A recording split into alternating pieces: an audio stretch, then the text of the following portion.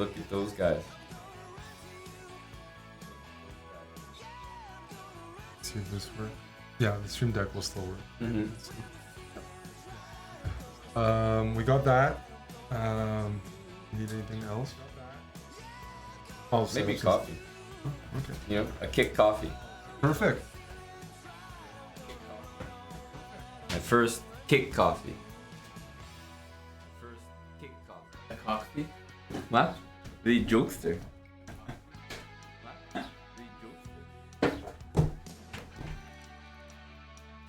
First stream you've been to, Kai's mate. Well, hello. Who is commemorating their first time on Kick? Want like a latte or something? Yeah.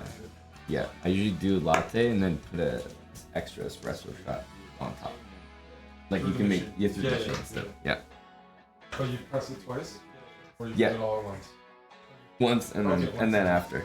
Exactly. This was in the chat. This was in the Wow, I wonder who that is. I wonder who that is.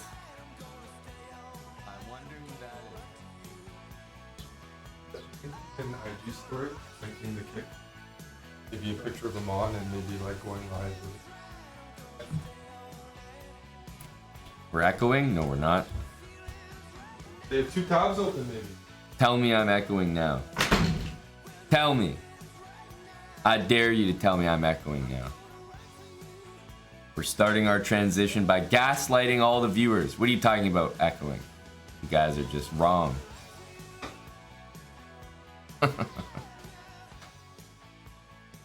Oh, you're all wrong. You thought you heard something. You had no idea. A lot of subs, yes, and we have to keep up here. Chicken Pants, 10 kick subs. Kothis02, thanks for the 5 subs. So, because we've switched to kick, I can also switch the music. That's a rule, right? If it's not a rule, I'm officially making that my first rule here on Kick. My first rule.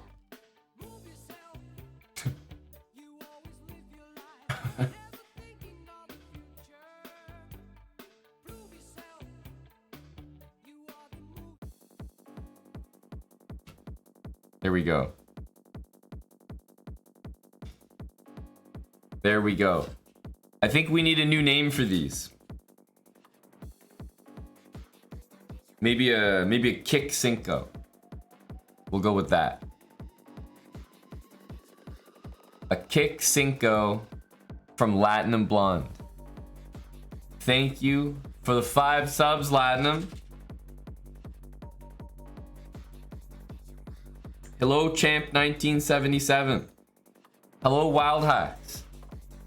I wonder if there's anyone who took someone else's name. Do we have any impersonators? You know? Did anyone take someone else's username from them and is now holding it hostage? How do I know that JBell 2023 is the real JBell 2023? JBell, can you say something autistic to prove it?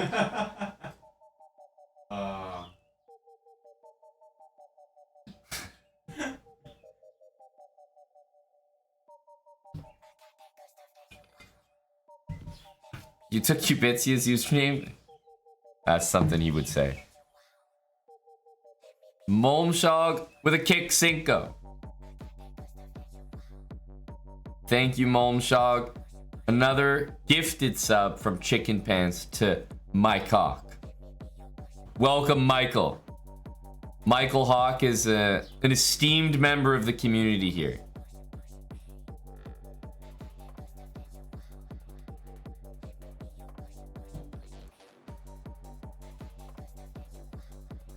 The sub bombs really do hit harder here. They actually do. Quite literally. Let's turn this music up for you guys.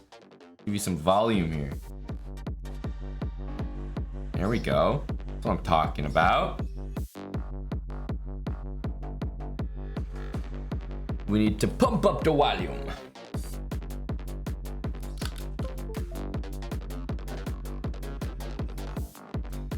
Yeah, that's why I was wondering, like, who is here watching their first kick stream, or maybe their first time on the website or the app? Because I can honestly say it's my first time too. I'm here with you. First time on the same platform as Big Kicky. I just changed my username to Left Nuts. Wow. I think it's dangerous to not have that username. Agree? Because there was a brand on it, you know? Oh, you've established a big brand. No, I agree, some Persian. That's 10 years of twitching.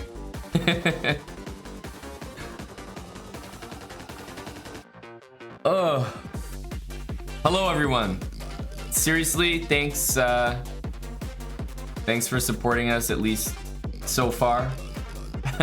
On our my first kick stream. We'll get up to much of the same nonsense and hopefully a little more. So it's good to see so many familiar names in here. So much of the same support. So thank you. I've already seen many gifted subs. We just had a 1 month sub from Miskinism. Big sub there. Happy to take the first month from Miskinism. Hello, Thongmi, Lali.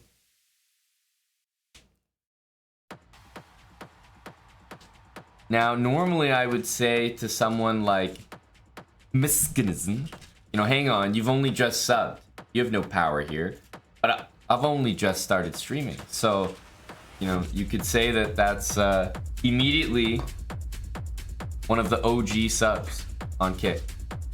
You know, a lot of sway, a lot of power.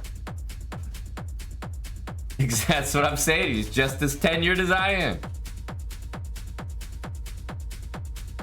Founder badges. Here we go.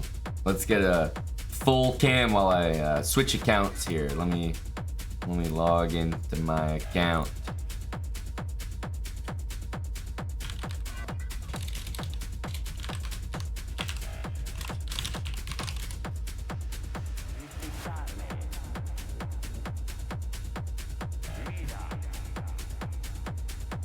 Hello, bad at proofs, just a little octopus. Ralph Wiggum. And we really have some familiar names in here. How's everyone doing? I did some bouldering this morning. The air quality is awful in Toronto. Just awful. But it's worse elsewhere, so this is just me complaining. Are we doing shots? What's the occasion, Tony? No, real T-Money. I was writing in the sauna today. So this morning I realized that Kevin actually has more sway in the community than I do. You know, I've been a professional chess player for a while.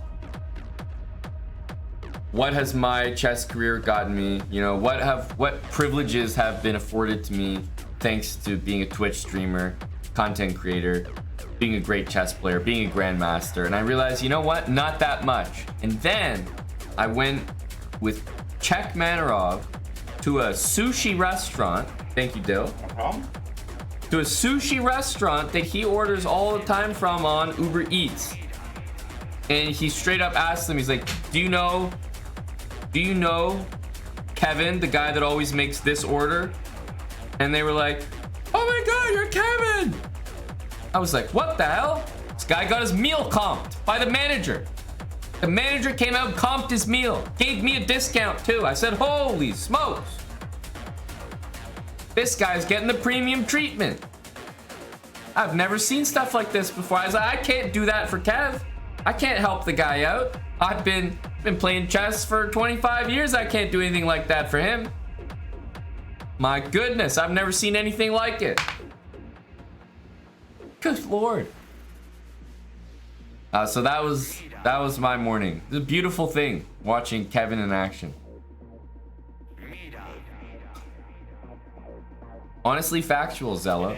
I can't get into TwitchCon, and this guy's out here getting free food. VTG, thank you for the 1 month sub. Brand new sub, VTG978. A hoot as well. Jonas Josie. Welcome, Jonas. Alamoth as well. S Mites. Malkeed as well for a month. Protein Chug. Rat Bacon. I'm recognizing these names.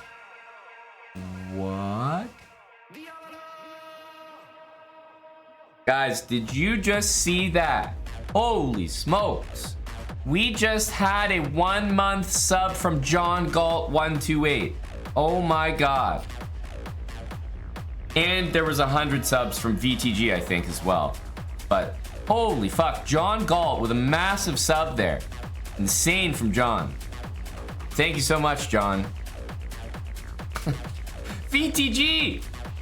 Dude, that's official. That's my first 100 bomb on Kick. 100 subs from VTG.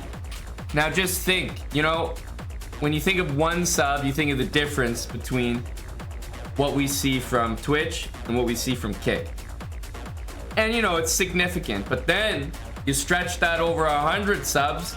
Oh boy, is there a difference. There really is. Thank you so much, VTG, for making the first stream extra special. VTG978, a tenured Twitch viewer, is already making an impact here on Kick.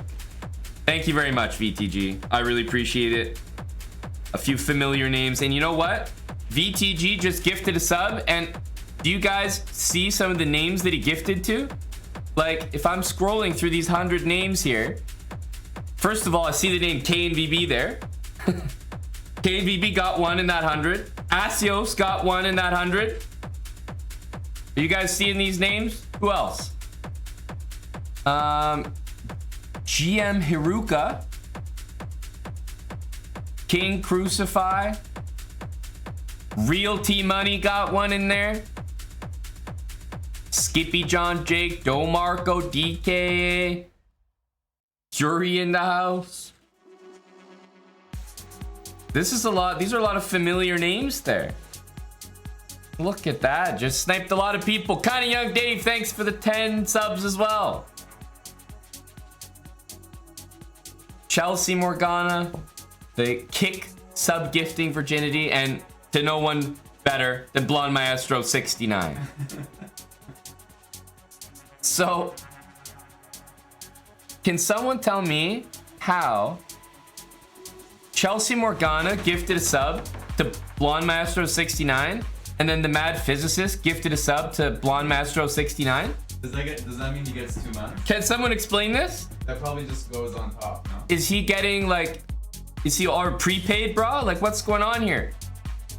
Has he got months lined up?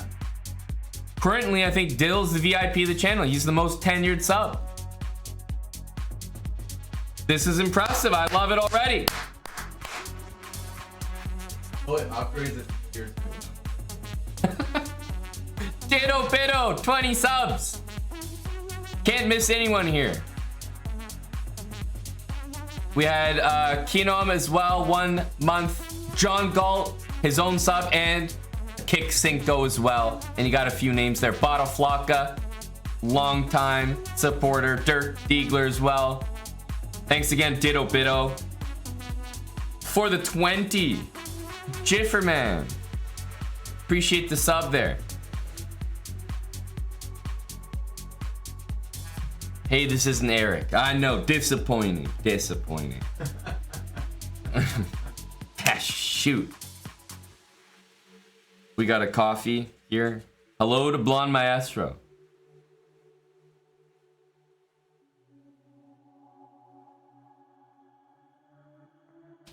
Wow, really YB.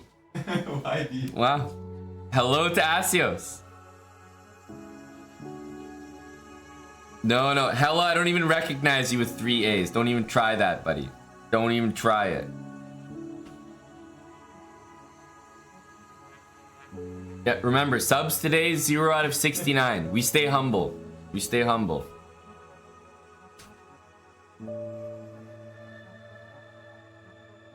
What's up, big fish smoker? Never forget where we came from. That's right. Now, we've done a lot of firsts today. We're either gonna get our first L or our first W, and I'm ready to find out. I'm ready to find out. Which one is it gonna be? First kick game. L Hughes 222. Welcome. A sub of your own. Hello to Etienne.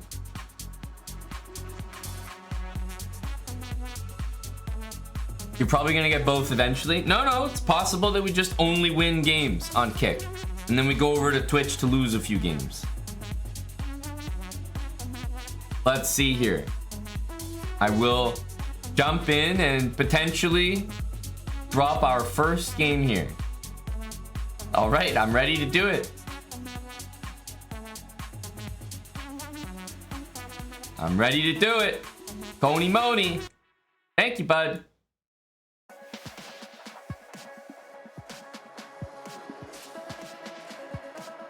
I know, Lally, stop that, buddy. Stop that.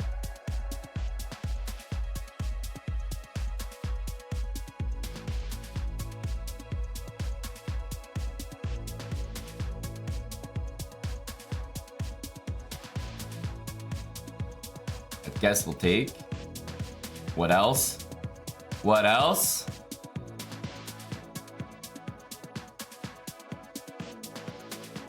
Okay, okay.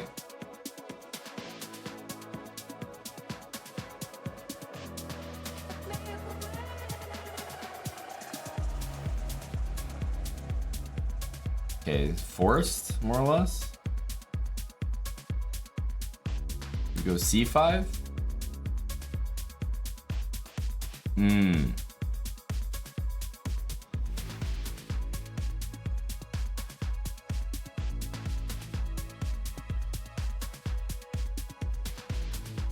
Maybe not. Keep it chill. Keep it chill.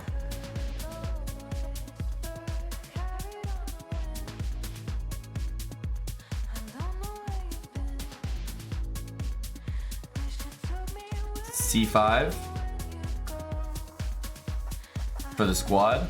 Oh, we have this move as well.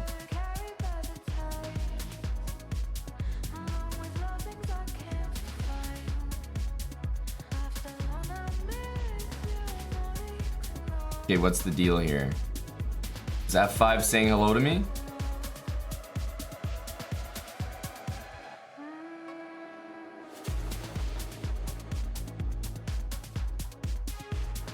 It's uncomfortable.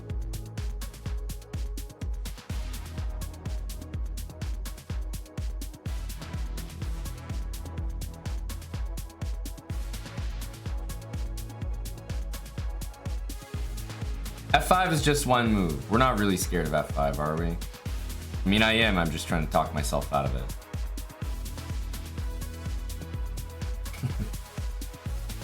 It'd be nice if we weren't.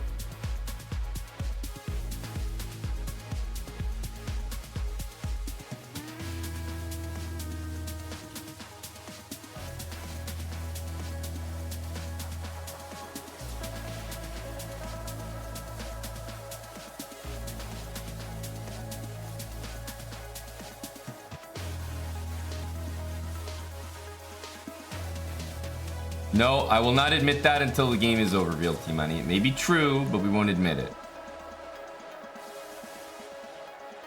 Obviously, it'd be nice if he took. The game would be over.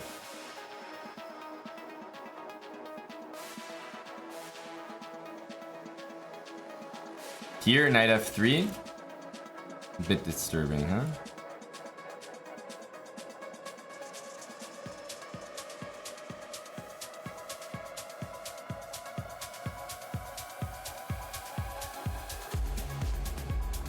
can't take.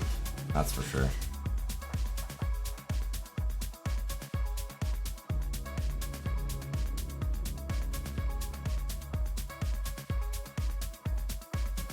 Please don't beat me. Bishop here and then just start running a pawn.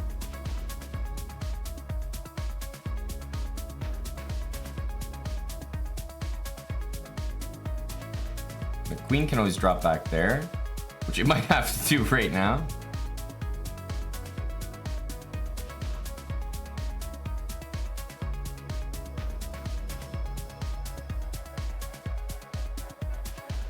Not clear, not clear.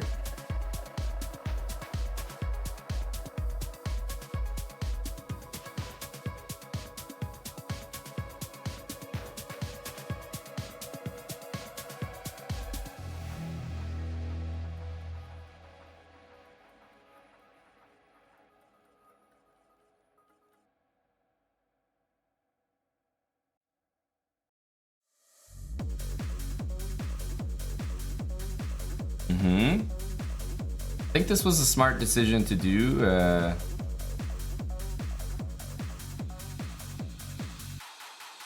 Based on the time.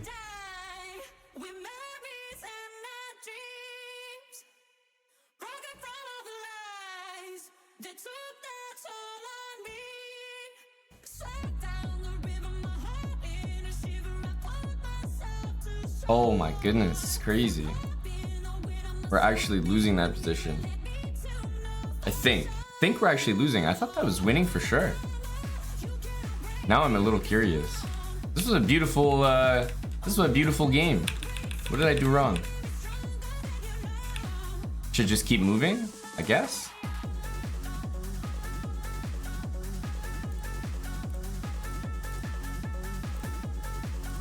I guess we do this. I guess we do that. Damn. I didn't trust this for some reason. It looks like I'm so far away. But apparently this wins. Now.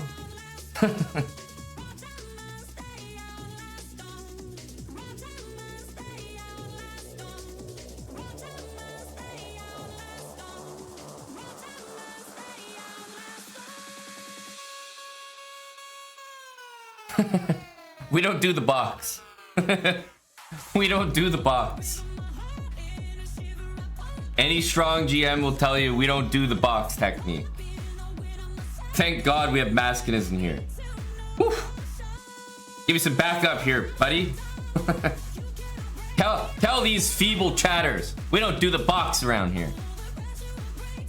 That's for low elo scum.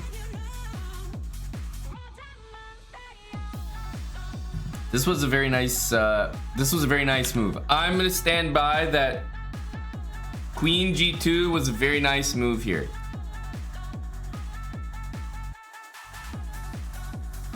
I stand by it. The fact that I'm not gonna get credit for brilliancy for that move is honestly criminal. Criminal behavior. It was the best move in the position.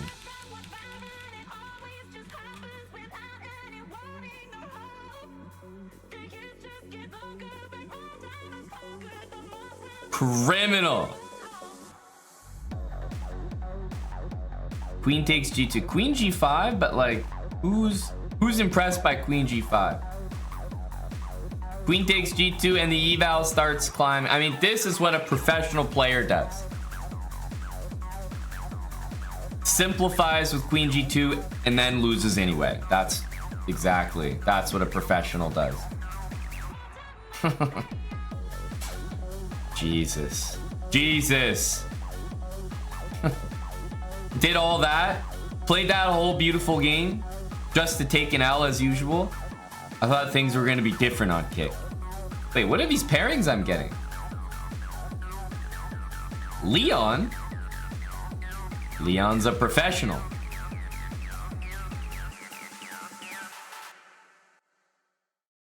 I never get paired against 2800, 2900s. What's going on here? No, there's something up.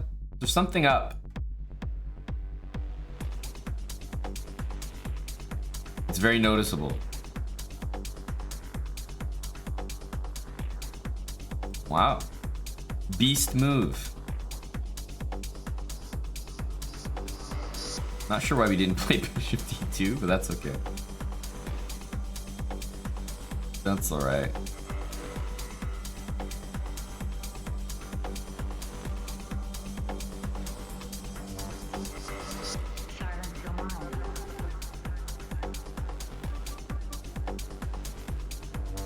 Maybe knight there.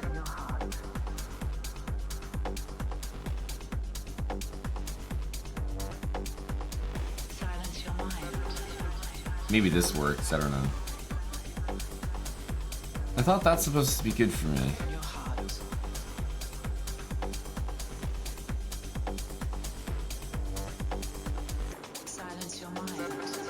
Suppose we can't take, then we should do this.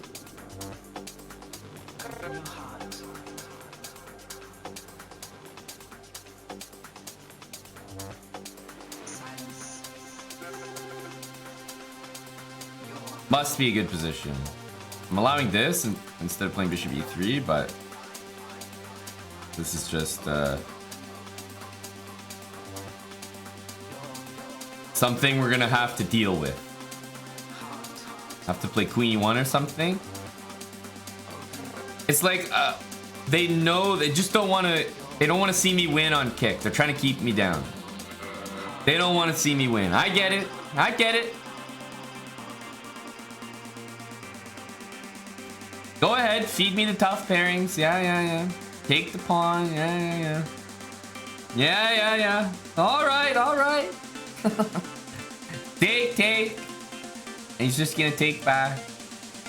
I have to be careful of this all the time. There's some bishop e4 nonsense.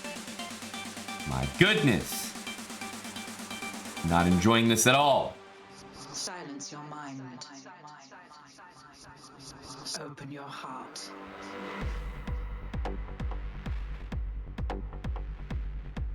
This is brutal. We're just gonna like take a piece and be lost.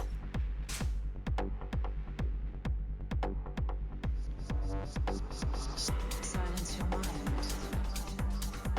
I mean, we have to play for this or something. Open your heart. I'm like barely covering this, so that doesn't work, but it's close to working. Silence your mind.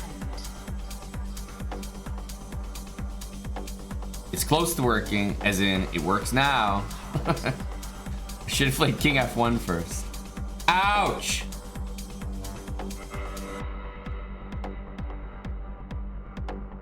Ouch. No, this is...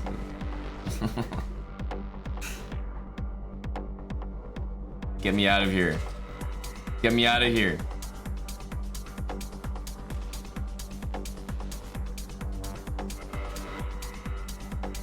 We will find a way to turn this treacherous position around.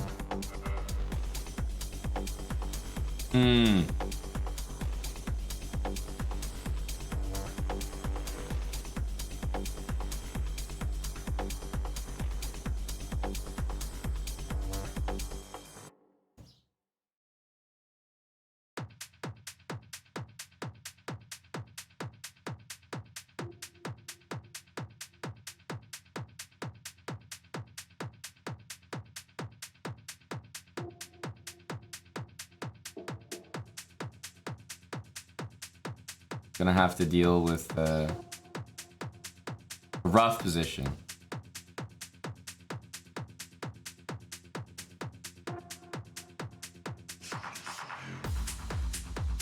Rough position. We got a bishop that couldn't be worse.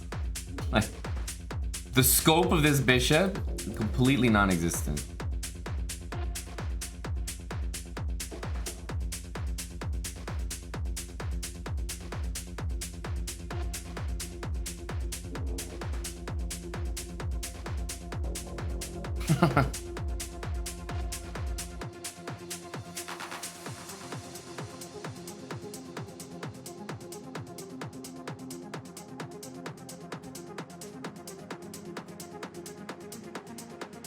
Just check. Did not see that. That's for sure.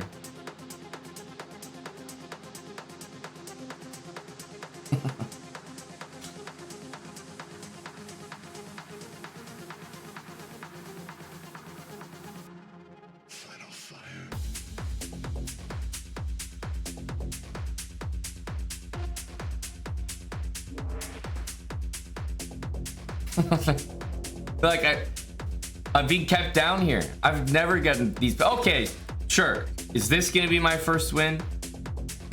It would honestly be fitting. So I'm ready to die right here on this hill.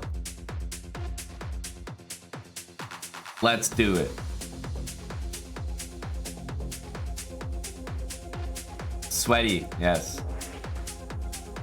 Sweaty. I think we take.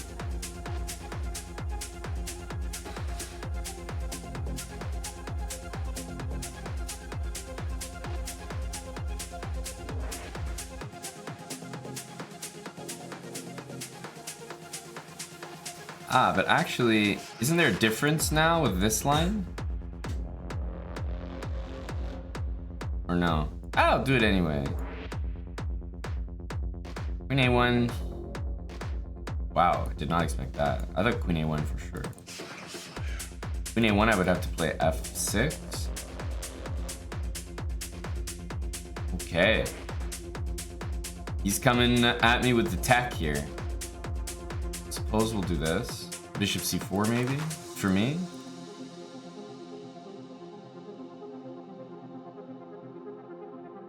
I mean, can this guy relax? Like, what have I done to you?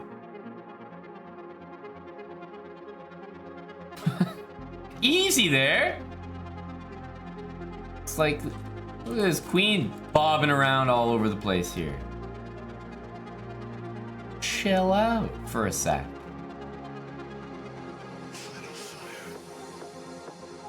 You have to castle this way. Oh my god.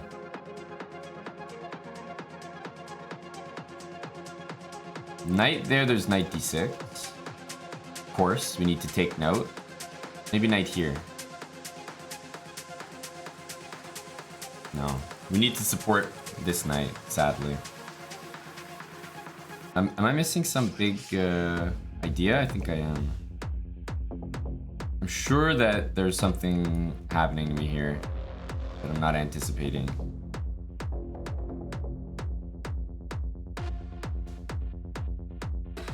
Knight A5.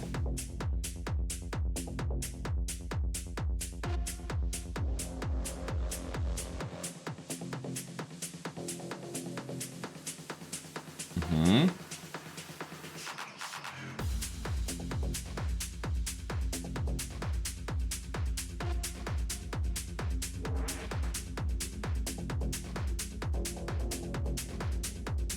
We need to somehow turn this into the win we're looking for.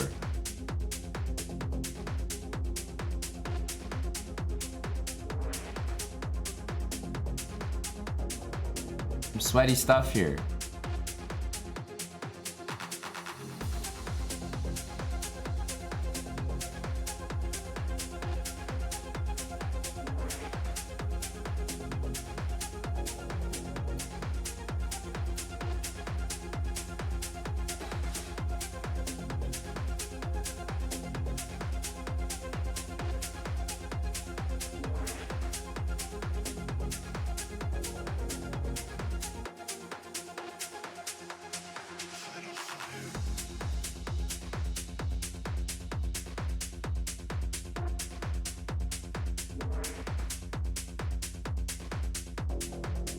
Okay.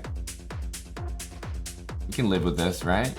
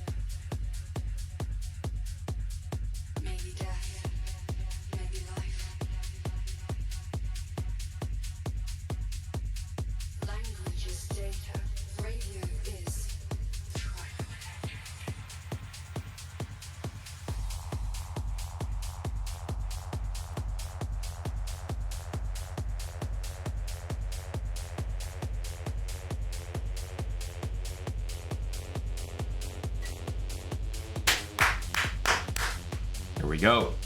Of course it had to be that opening. What was I thinking not using that earlier?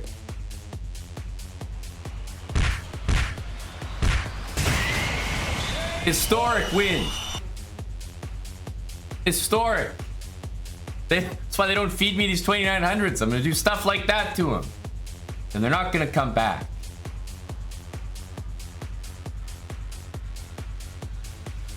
First official kick KO.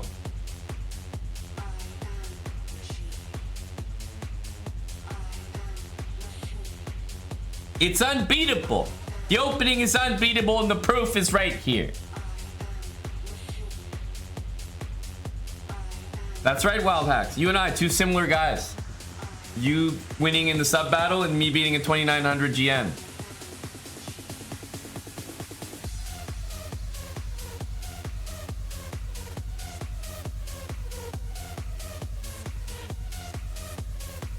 It's had some recent success. How did it feel? Typing KO on kick. How did it feel, honestly? Initial thoughts? Does it feel different? Does it feel fresh? Every time you type KO, I receive more of your energy on kick than I do on Twitch. It's a better KO split as well. Just want to let everyone know that. So it helps a lot.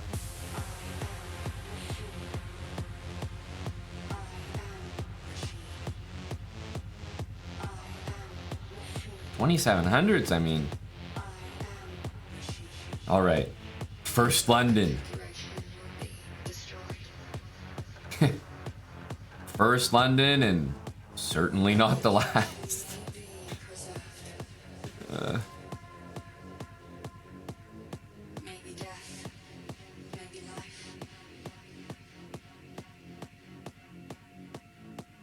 Okay.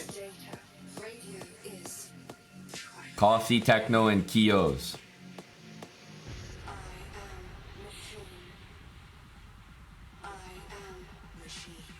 We don't want to let him go there. At least that's what I'm thinking.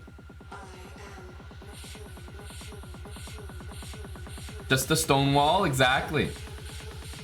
Not something that we haven't seen before, eh?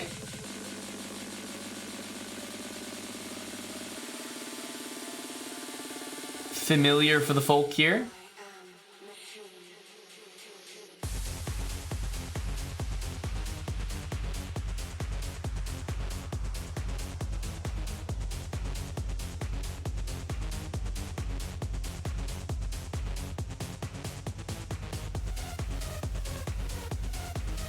Maybe bishop there. Maybe take and then bishop there and take a knight there. The only thing is there's queen e7 with this guy hanging, which is slightly concerning. So we may need to do this first, which is fine, of course.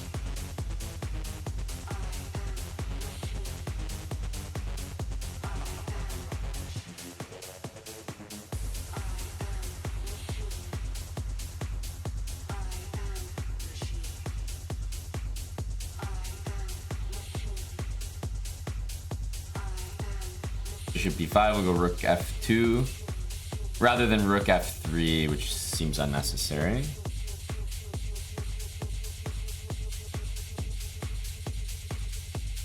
Now rook f3 seems okay. I mean, we have a great knight. There's work to be done.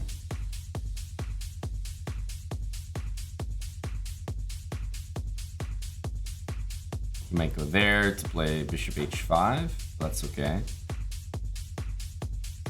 Yeah, the bishop wants to appear on g6. I see that now. Whatever. We're all in. Here, I really don't want to take it. Lame to take. We're gonna have to let the bishop go where it wants to go.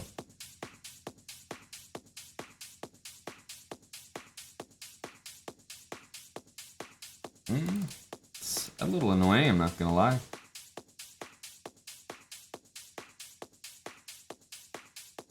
Taking this way feels so bad. It's like the opposite of what we want to do, but we'll do it. Queen has to come back to e2.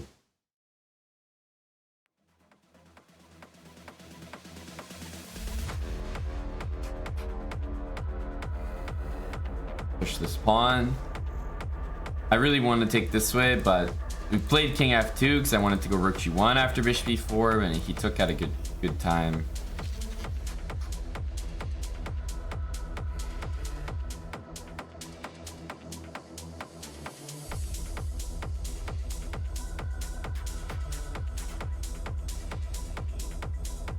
Don't know about this move.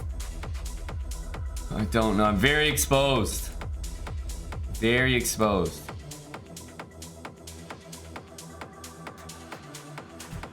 Thank you, Mike, for the gifted sub. Yeah.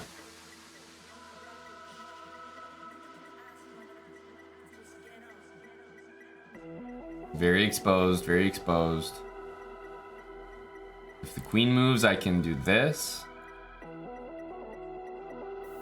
So knight c6 versus the queen over this way, but I'm not sure that does much for me, actually. Let's go here.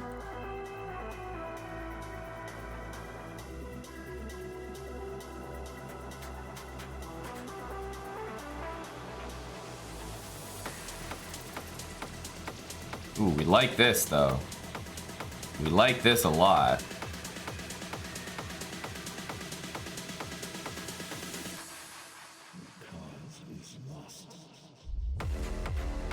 Stop that.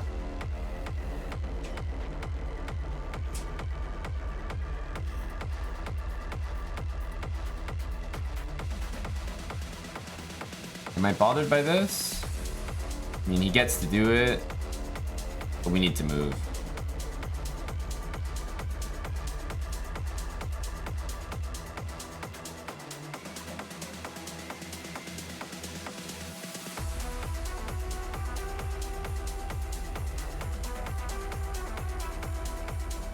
Let's go here.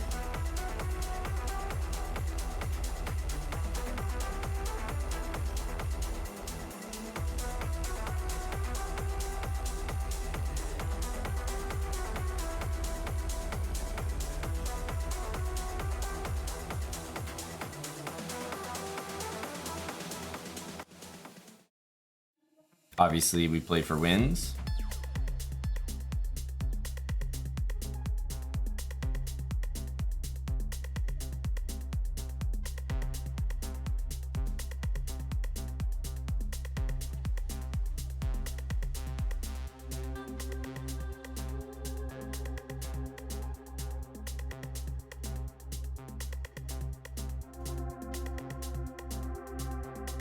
Oh, got flagged nasty.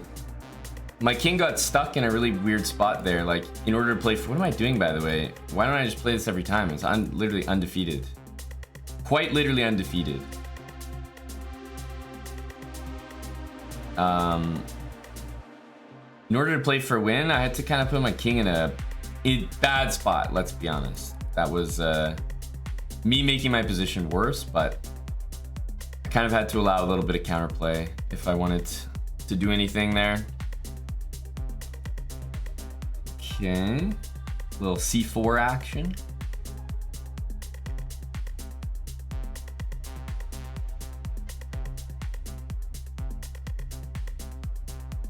Long castle. I mean, I was kind of planning on just giving this up. Is there a good way to do it? Move the bishop somewhere. Go rook d8. Should be okay. Long castle here. Run into that.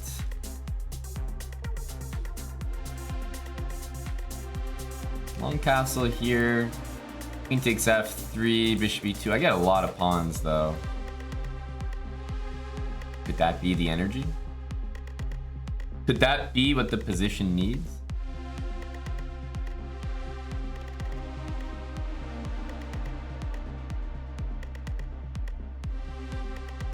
Sure. Sure.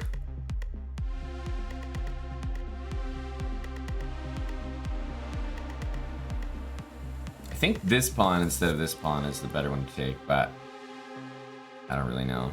It's hard to say. Takes, e5.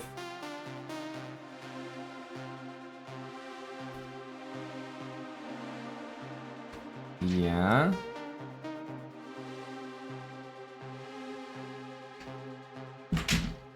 And now what? We didn't get this far.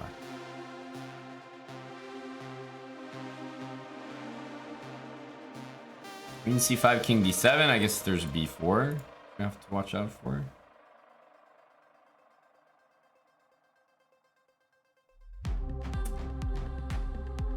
Guess we play d5. Feels really bad, but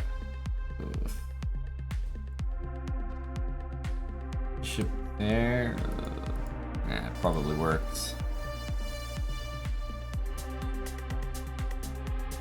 Probably works for white. I'm too slow getting my pieces out. Bishop c5 actually makes a threat, but that's about it. Bishop c4, queen c5. Yeah, it's strong. There's also queen a5, which I kind of have to cover, so I think I'm going here. If I check, then the king moves, which is what he wants to do. But I don't think I want to help him do that.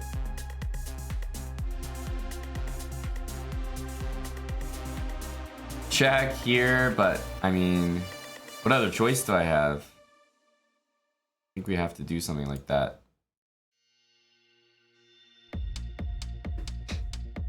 Sucks.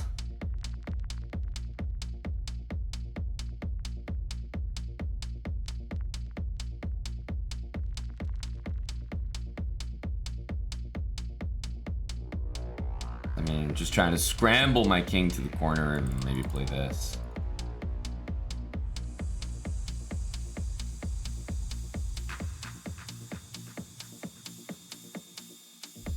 Yeah, well, there's not much I could have done to stop that, that's for sure.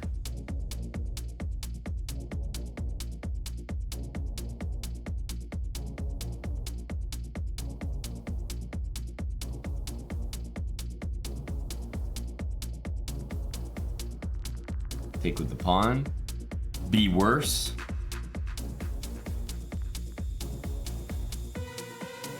Queen here. Ugh.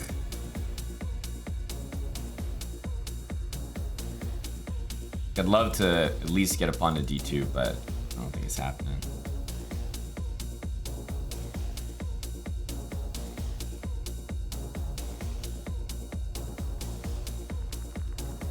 Cheapo.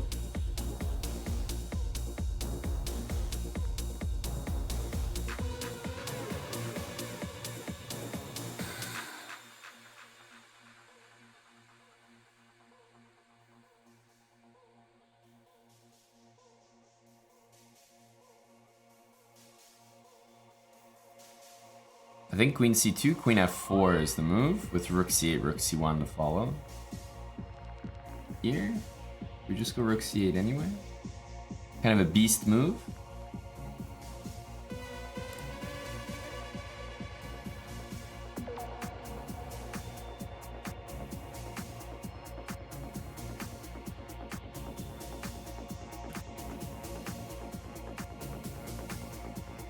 That's a good one.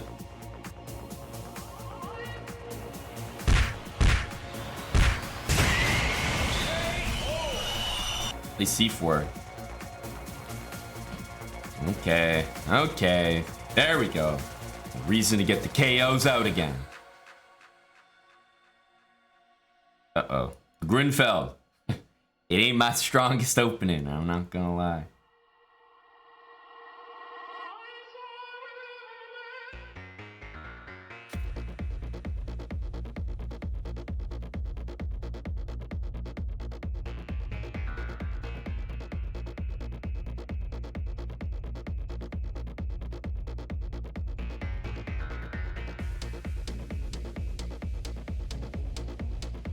All right. I'll go for this. Bishop there.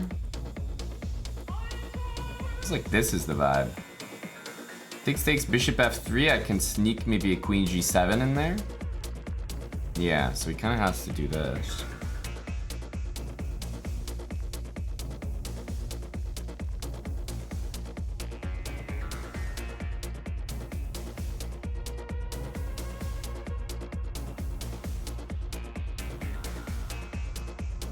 I think we just take.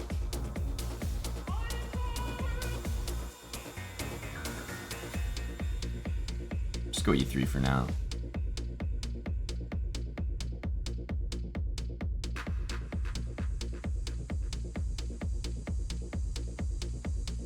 One of these moves is happening, that's for sure. I can't stop it all.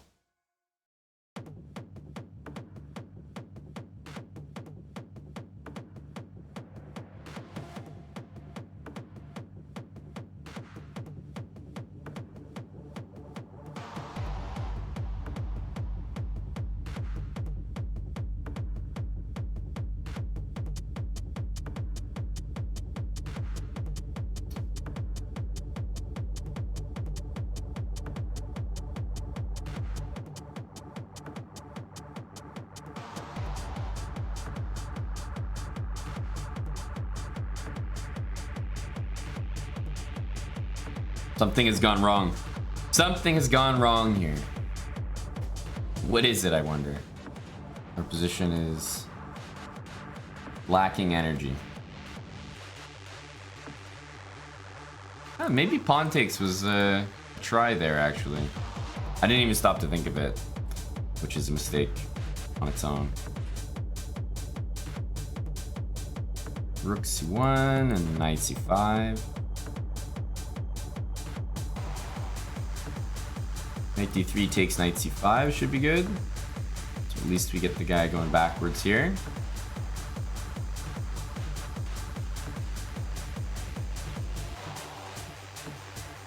I think here we could try f5 also. Takes knight g3 looks good. Let's keep a piece on the board for the moment.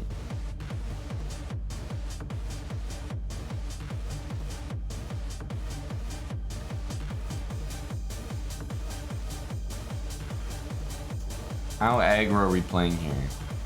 Am I supposed to go there? Let's just do that.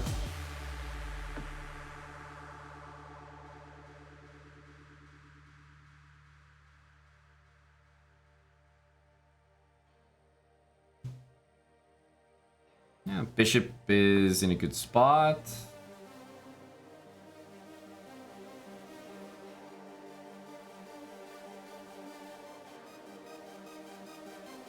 Rook seems to be on a bad diagonal, but yeah, it's very drawish, I suppose.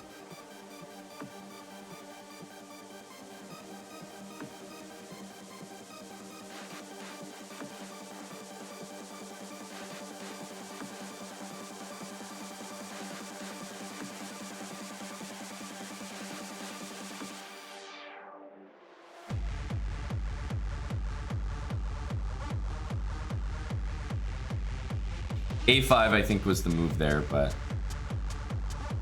for some reason we didn't go for it. A5 was a clear move.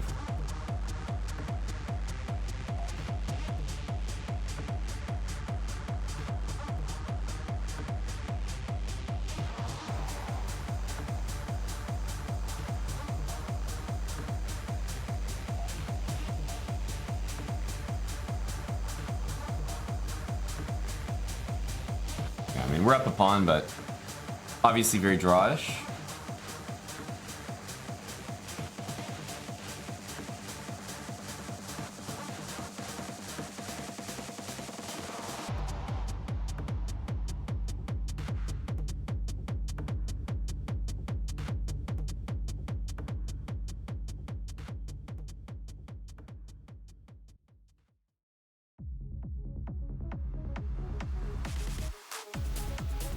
I guess you can play that move. Yeah.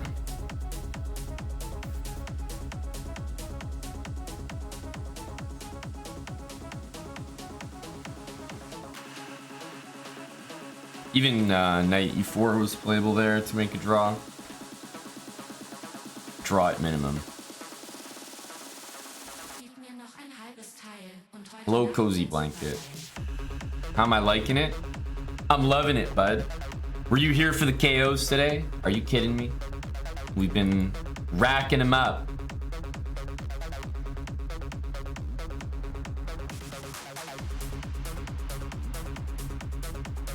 Do we want to take? Might have to do it anyway.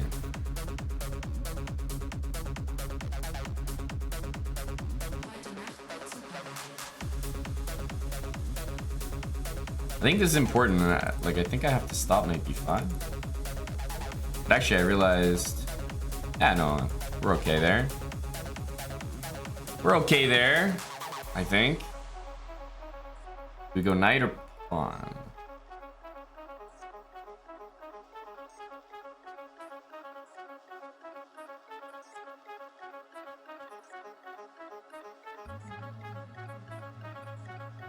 Knight b5 we're taking.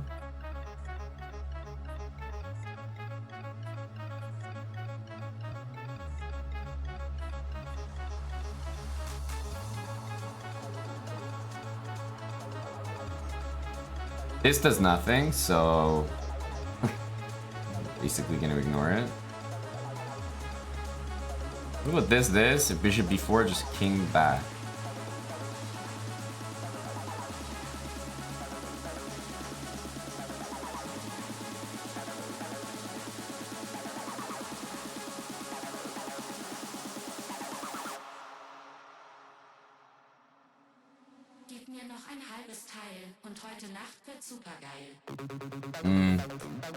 Yeah, I really asked for it here.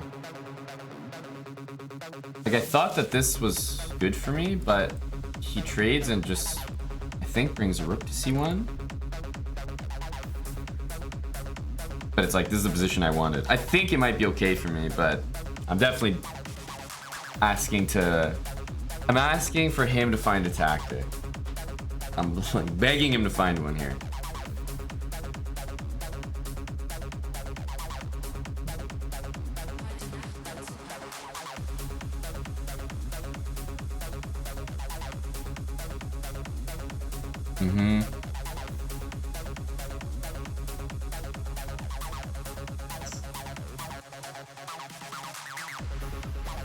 I have to get the d7 square for myself. I think it's the only thing to do. Yeah, I am in trouble. I am definitely in trouble. Here, there's rook a6. Which is tough to deal with.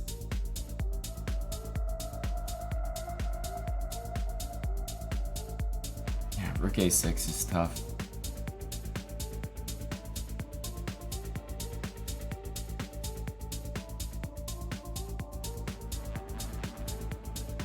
But we knew we were getting into this.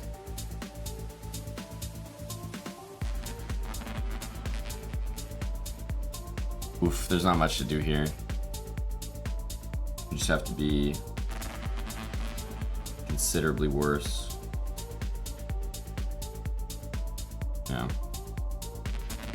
Have to deal with rook a6. Like going like this. I mean, it's lost, yeah. Not much to do.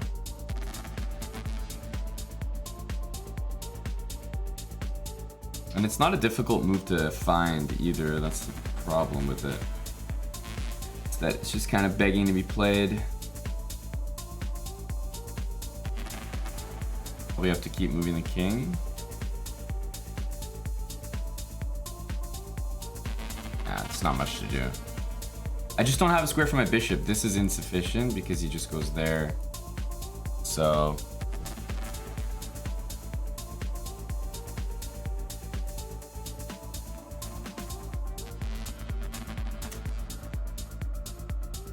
But, okay. It's one of those situations where obviously we saw rook a6 coming from a mile away, but there's not much else I can do.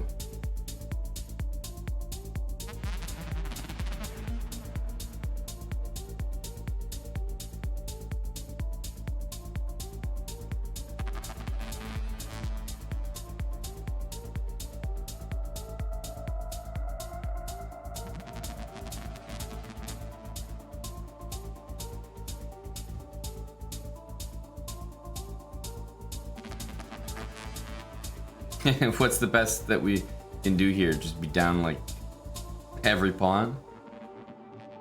Yeah.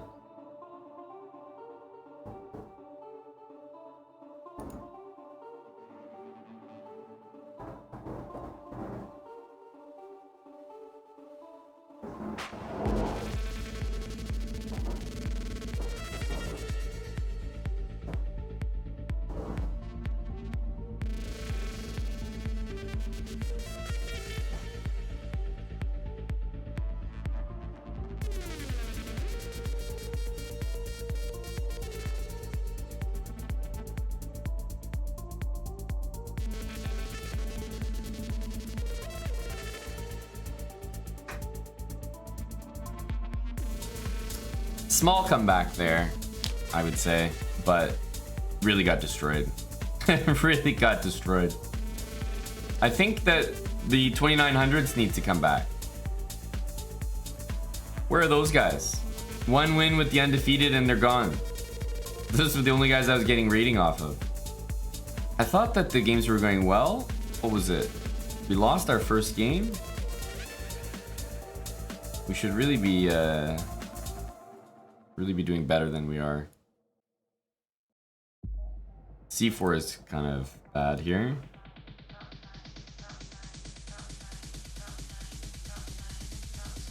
I mean, this should be very good for me.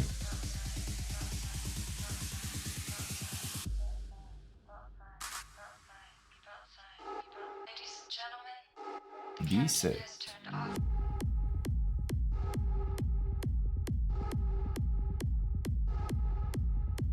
We go here.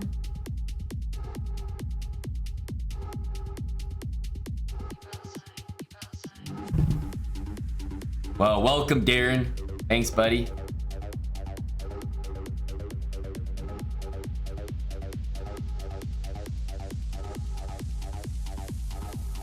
Gotham is better than you at Blitz. Please don't ban me. Well, I know that your statement is false. I know for a fact. You know how I know it's false? Because the International Master title and the Grandmaster title are the exact same thing. There's no difference. So if anything, I would say we're equals.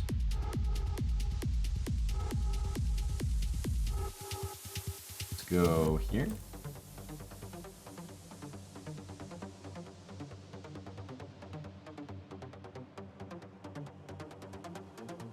Has to be some knight b8 or something.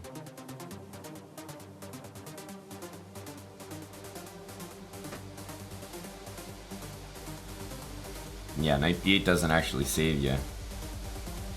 But, I mean, how are we not dominating the position here as a result?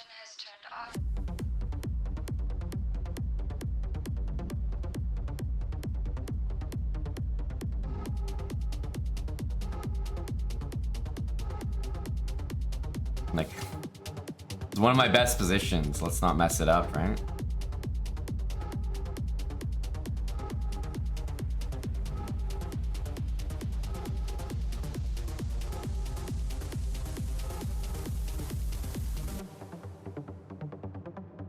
He's giving me a pawn here.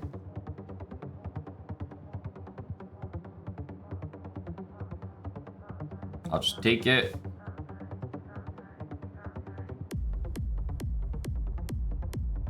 C4, and I'm basically ready to take this pawn because of the pin, so he's got to move the bishop. Unfortunately, the only square for the bishop is that, which does not look good. Oof. Nasty move to have to play.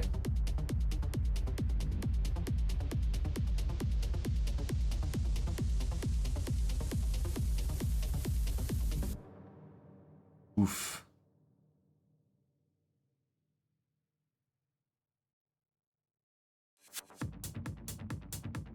He moves the rook, rook a7 happens.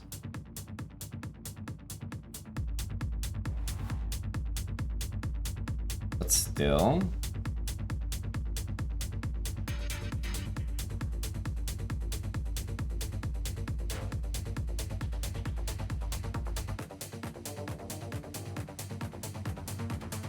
We have this though. Knight c4.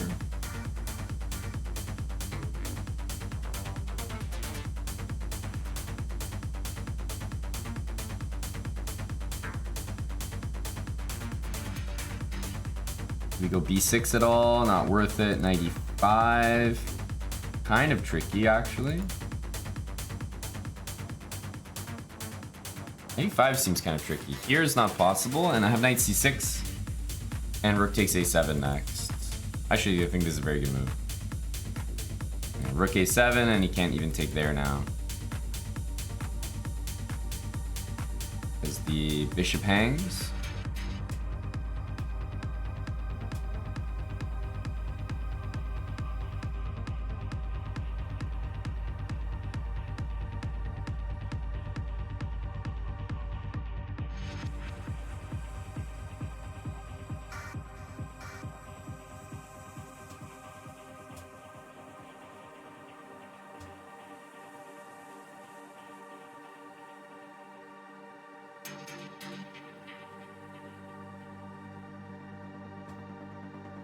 That was a very one-sided game. Nasty. We take KOs for positional wins too, don't worry. Any excuse.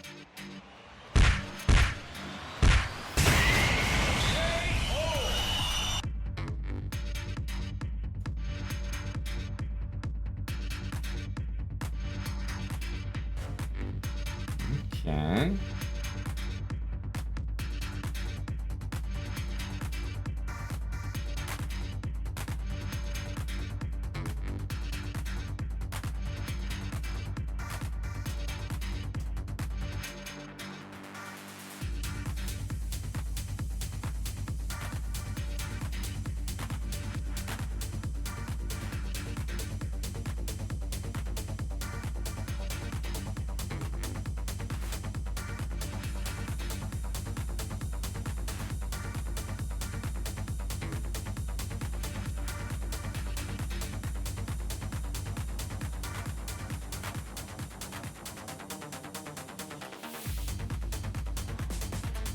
Okay. We want a castle. 95 we take.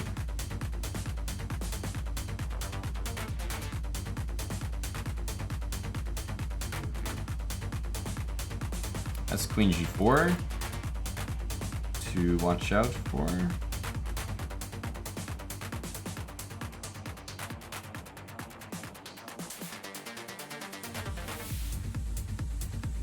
Here loses on the spot, but here will do.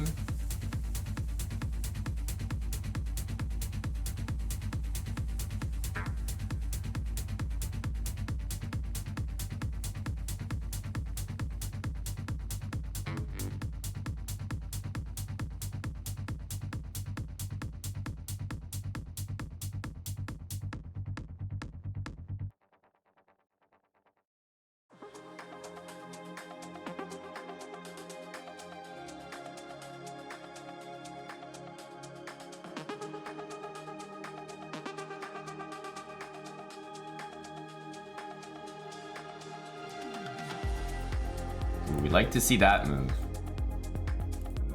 King to d5, perhaps. He does get to play f4 in that case. Oh, now he doesn't.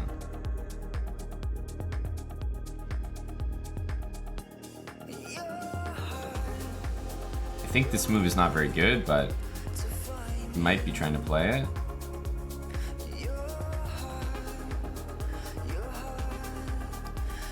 Why did he just give me this? Yeah, now he has to play rook a1.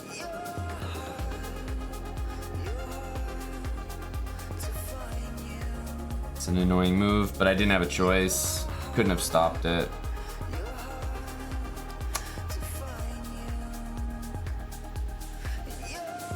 I have something insane that I'm about to do.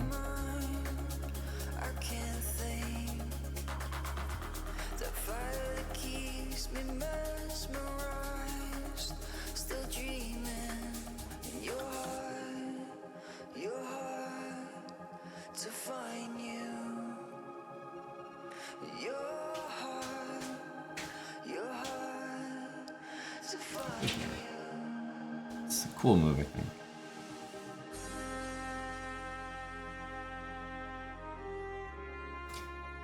Unfortunate that he has a move like that. I think it was a cool attempt.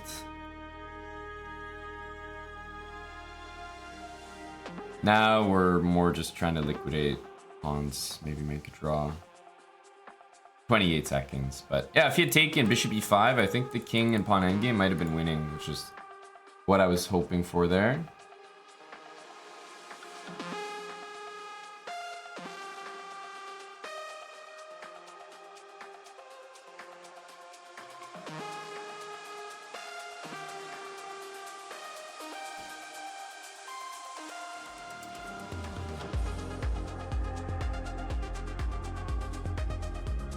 I don't know why he didn't play bishop b6. Kind of weird. This is the type of position where, like, I'm gonna...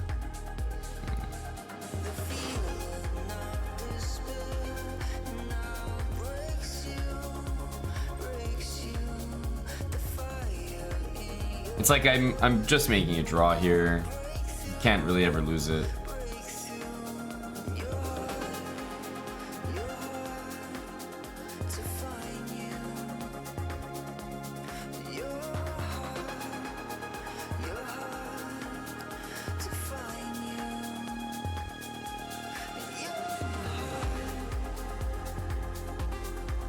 Yeah.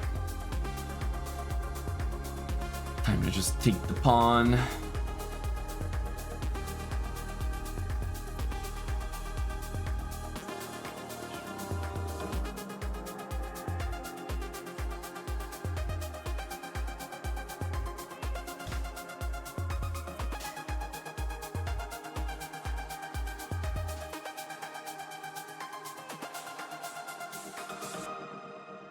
We've been playing some good games the last couple. Just a professional player here. You know, some draws, some wins sprinkled in there.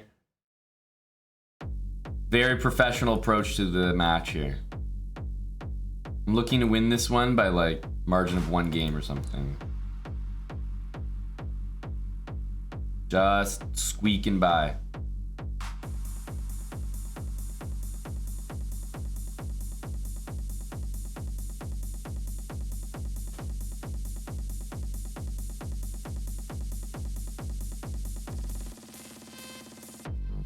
We have long castle or c3 of queen b6.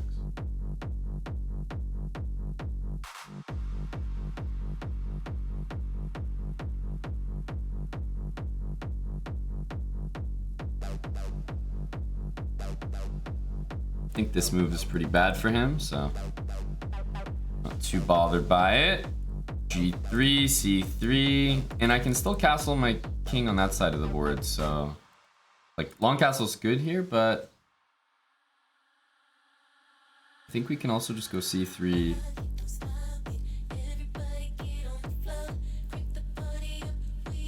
Can castle. I can't win a pawn here for numerous reasons.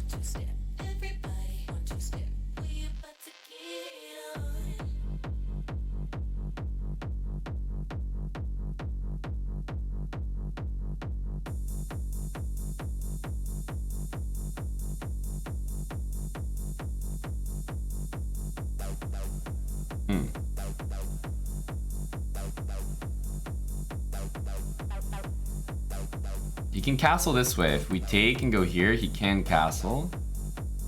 Which is why I'm not like super keen to do that. If we go here and here, is that the play?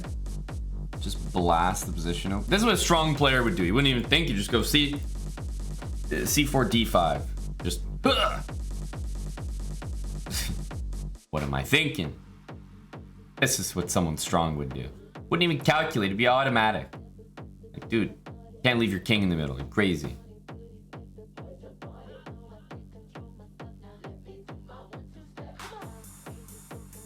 You know, we got pieces coming. You also can't castle because of the knight. Ah, but this can't be real. Okay, so how do we do it? Takes, and he wants to do something like that. So we start with this, and queen e5 check stops him from going there. forces him to go there, literally only move. And then he's dead. Yeah, it's just he's completely wiped here. Because now the rooks join and there's no should be no rescuing him. So here we just take and other rook comes to c1 and he should be getting killed. I can take on d5 here as well. I'm not really sure which one is better. Here. He's gonna resign. Like, literally everything was winning there. That was another nice game. Win with white, draw with black. Professional result from a professional player.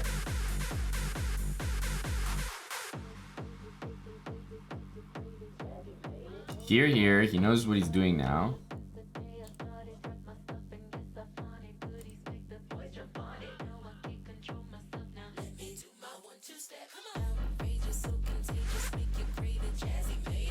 Am I gonna keep doing it? Yeah, I'm stupid like that.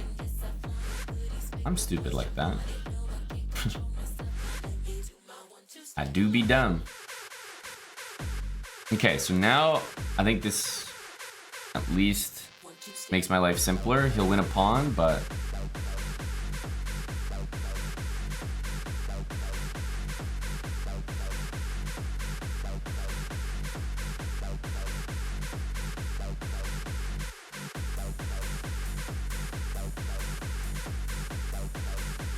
knight takes. If pawn takes, knight b5, but I think I can do knight takes here. He has a nice position. He doesn't have to take, of course, but that was a big respect resignation. That was a respect resignation. I'll take it.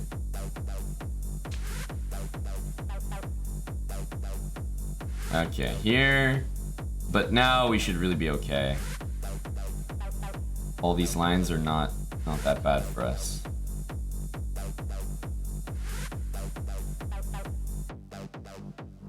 Like, yeah, he has two bishops, but this is much better for me than what we were getting previously. e6 should be totally fine here.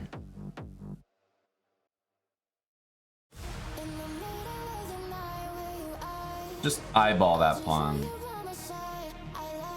Now we'll play a6 and it should be totally fine. Okay, so this is great. This is like ideal. It's as good as it could get. There's almost bishop takes f4 here. It's not quite enough. But those are the things I'm looking at. Just letting you know.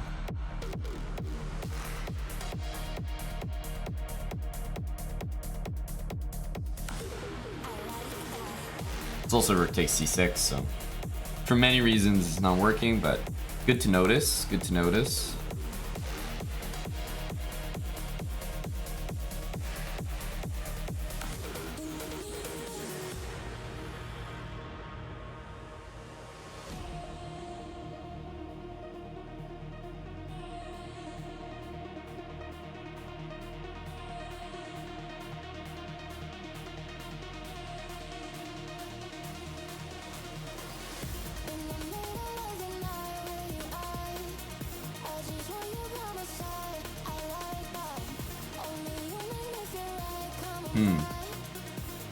I could play some other moves, but ultimately I can't shy away from this. Like, it is a good move. It's like, if this is the game that he wants to play with white, I'm not impressed, buddy. Let's just say I'm not impressed.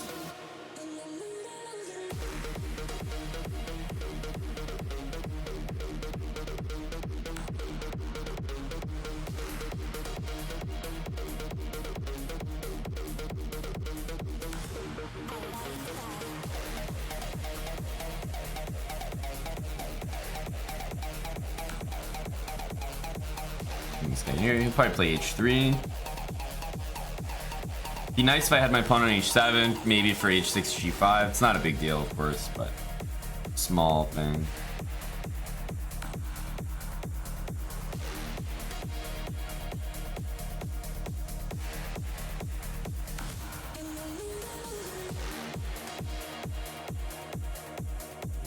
I'm pretending to have an idea here. We don't really have a plan. Just pretending.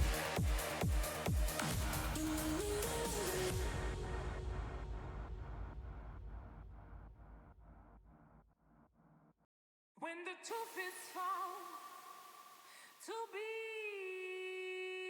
lies, and know the joy within you dies. Don't you want somebody to love? Don't you need somebody to love? Wouldn't you love somebody to love? You better find somebody to love. Don't you want somebody to love? Don't you need somebody to love? Wouldn't you love somebody to love? You better find somebody to love. Don't you want somebody to love? Don't you need somebody to love? Wouldn't you love somebody to love? You better find somebody to love. Don't you want somebody to love? We might have chances here. I know it seems crazy, but we have an outside pass pawn. And we're gonna go make another one here. Don't you want somebody to love? Don't you need somebody to love? Wouldn't you love somebody to love? Yes. You better find somebody to love.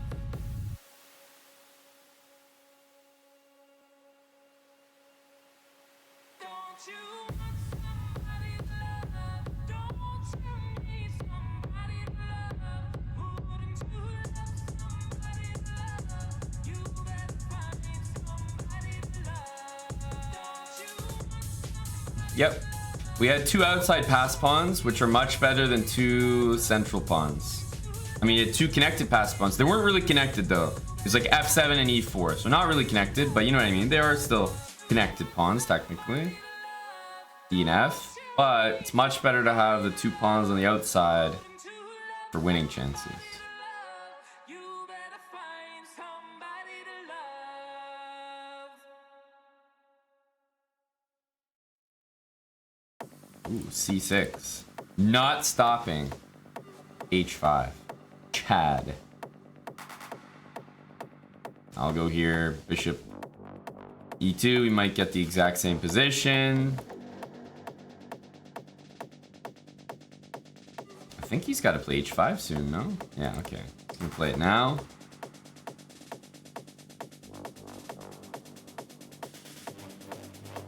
Win is black, win is white. Yeah.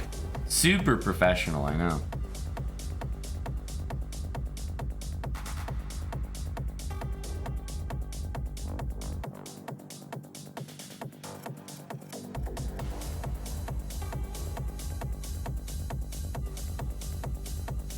So takes feels kind of nice.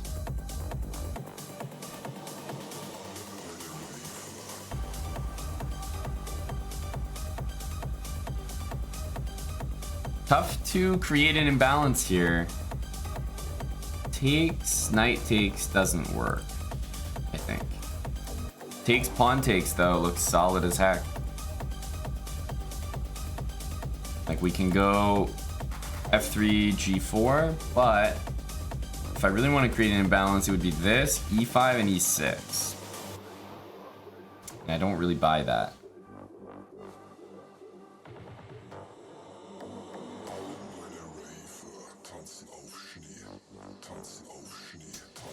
Don't really buy that.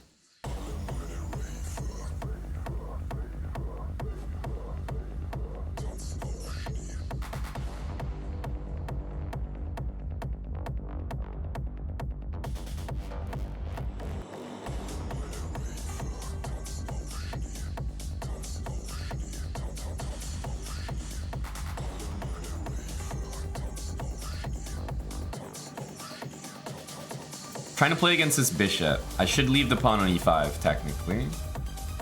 But now e6 works a bit better for me, because he doesn't have f5.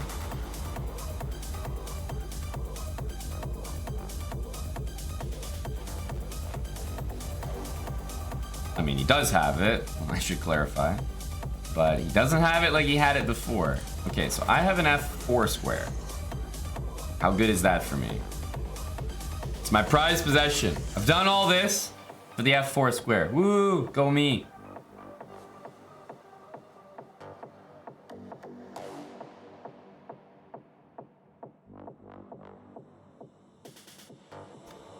It's a very good move, practically speaking. So queen here, bishop takes, we have knight takes. And if pawn takes, maybe we go knight e2. It's the best I can try. I want to keep the knight on compared to the bishop. But unless I was sacrificing there, I didn't really know how to play. But he is stopping this. Can't really force it. Still, that pawn should be bad in an endgame. It's just whether I can get to it.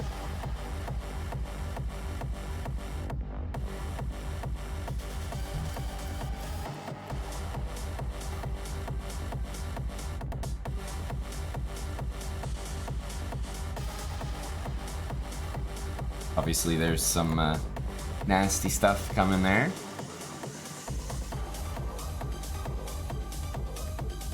G6 is always hanging, so I'm gonna leave it for a sec. Now I have some defense, rook d3, rook a3. The way I see it, this will always be winning. So let's take care of the rest of the position.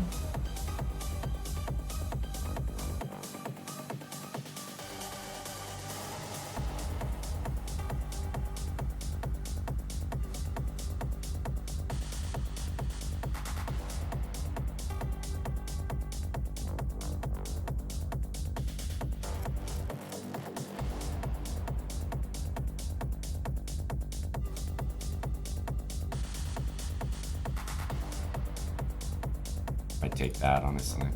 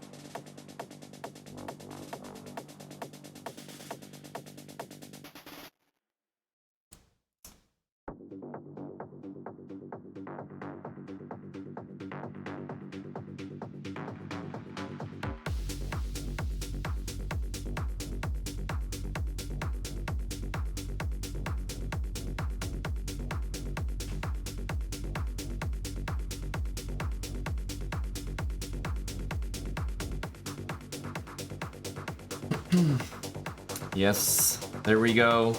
Another one in there.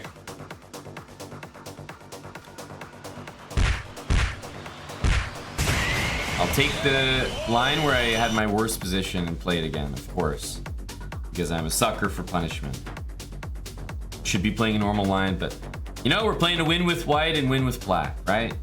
Professional approach.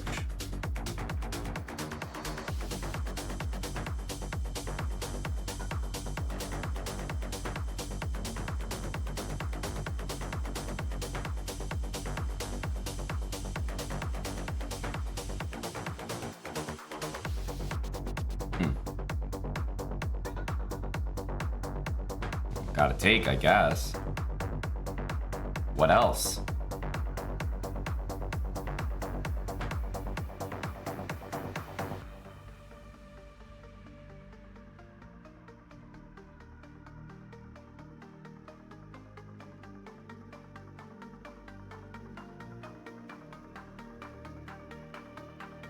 Really unpleasant position, but have to just keep at it.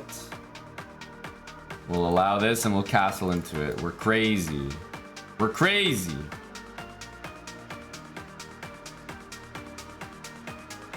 Makes no sense.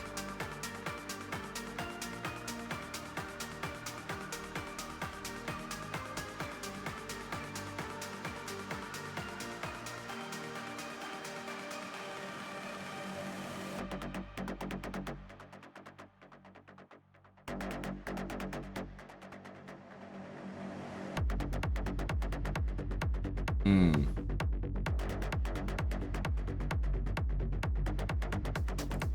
I think we have to do this. King b1 is forced. Have to try d5. If I don't get something going, I'm just gonna get mated or something, so.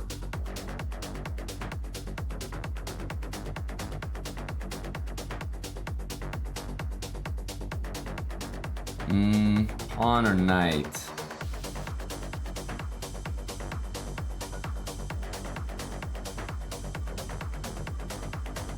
I guess knight.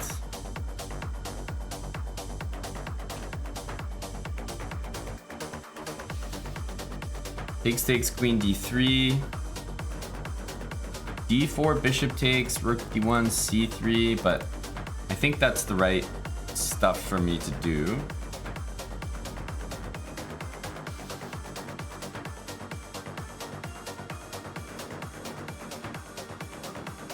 Ugh. Yeah, this is definitely good for white. It's probably gonna go there. Suppose I need to decline with bishop f6, not bishop h8 probably.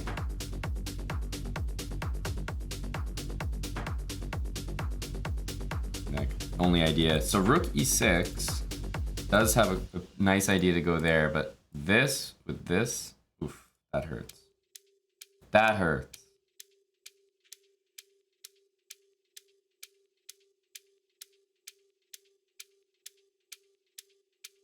Yeah, that was a strong move. I don't know if rook h8 works here, but I just didn't see that idea. I'd love to go like that, but I don't have time to set it up.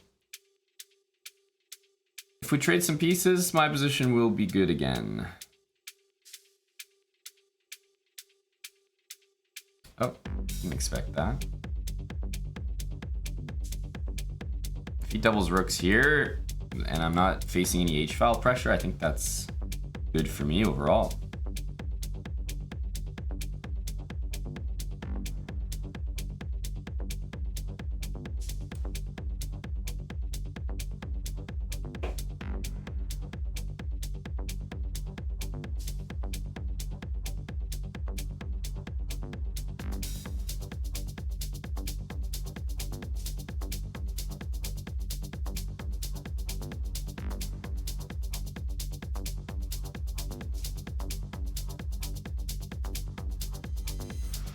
This is something designed for your senses and nothing else.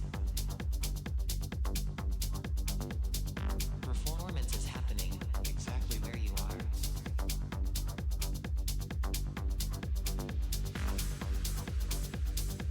Stop queen c4. Let's get f5 in there.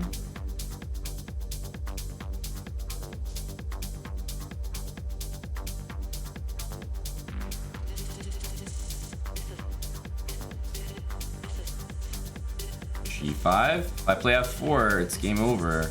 But this is also just as good.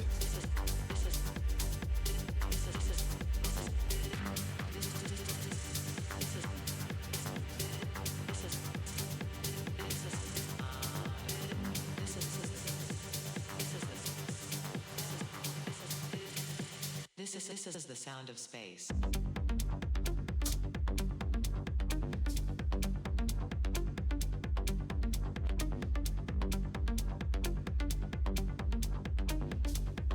I want to create a mate threat so that, like, I'm not worried about losing the position.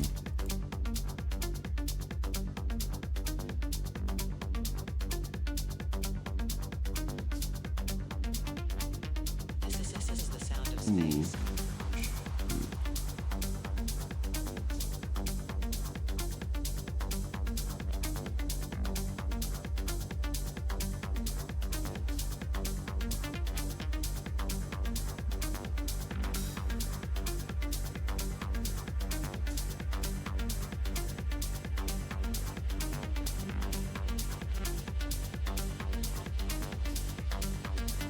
We should win.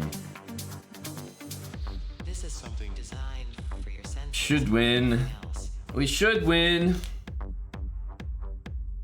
Performance is happening exactly where you are. Okay.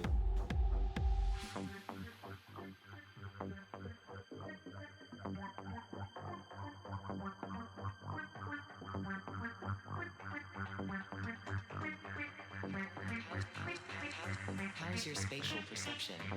How's your spatial perception?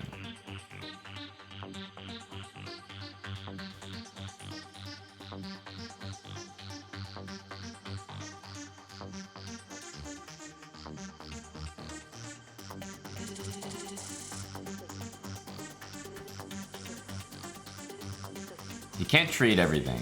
Yeah, he definitely is not going to take with a rook, that's for sure.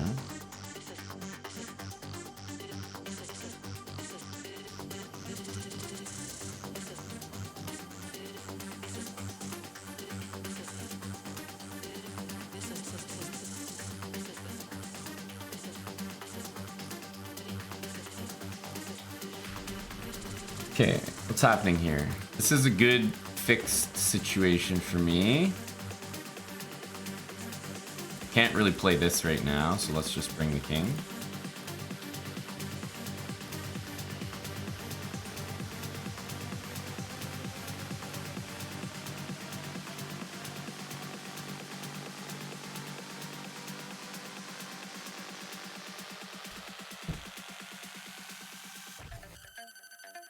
This is the sound of space.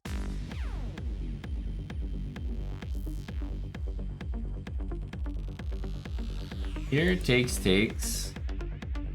Can he actually play that way? Because if I get my king in here, then no matter what is happening in the endgame, I should be winning.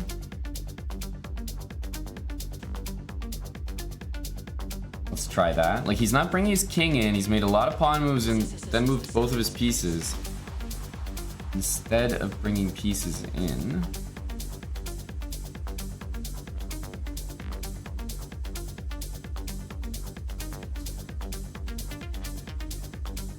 Need my knight on e3, that's for sure.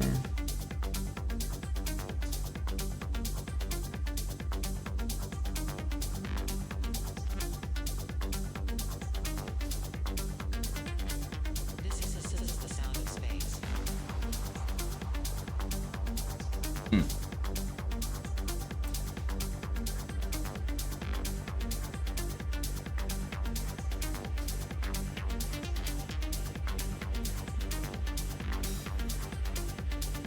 You definitely want this and this.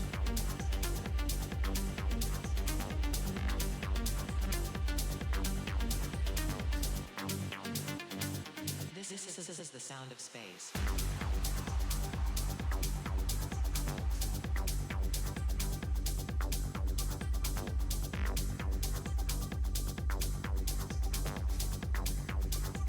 He may go take knight b4. There he goes here.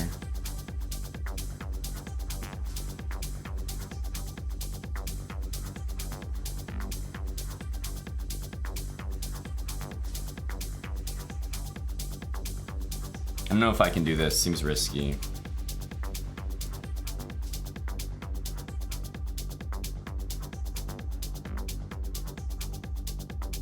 Definitely seems suspicious.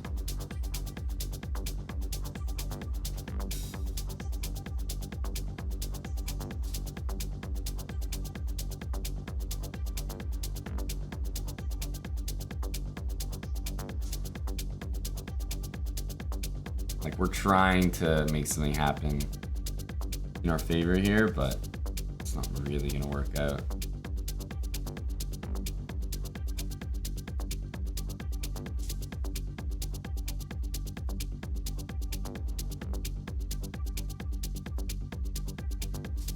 There's really not much going on here.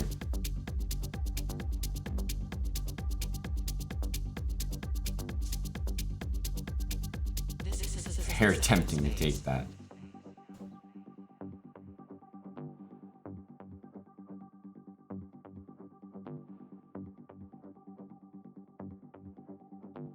Oof, it's so tempting. We're refraining for the moment.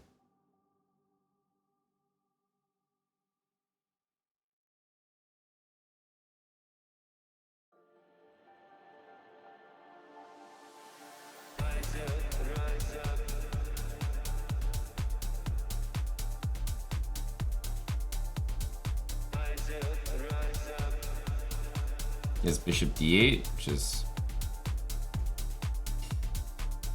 annoying. I mean, I don't mind making a draw, of course, but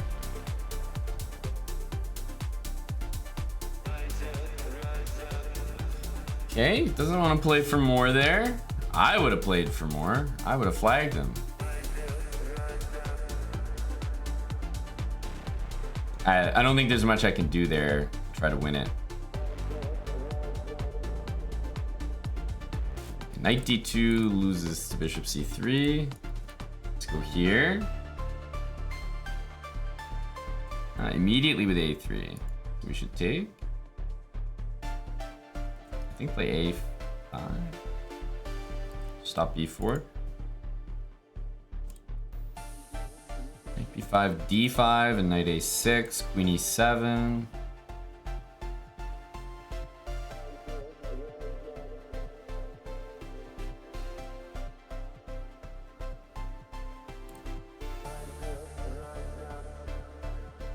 Discards the bishop. Not that I need to take that immediately, but it means I'm able to now.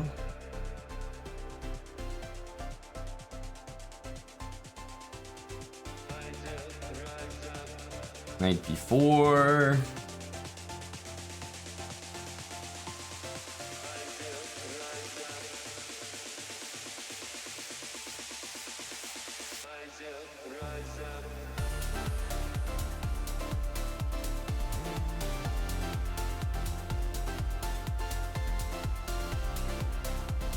I really feel I'm supposed to use the other rook there.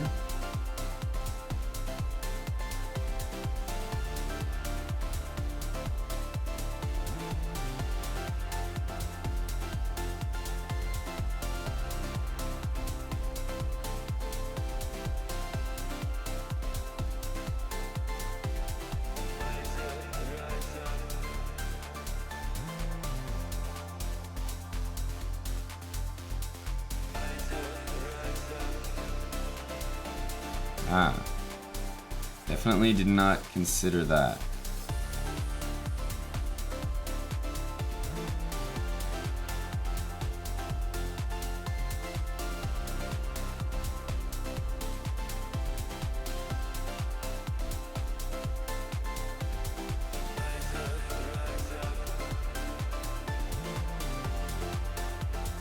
Oof. The old slightly worse position angle. A familiar foe. I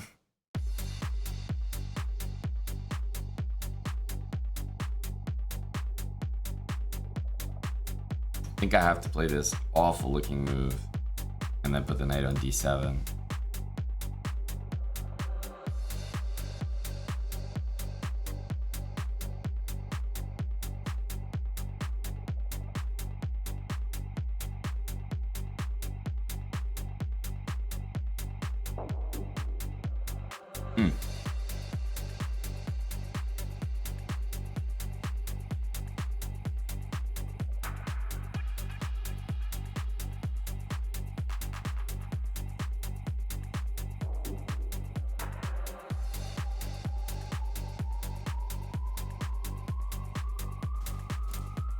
There's a queen b2 move I have to deal with.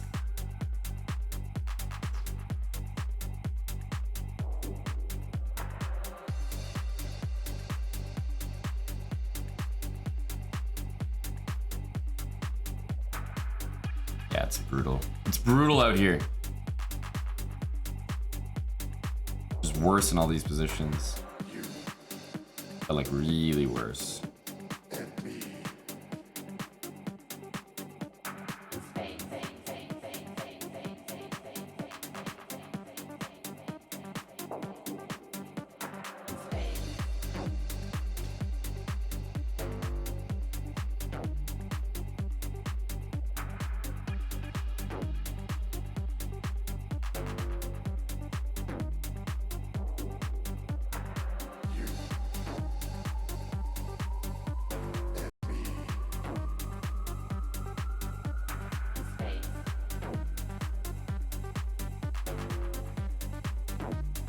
We are worse, we are worse.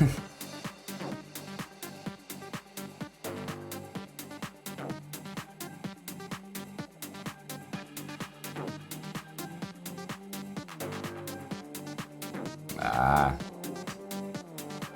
Why didn't I see this basic move?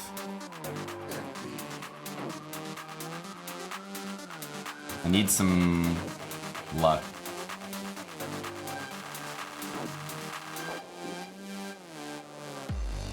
Unfortunately, this threatens that, which is unlucky. Damn, that's a good move too.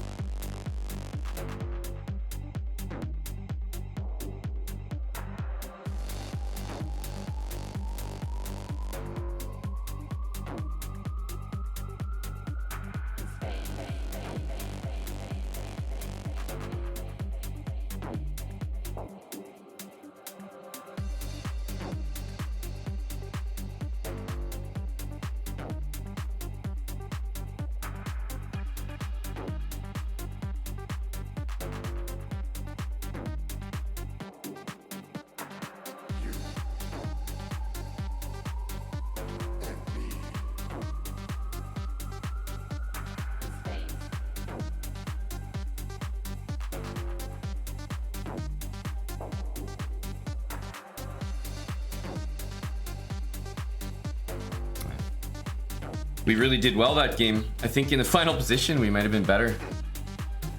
That was a big comeback. Like, obviously, promoting to knight was just a troll to win on time. But we made it very, very competitive.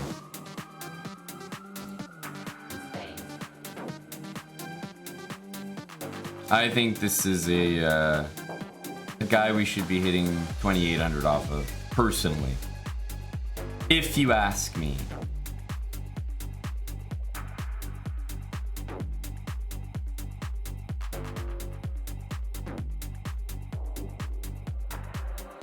Do we take in these lines?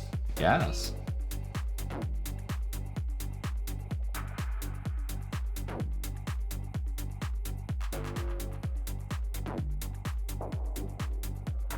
What happened last time? That wasn't very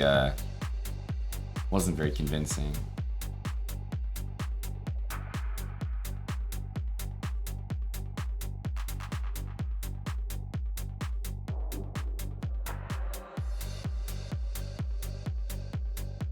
Could take with a queen maybe, but keep it simple.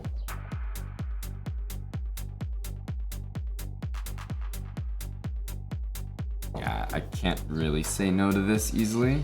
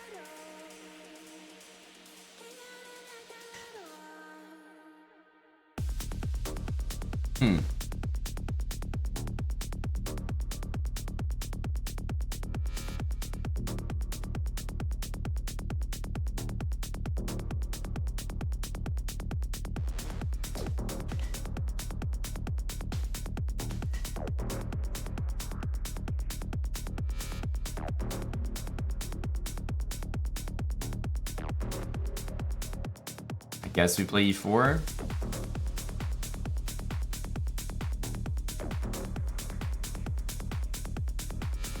It's the only move that actually does something in a forward motion.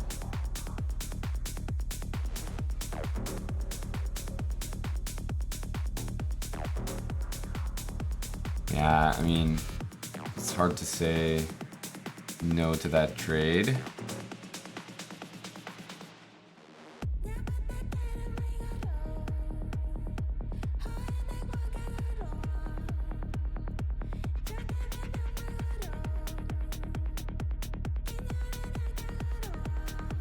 very difficult to make something happen.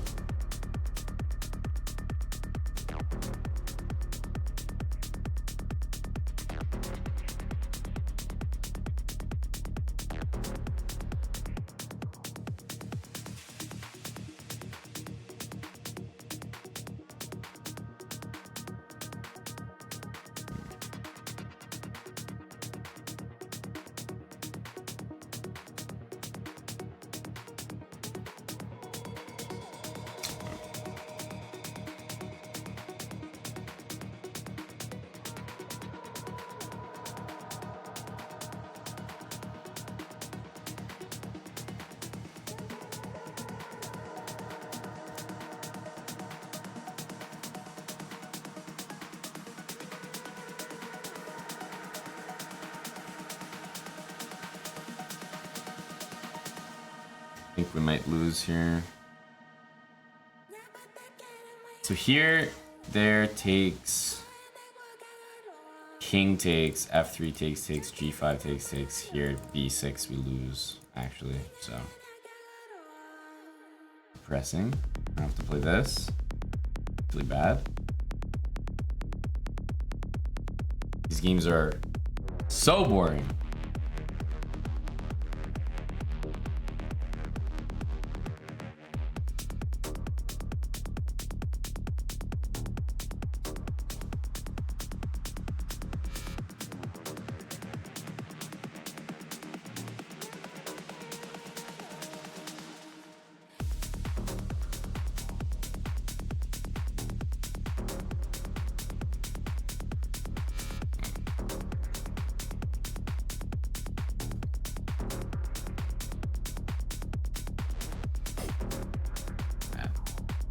Not much to do.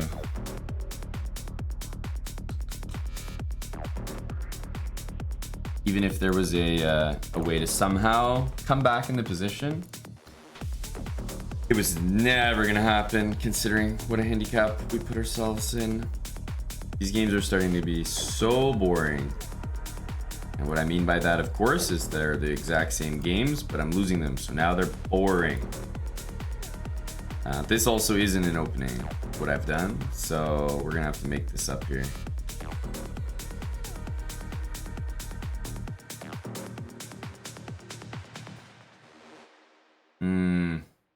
We're playing a very, very bad, that's a bad move. He didn't need to do it. I was about to say, we are playing a very bad position. But it's possible that it became at least playable in the last move.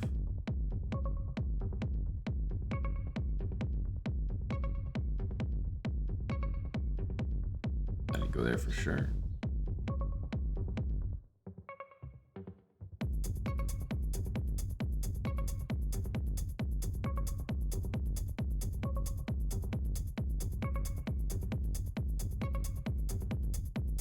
This is the kind of position where I would play this as he's done without thinking, knowing that it's probably a damn good move. You don't need to calculate that one.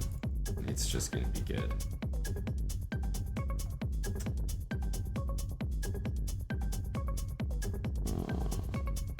Well. Guess we have to try this move.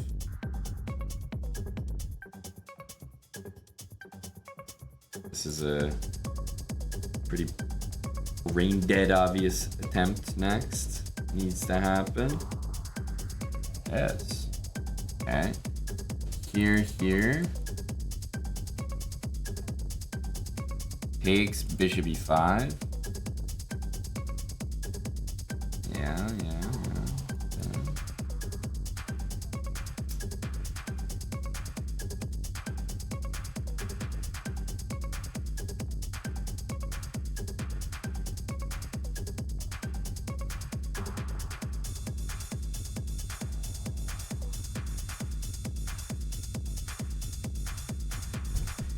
Jeez Louise, buddy.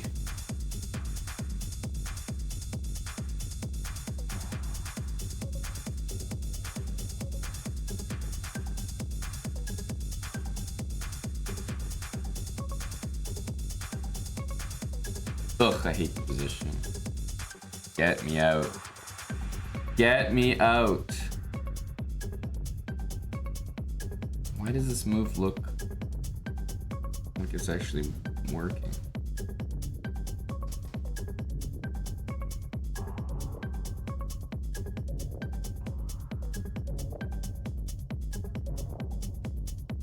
It's very disturbing.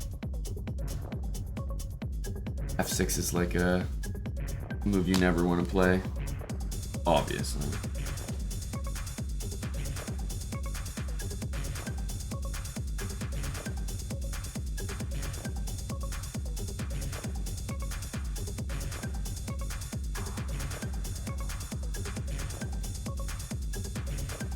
Wow, I did not see that. Definitely did not see that move.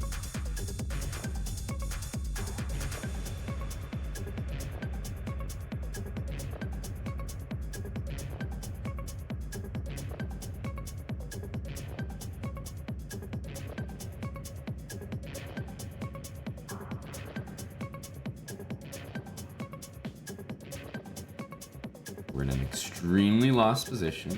Proceed with caution.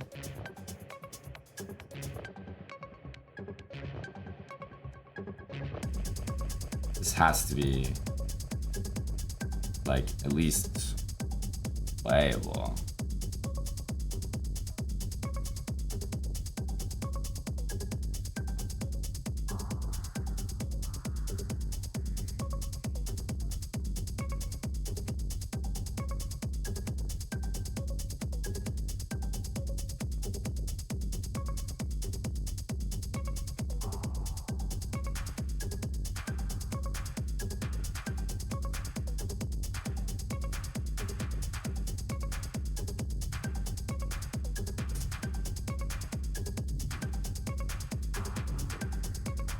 Damn it.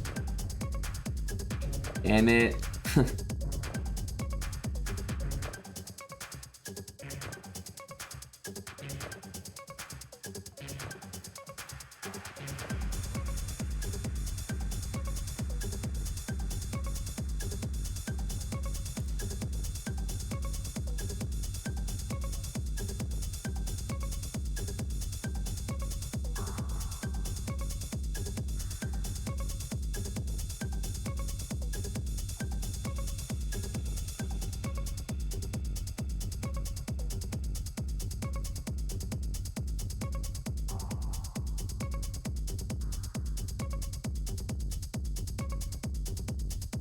Damn, he didn't blunder,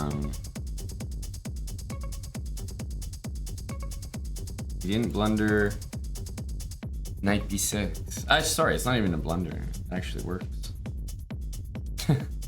Well, we were ahead so much, and now we could win this match and be down so much. Like, we could actually win the match convincingly, and I think still be down serious rating, which is impressive. Considering he's, you know, he was 2,700 and I was 2,700 when we started. But the games are getting so boring, and I feel some kind of pressure, like, win them when he's just trading everything and not even trying to win himself, and then winning because of the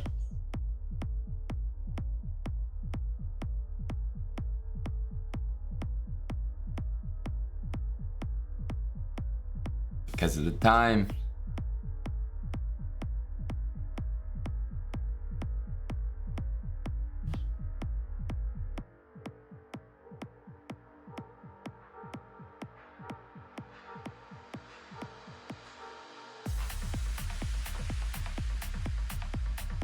So we need to play what, just as uninteresting as him? Is that the only way to play these?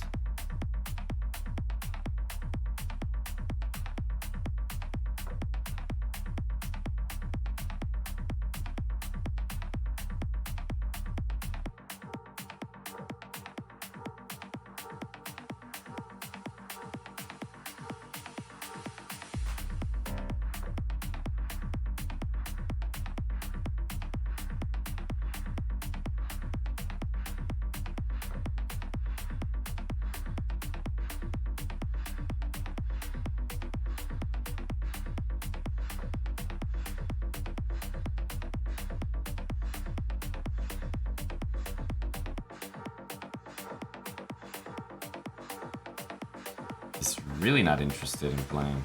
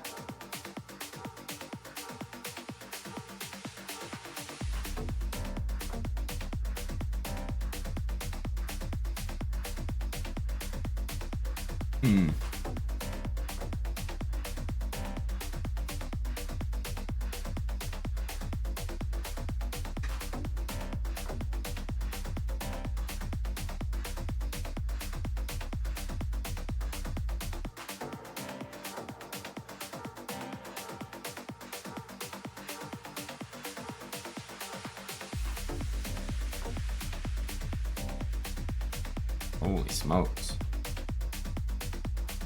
Like these are the games though. These are the ones we're playing right now. That's what I'm talking about.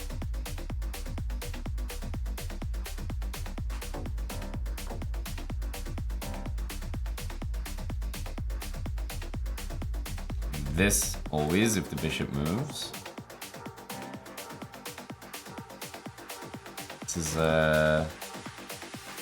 This is me doing to him what he's been doing to me every game. I had no interest in winning this game the whole time. Just kind of playing whatever. But we're up on time and we're gonna win it. Like,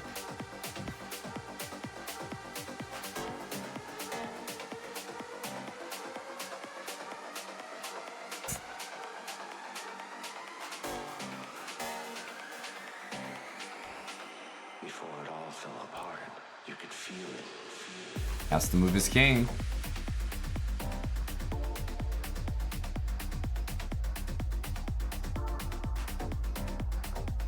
It's a winning position. It's a winning position.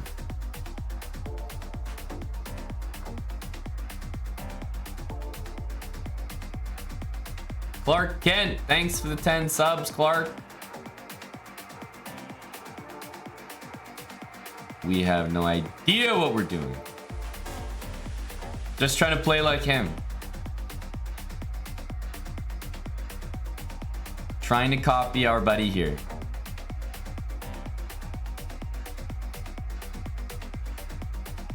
We're threatening b4 in a way, no? Okay, it goes here. I suppose that's good. Suppose that makes a lot of sense.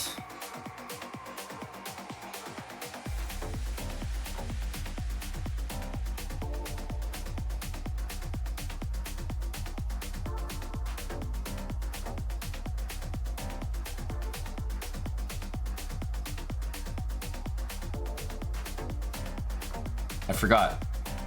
We have to go in with zero expectations to win.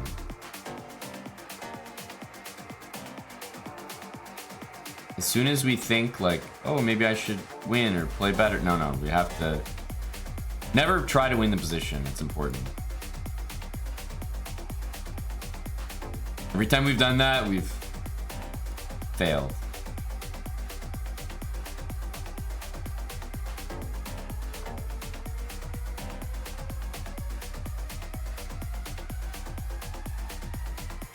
Go F6.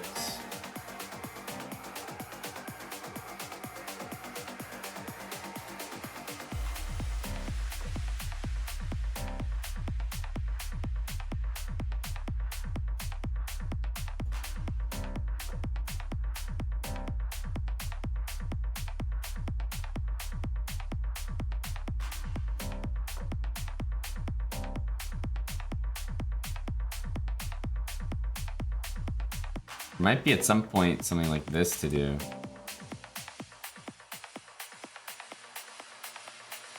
It's not yet, I think.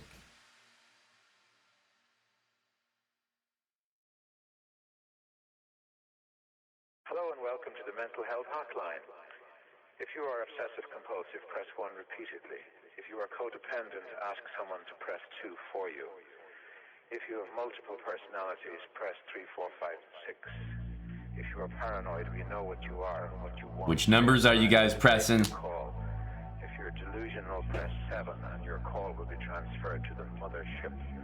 If you are schizophrenic, listen carefully and a small voice will tell you which number to press. If you are depressive, it doesn't matter which number you press, no one will answer you. If you're dyslexic, press 69696969. Oh, If you have a nervous I think we have some. key until the beep.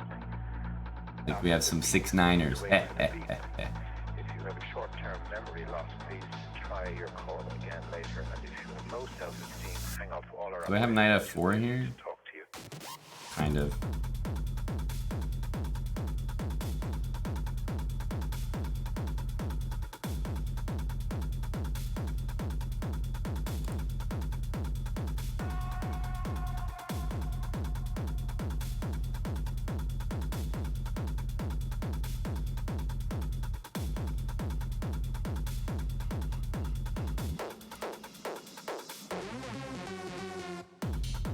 We can't try to win the position.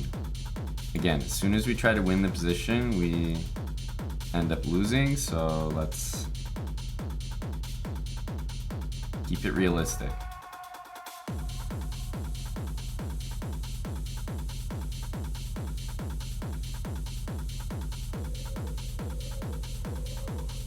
It's giving me this. I mean, I guess I have to take it. Doesn't even feel that good, but If you have multiple personalities, press 3, 4, 5, 6. If you are paranoid, we know what you are and what you want. Stay on the line and we'll trace your call.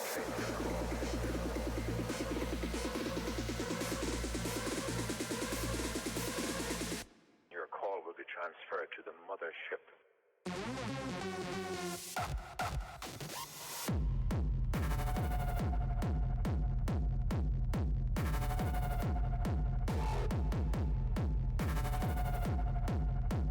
I need this guy here.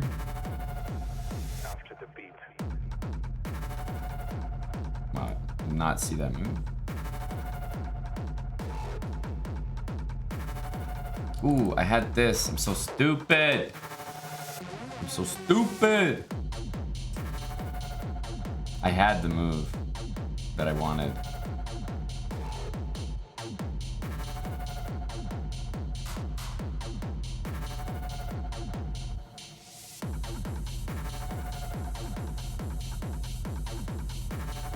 Knight d4, knight c6, rook d2.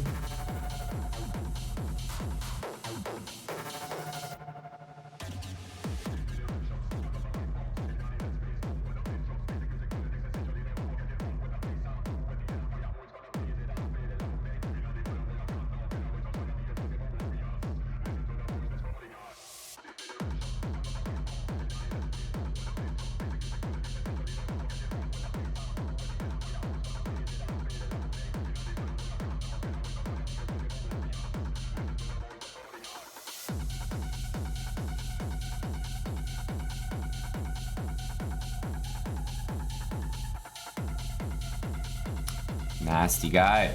Nasty guy.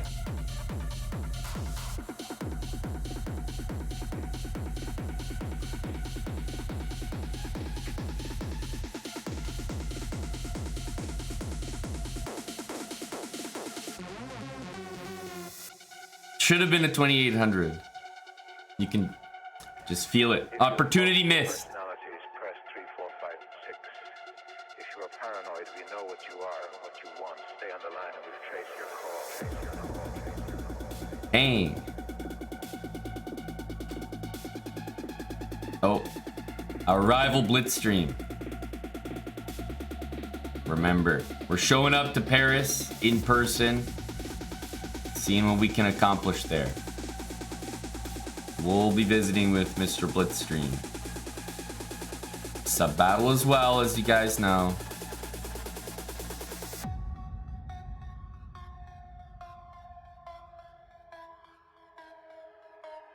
It's one thing to say you've seen something that's unknown. It's another to say, I've been abducted. I've been abducted.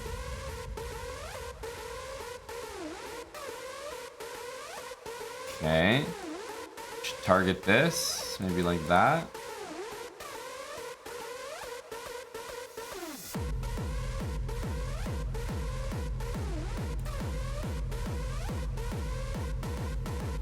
Oops. Oops. Kind of forgot that that move existed. All right. Go here.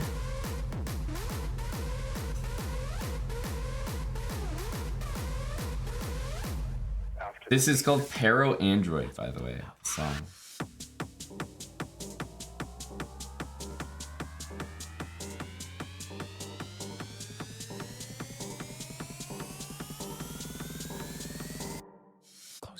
This is a little annoying.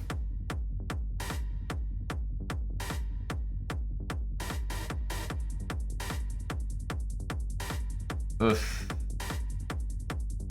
I'm a killing machine. I think I have to do this. Ooh, it can happen this way too. That's a better way for him to do it. I forgot about that, but yeah, I don't see a way to not lose a pawn. I can play knight b3, but I didn't like knight b4. It puts me in a... I'd rather give up a pawn than play a position where pieces are all going backwards. Wow, he doesn't take the pawn. What? I'm a killing machine.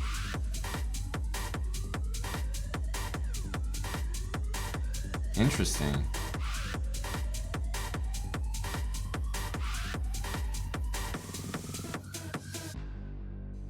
Whoa. Don't be afraid. This is the beginning. There's no turning back. Did you hear that? Well, the position ain't great. What the fuck is going on?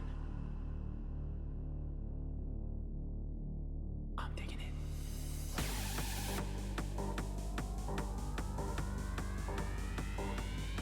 Get back.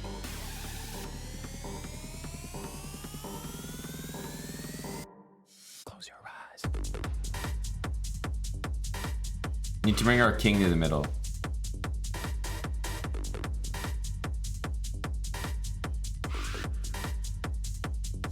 I'm a killing machine.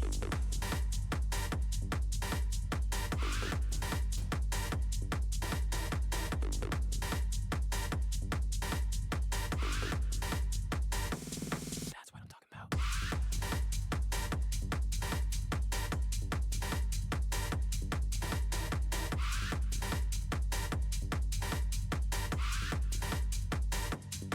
I'm a killing machine.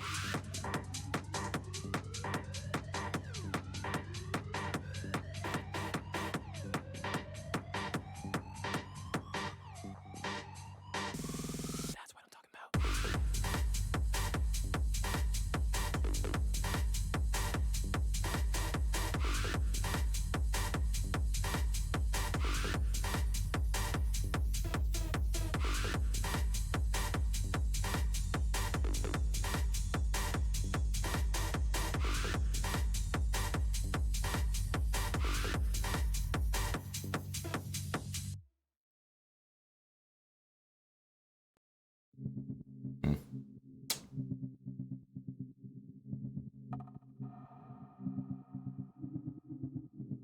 Don't have much time, which is why I'm doing this.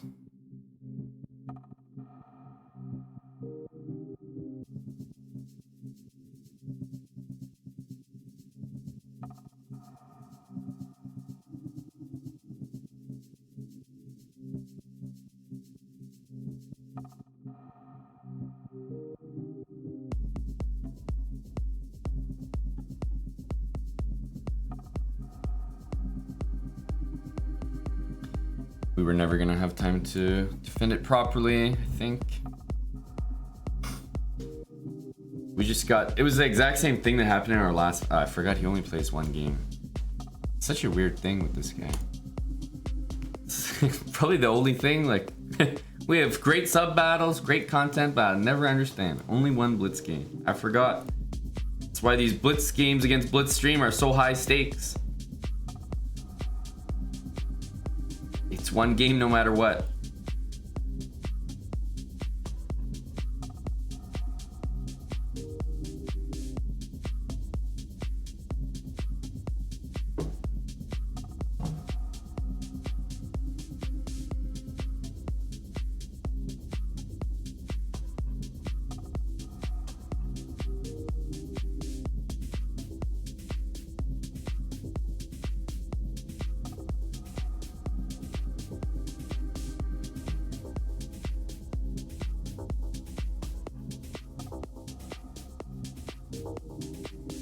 position is getting worse and worse.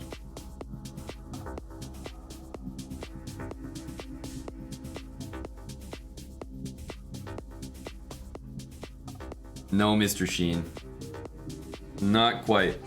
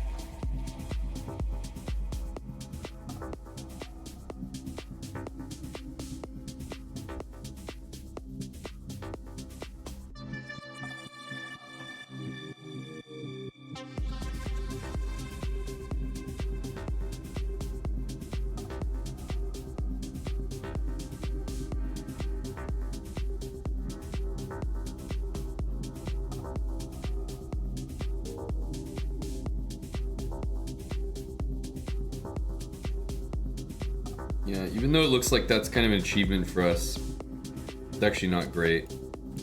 I think I have to go for an all-in play against this pawn. Some very quick stuff over here, but at least this is... That's a lot. It's a lot. This is a strong idea.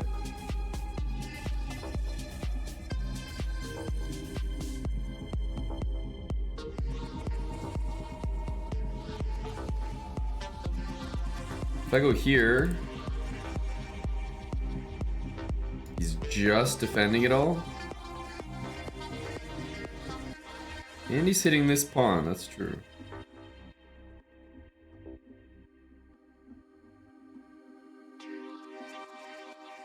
Ooh, I'm a dumbass. Why did I do that?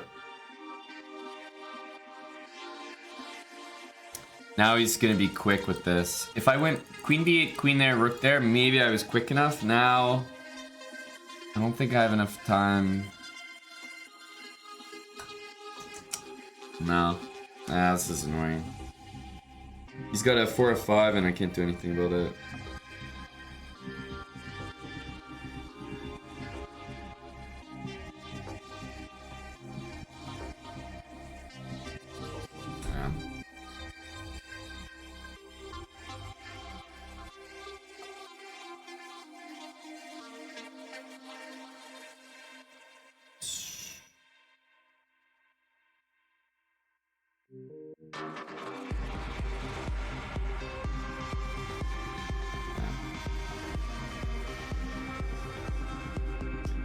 Frustrating.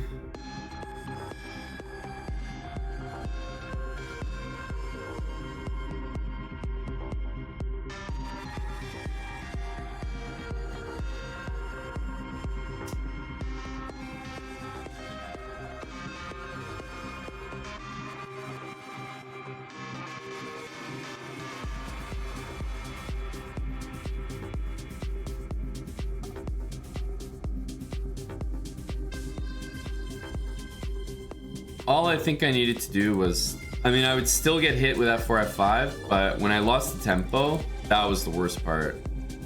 So I needed to put my queen on a7, rook on d8, and then I would win the pawn, but it would be at a cost. So, yeah, white's definitely better. But I think I had to try this. Like, I'm still dead. Yeah, it's not quick enough. Like, white always has this, and who cares about this pawn? It's just too slow. But it still would have been better to do that than what I did, because what I did, I didn't have enough time to even make a threat, and there's no stopping all these pawns from just dominating. Thanks, Dr. Lord. And Jackpot Jossie for the gifted kick sub. Hello, DLM. This position was never enjoyable though.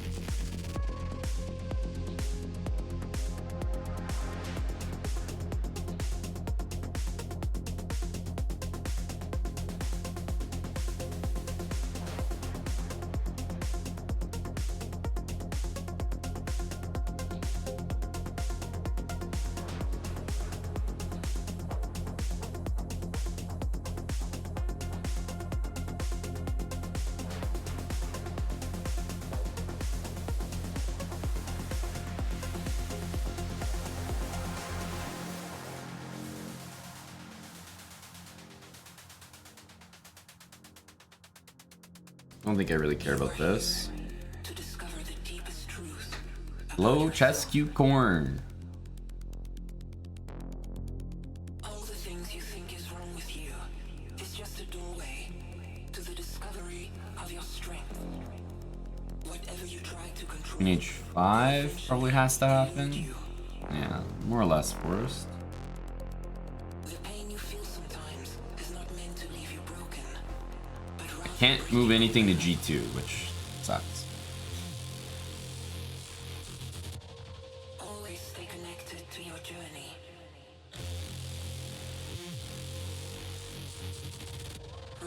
How is f5? I guess he just stays there and there's nothing I can do.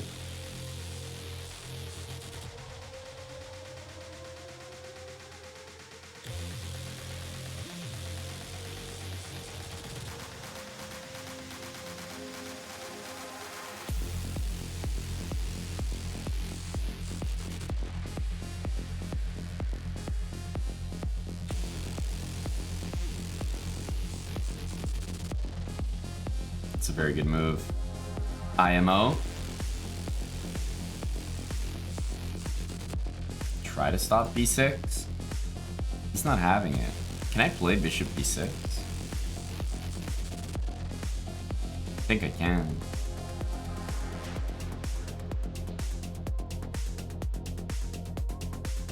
Definitely a weird move. Goblin, 7 gifted subs. Thank you to Big Gob.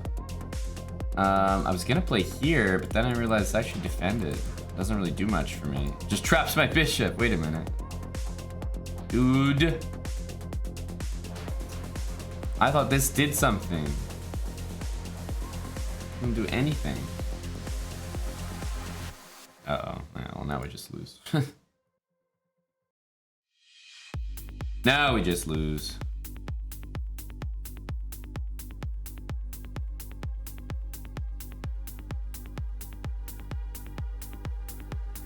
On time, I'm talking about, of course. Position's not great, but it's like, okay.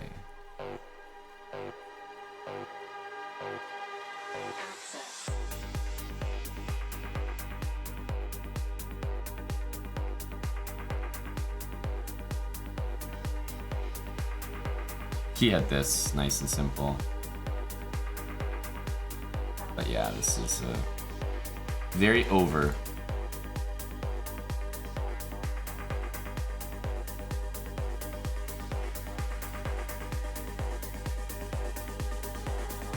Oof, yeah.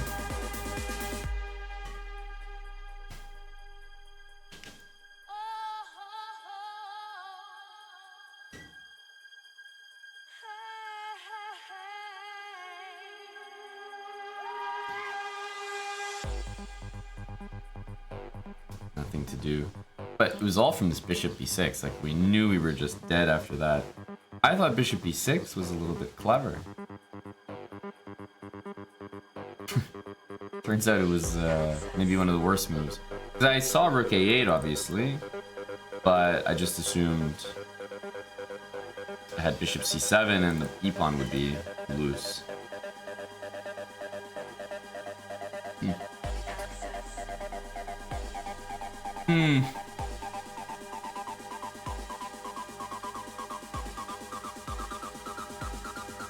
Do we have this? Denied. I don't know about that.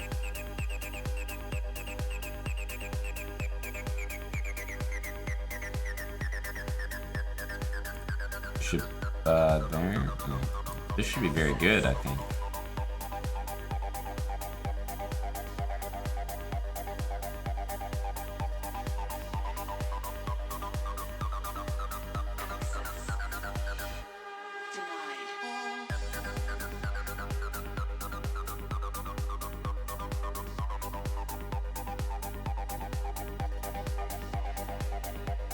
That bishop b5 is surprisingly annoying.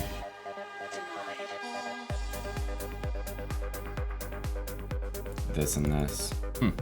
Wow, is bishop b5 really that strong? I would have never believed it. It's amazing.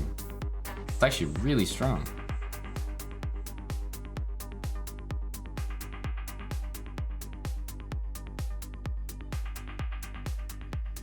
Dude, what? How is bishop b5 that good? My heart is beating faster.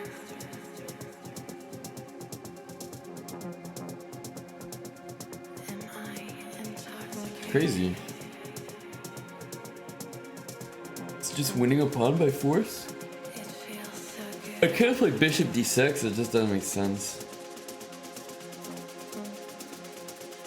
It's like magnetic attraction.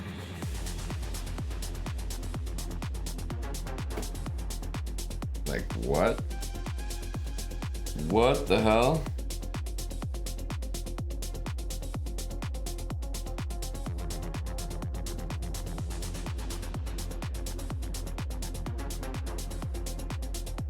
I don't know. I got nothing. I got nothing.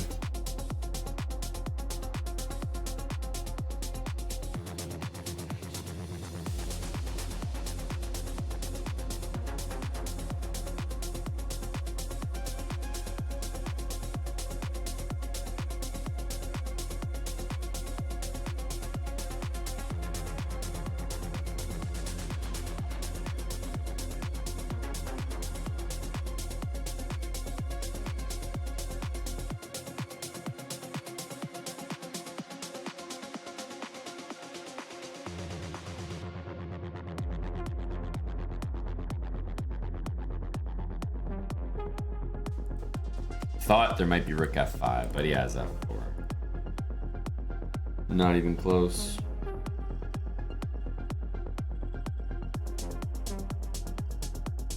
Because his pawn is pinned, so I don't have d6.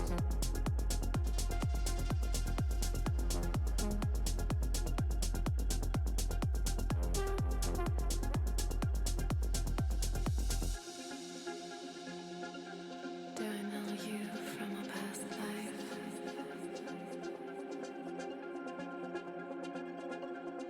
It's like I've known you forever.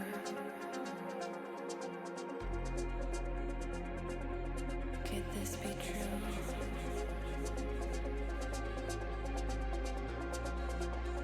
I look into your eyes and I know you feel the same. It's so mesmerizing.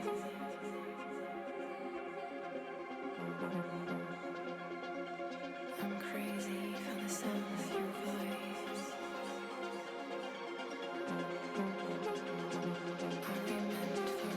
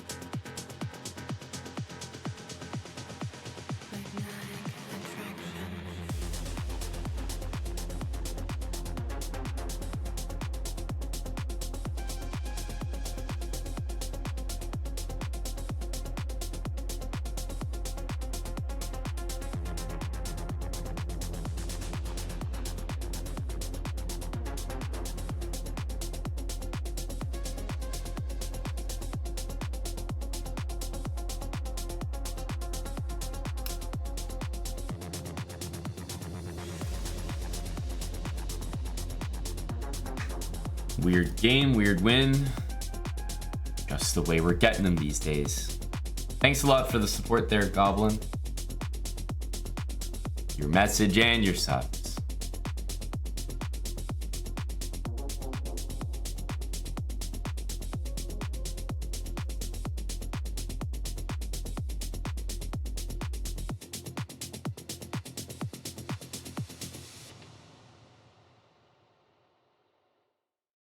Let's just go here.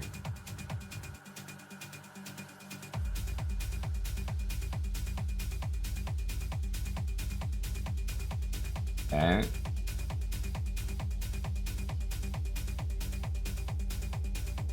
Must be D4.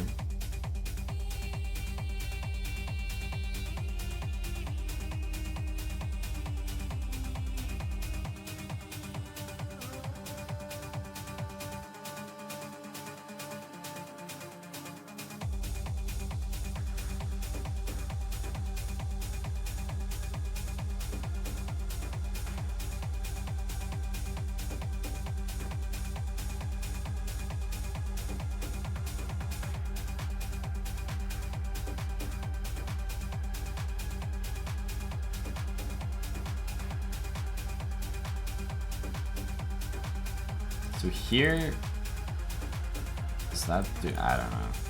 Oh, he's gonna take and play C4. Ooh.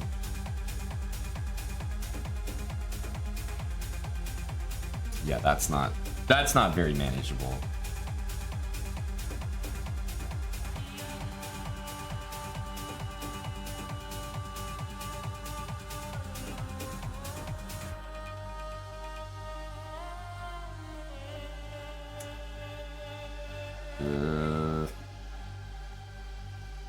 Help.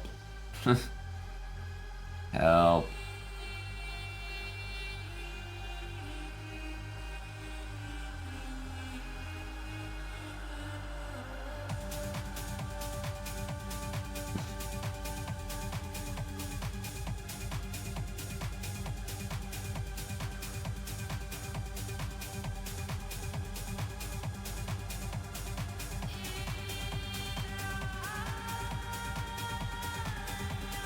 Wow, not a move I could see myself playing, honestly. Good one, but somehow just not my style.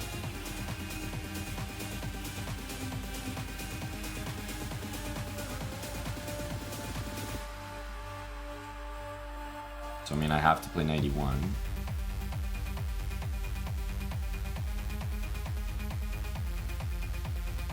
Just like when the pawn's on d4, I know I have a long-term edge. Here, it doesn't really feel that way.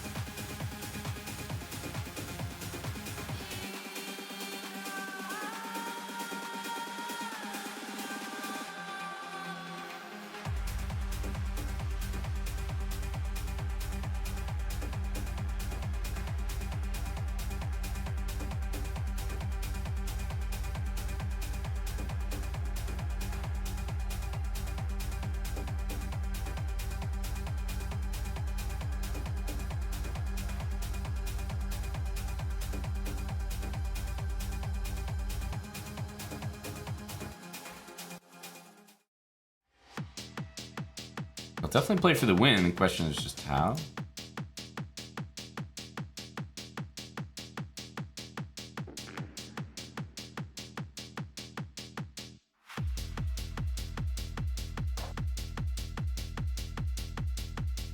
We can win these. We'll find a way to win.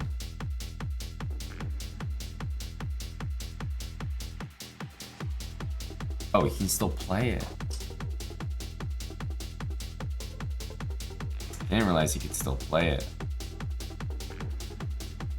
I thought I was stopping that move altogether.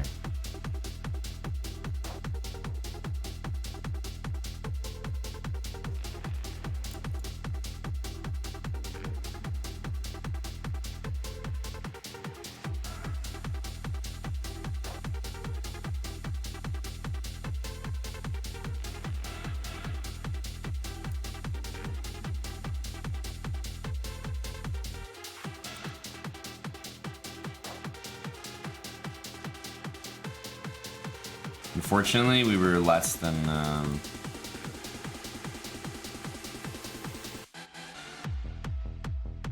unfortunately, we were less than 5 seconds by that point, so he would have to make the win, like a win in 46 moves or something. I was at like 4.3.4.5.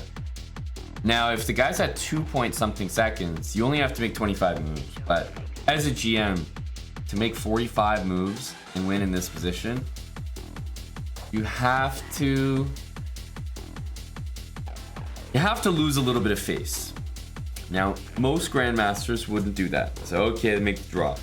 Myself, easy flag. Doesn't matter. We lost face a long time ago. But I understand that he, still has some ego to protect, but we don't. Not us.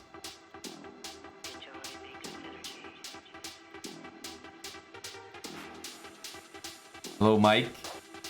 How's the kick stream going? We had some good games, but I think it's a better question for the chat. How's the kick stream going? There was some, I feel like there was a lot of energy before, and now there's a medium amount of energy as people just watch me fail to hit 2800 for a long period of time,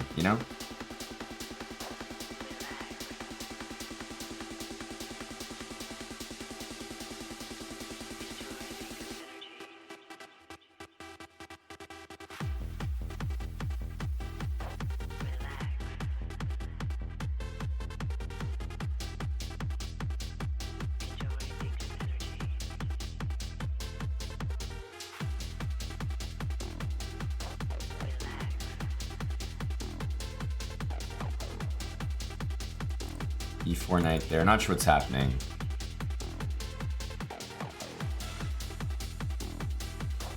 G6, bishop E7, bringing the chess to kick. My first stream. You're liking the music? It's been not bad, huh? There's some energy behind it. There's like a move knight B2 just to trade the bishops and then return the knight there. I might have to use that one. Also, knight E3 is a big move here next. Which he stopped very cleverly.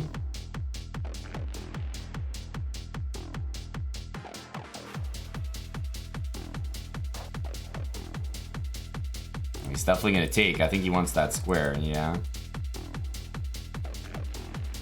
Now, do we go here to prevent knight D4? I think we do. His knight G3, I have takes. Yeah, it's a mess. I still have this move later.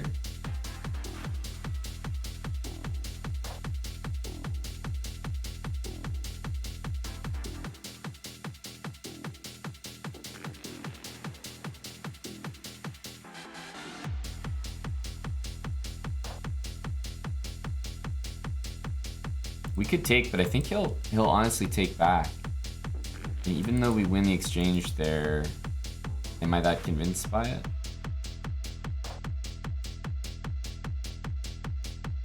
Oh, wow.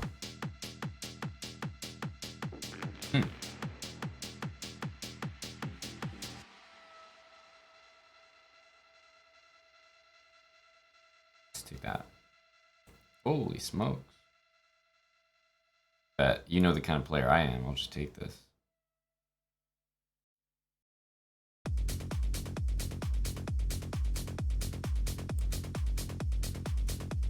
Knight d4, queen c4.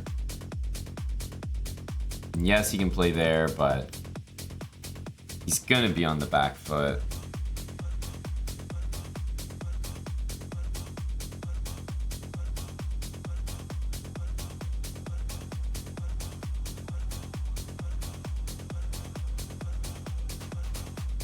Knight e3 seems like a big threat. And if he goes king there, then rook here, and he doesn't have rook b1. That's what I was thinking.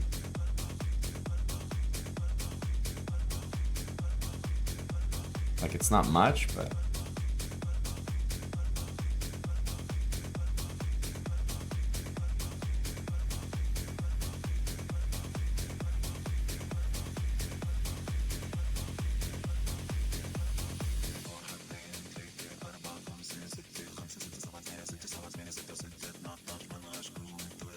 Do we go rook b1 here?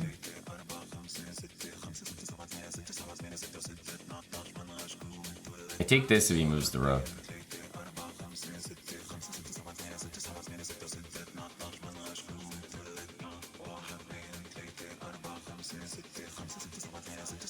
Should be a tremendous endgame.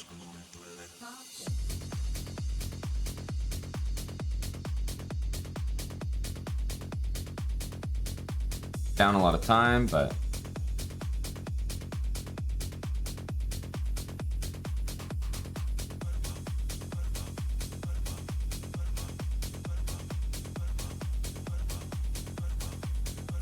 should be completely winning.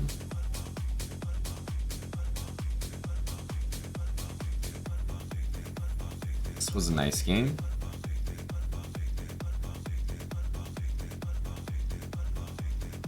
This was a very nice game.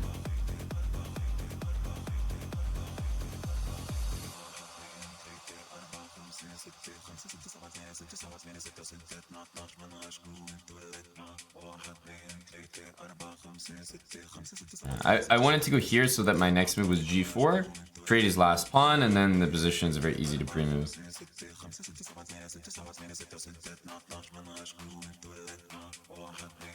There we go. Hello, Czech Manarov.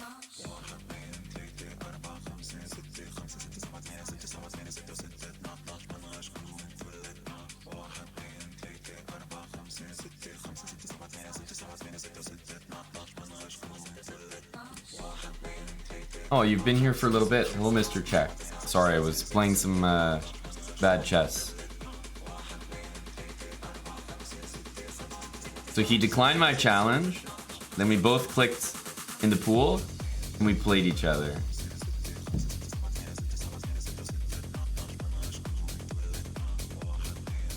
Aha, he really doesn't want it. He really doesn't want it. The fact we can't hit 2800 in this pool is concerning.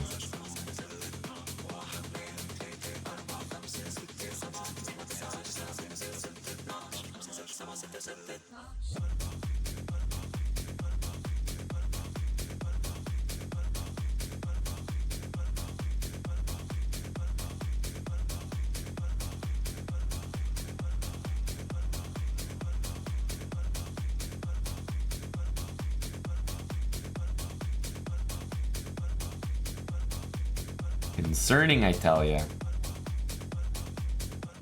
Ooh. Surprising. But okay, understandable.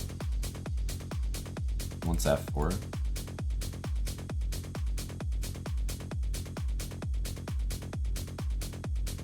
This guy should reroute.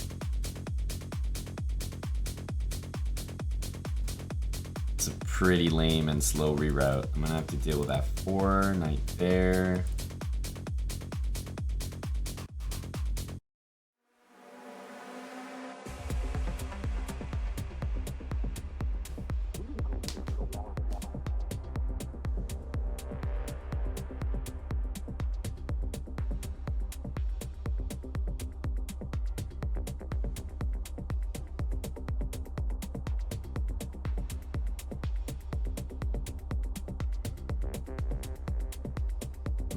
Okay. Very loose position because these pawns are so weak. Even some sacrifice might work here for him. D5 is an idea.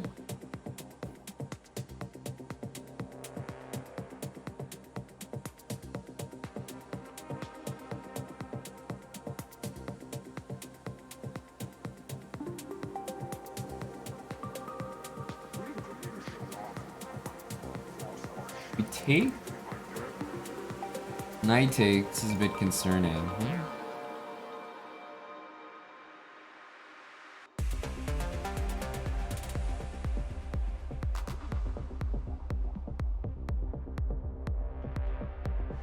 Ah, don't like my position.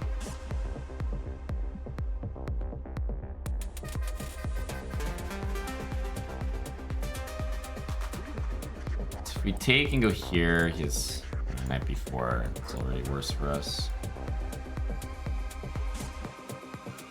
I think this isn't worth it because of g3. Strong move.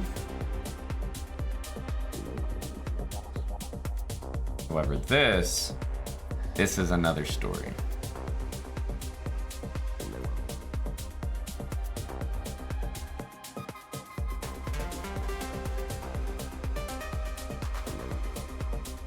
This hurts. This hurts.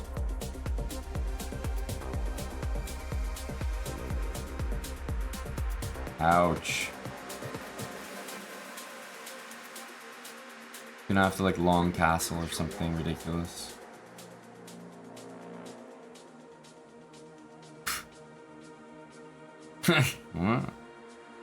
I'm pretty dead here. My B pawn's a goner. Just have to hope that there's like enough counterplay somewhere buried there.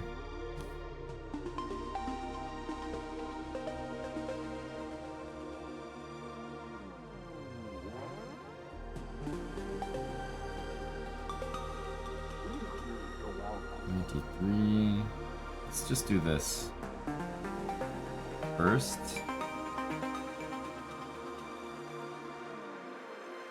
Oh.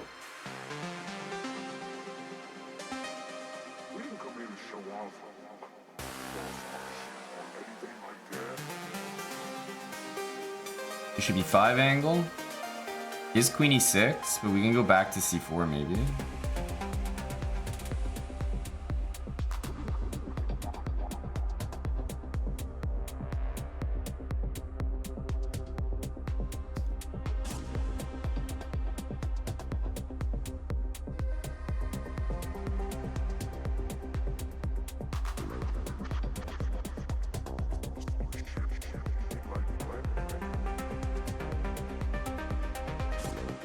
Oof. Did not see this.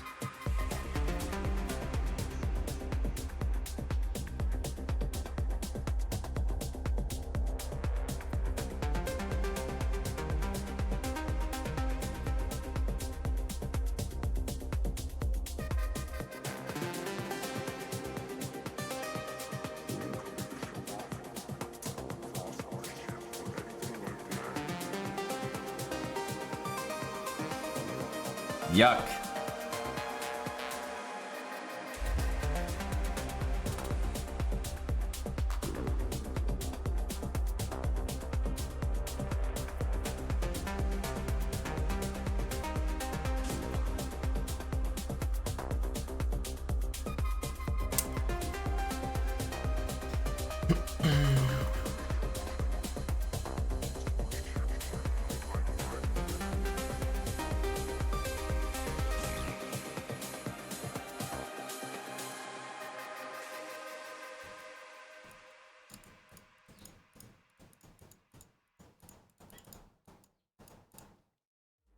It's a pretty good try.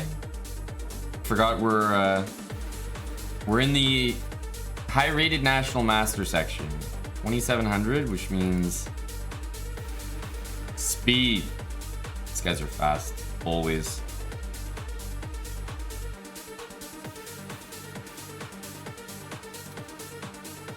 D6 maybe.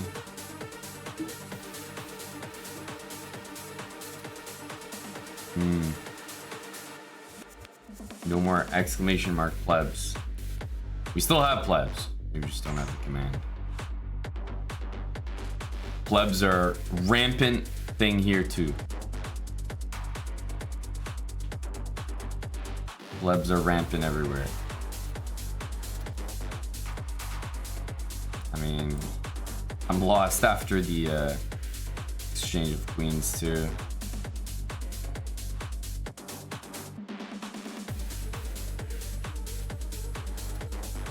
Obviously, we want a queen trade super hard. It's not going to be so kind. You shouldn't.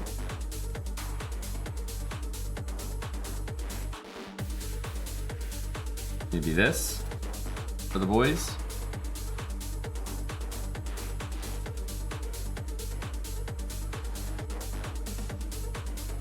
Bishop here.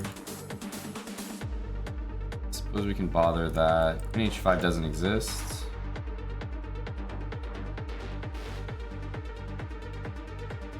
Again, maybe rook g8 first to get h3 and then do this was just a better version. Like, this isn't a bad move, but we could have done it a little nicer, I think.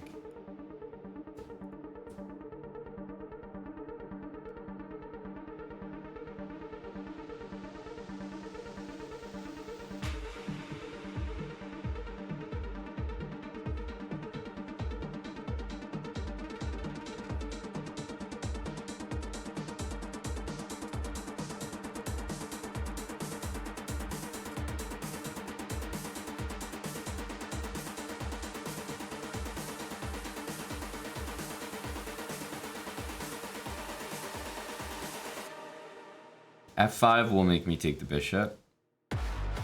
That's definitely true. He has this.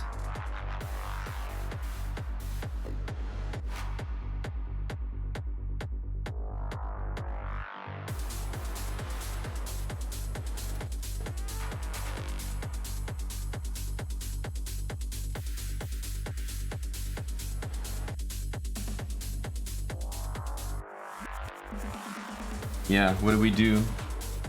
What's the aggressive move here? What's the play?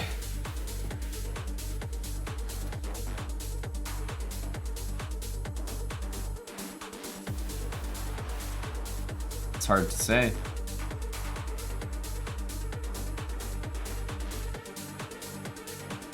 Hard to say. This allows this, which I'm not sure we want to do. Queen kind of dominates us there.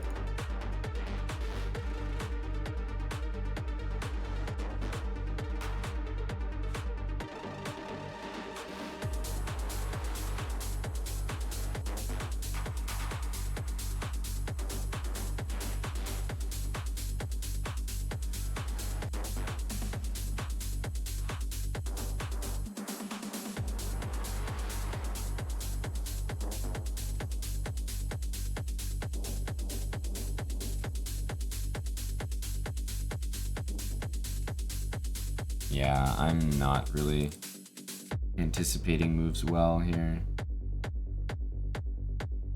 Because this, I mean, that just hurts.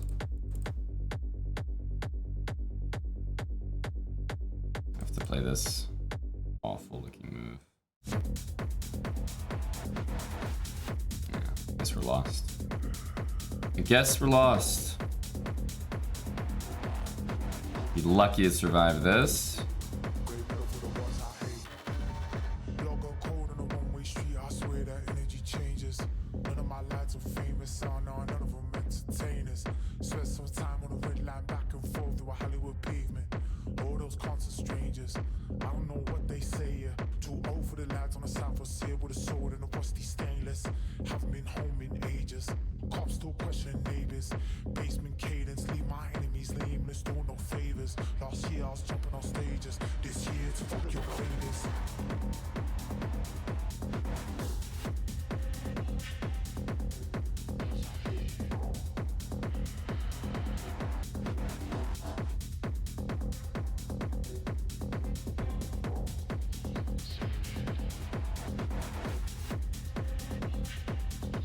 Get that move.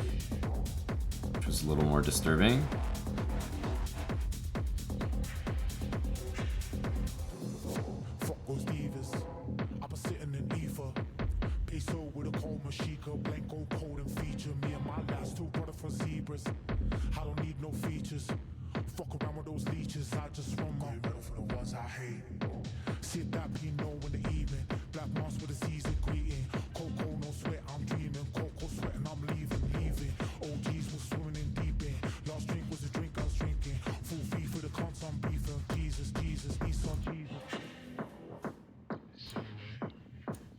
I didn't realize he'd play G5 there.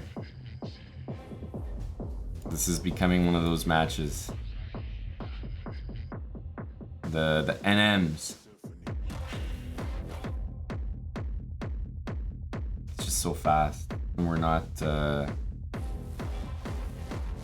really doing enough earlier. Also, H3 and Bishop E3 is a little weird.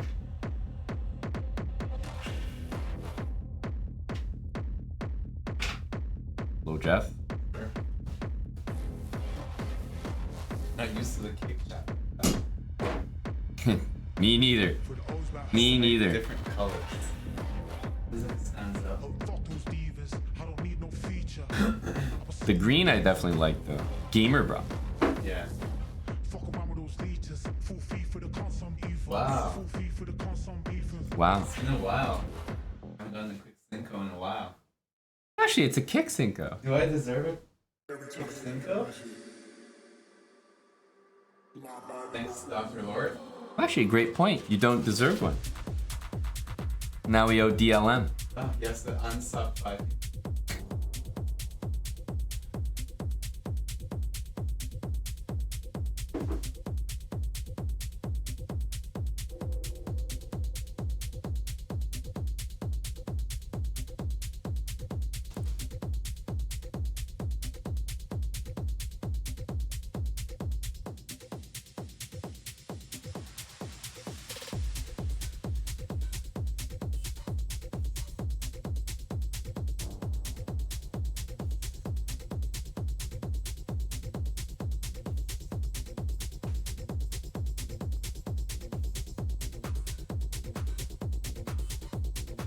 Eric seems to be preparing the bots in the back.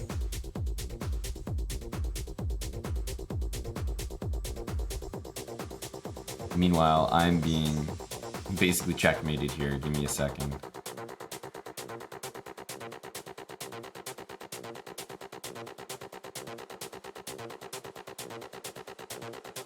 Yeah, I think that's pretty much the case, Jackpot Jossie, that it's much easier to operate on the computer.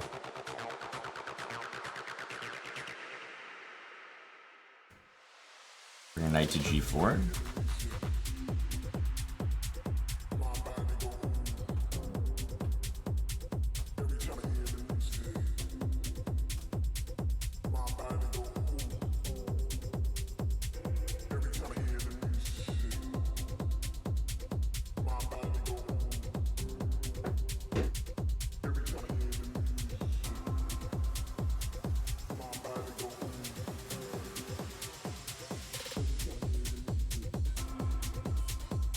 Knight D4 is it's a strong move, but for now we have it covered with that.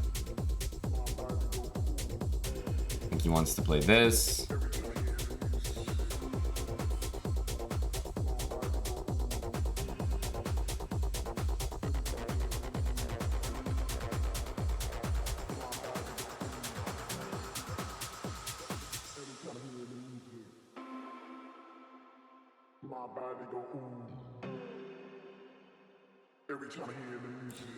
And he wants to do that to get that square.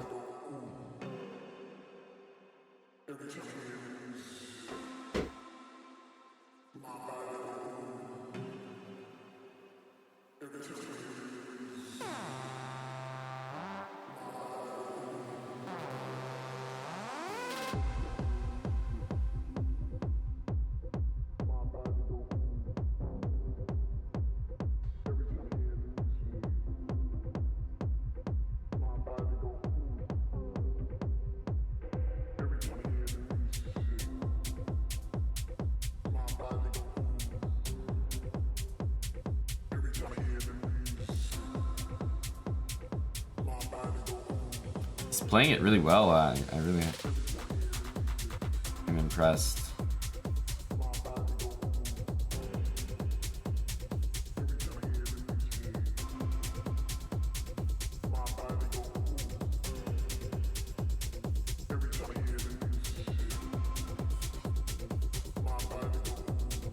That one probably wasn't great. I think our position is looking up now, but it's all about the time, really.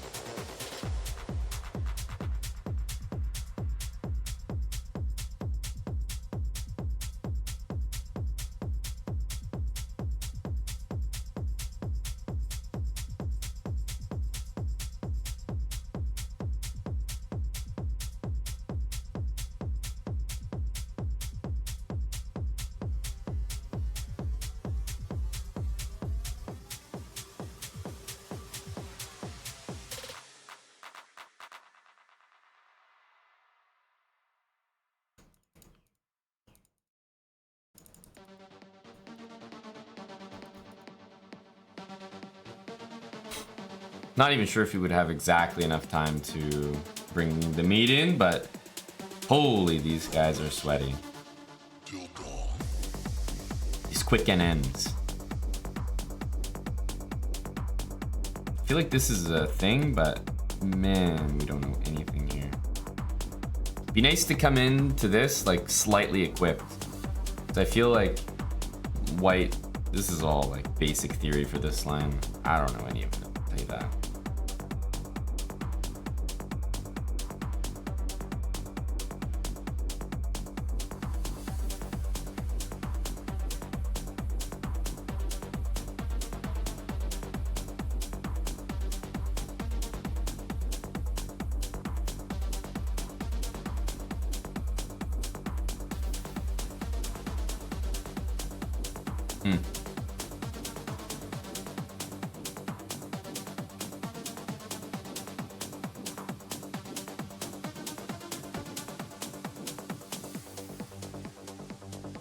I don't know.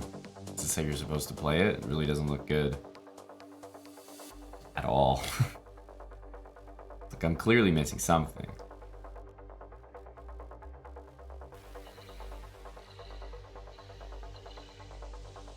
From dusk till dawn. Yeah, I don't really see anything here. This just looks lost. Like,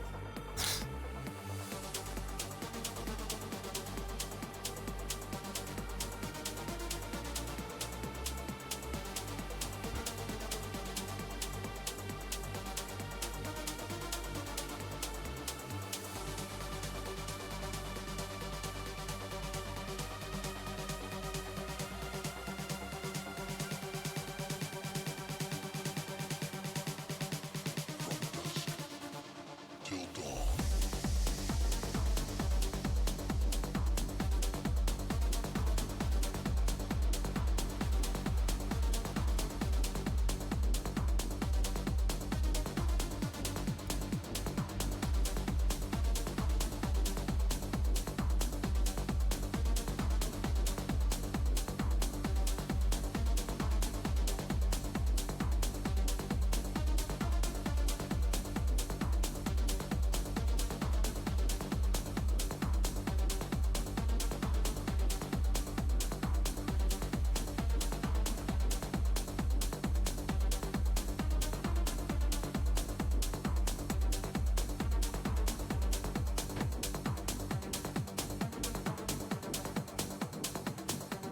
trying to live off knight f8. Like, survive based off of one move. Very tough.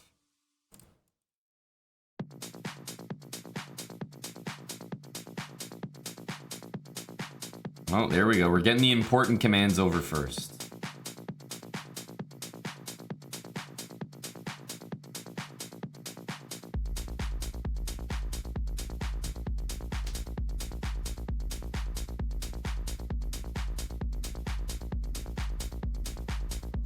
I think that's too ambitious. I need a knight on f8. Like, it's just that much is clear. Wow.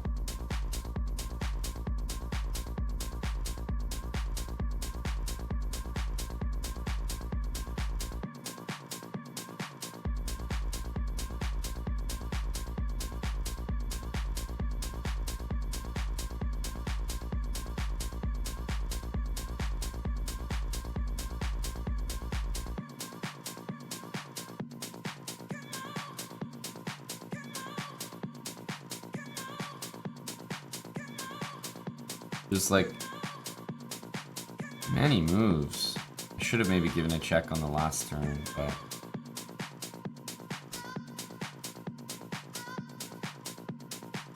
definitely gonna take.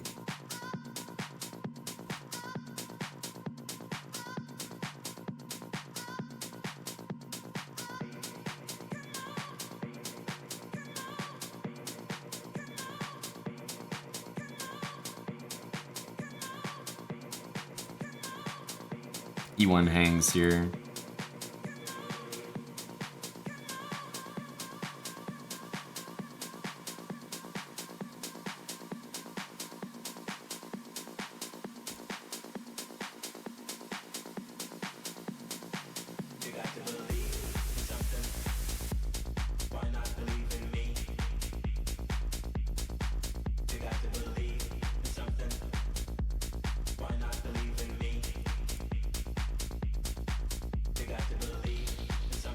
Okay. Why not believe in me?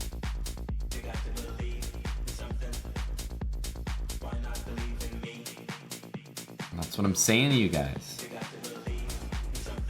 Gotta believe in something. Why not believe in me? Unfortunately, there may be a long list of reasons, but hang on, you let me play a6 this time. That's an achievement for me.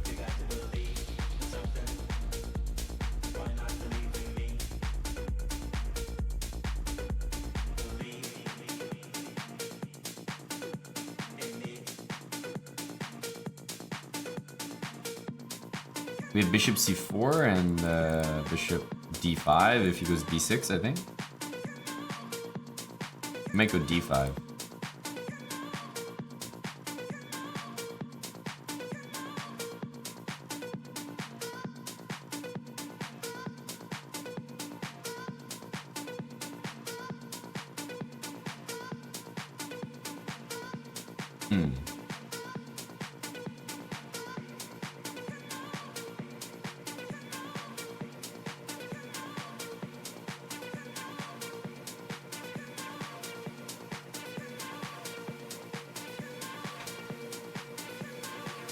There's knight d6. I'm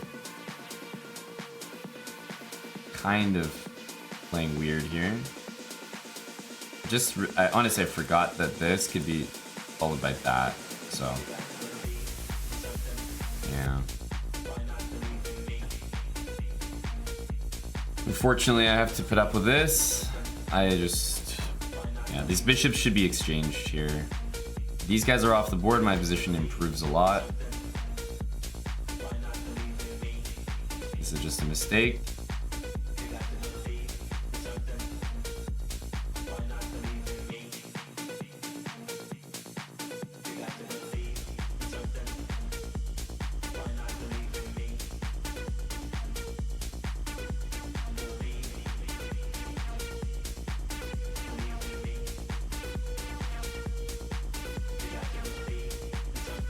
Here, I don't know, might go f3 or something. But, yeah, actually, this move is really bad.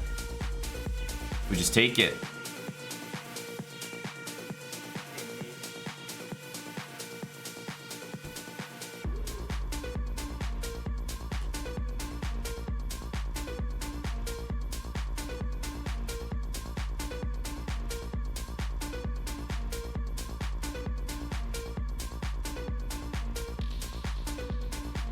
Yeah, the position's starting to get a little awkward.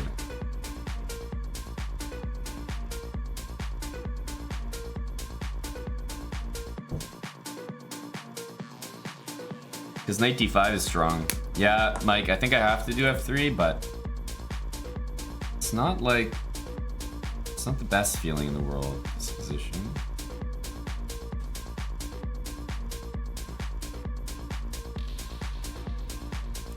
Rook here. He wants to move this knight, but that move is insufficient.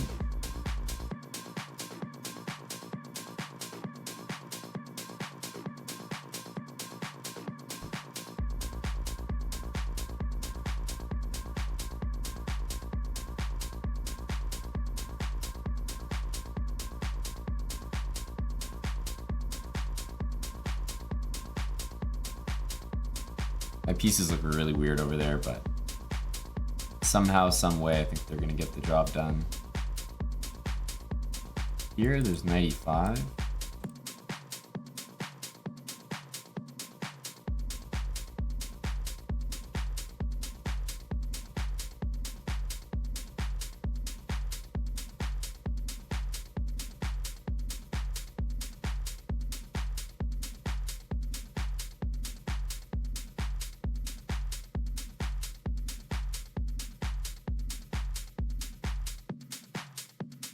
Because the bishop is in the way of the rooks, trading rooks here is actually a really nice achievement, I think.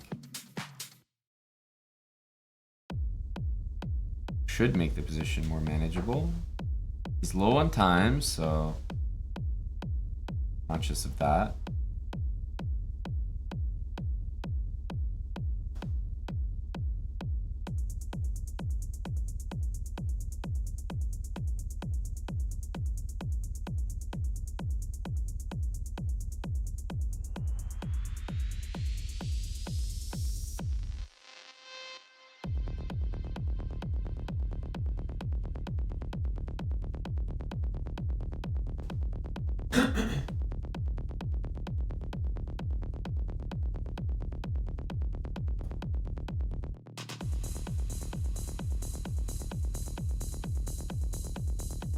Yeah, now he has to play 94. This position should be quite easy. He has absolutely no inroads into the position. Yeah.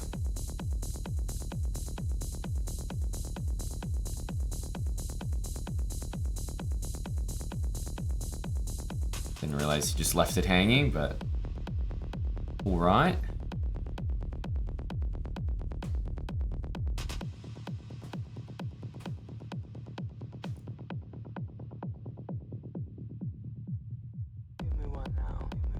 Okay, recovering some parts of this performance today.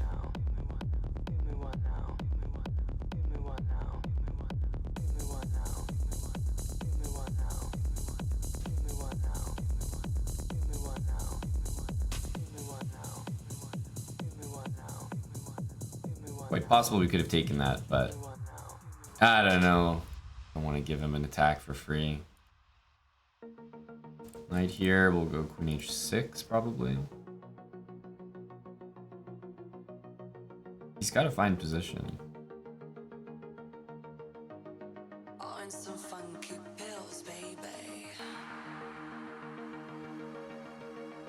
Give me one now, give me one now, give me one now, give me one now, give me one now, give me one now. Kind of wants to do this, but that also opens this diagonal a lot.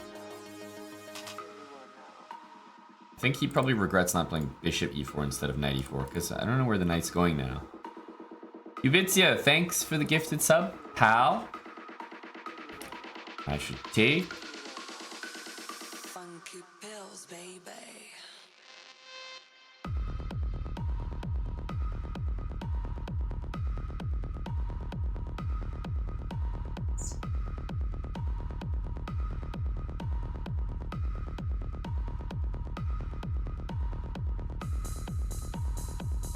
Nothing special here, but I had no way of attacking the pawn, so.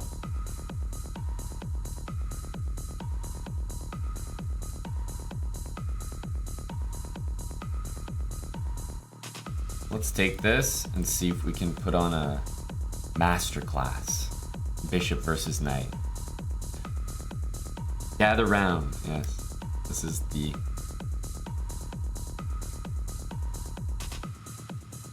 This is the game to watch.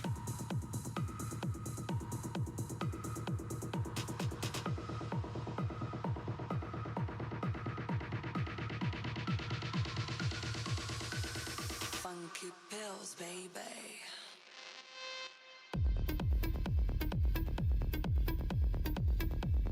It's a good move because he has an idea to play d5, which I think I have to respect. If I go here, it goes like that, and d5 is looks good. So I'm just gonna go back for now. We'll reroute our pieces a little bit.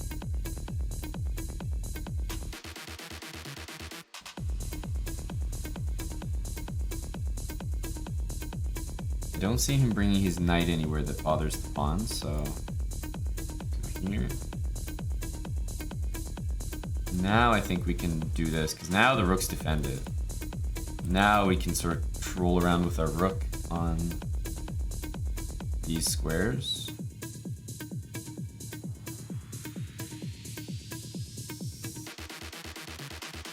Actually don't need my rook here anymore. Okay without it.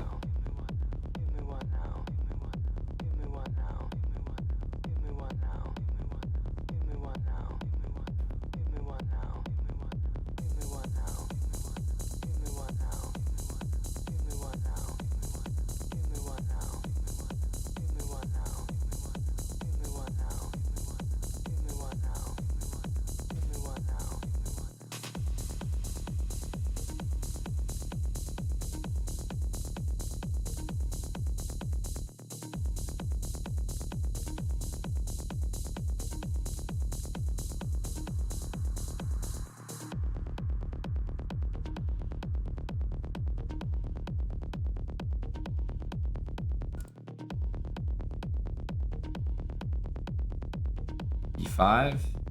Just wanted to stop C5. I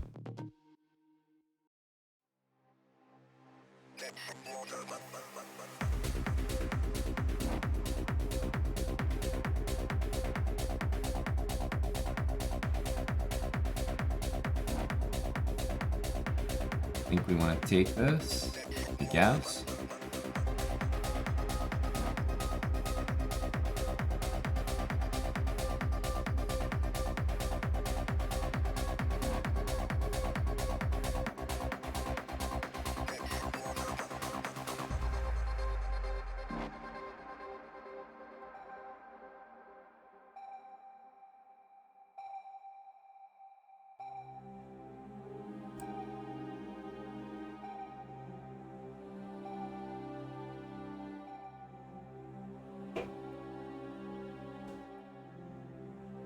We bring the bishop in.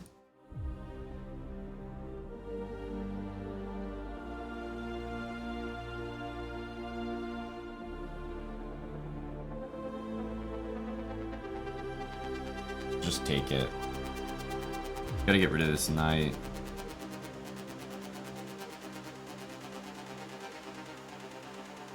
No, that's a mistake. That is a mistake. Now we've got mate threats.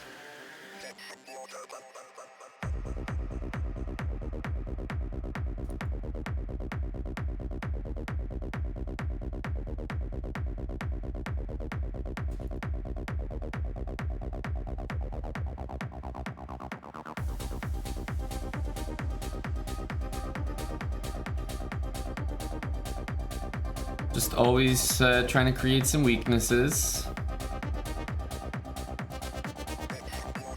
Wasn't like the bishop dominated the knight or anything, but it was a good end game for a blitz game. White was pretty much shuffling the whole game, and we weren't ever making threats, but we were pretending to.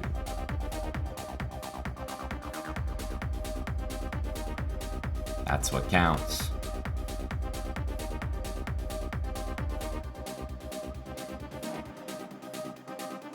Ooh, that's actually a move that we should have we should have dealt with.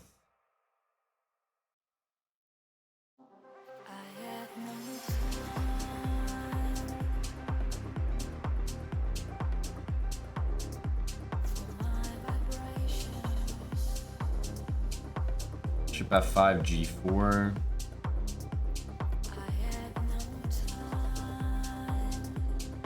I don't believe in that move at all. So king takes king b1 or queen takes king b1. Do I want my queen here?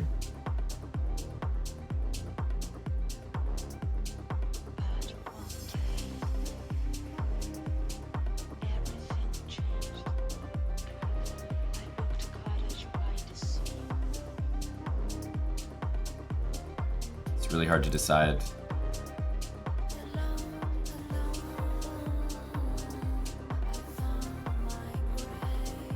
Bishop d4 looks like a good move next. Actually, let's hit this. Interesting. Wasn't sure that that was actually desirable.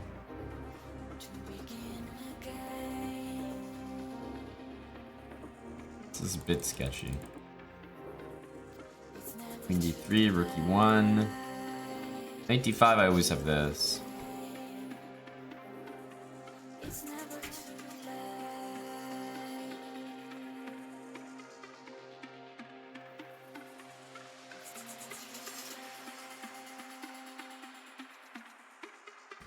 What if we take?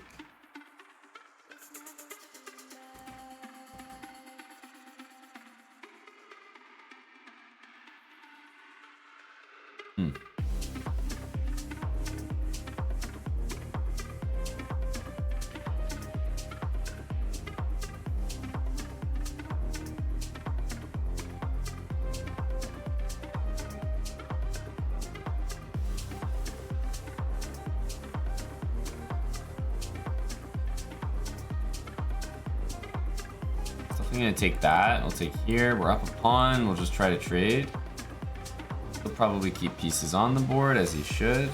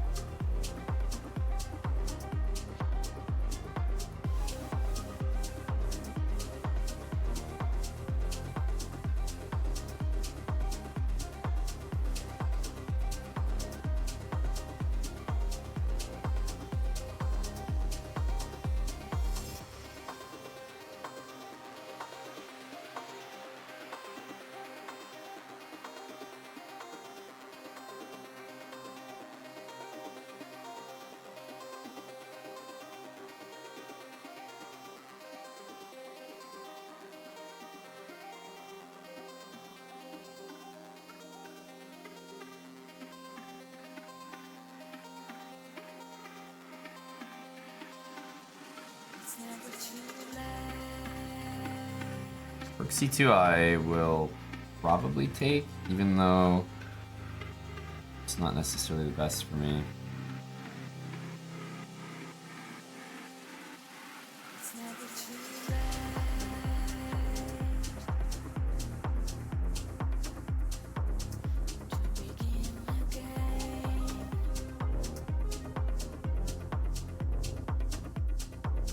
Definitely forgot about that move.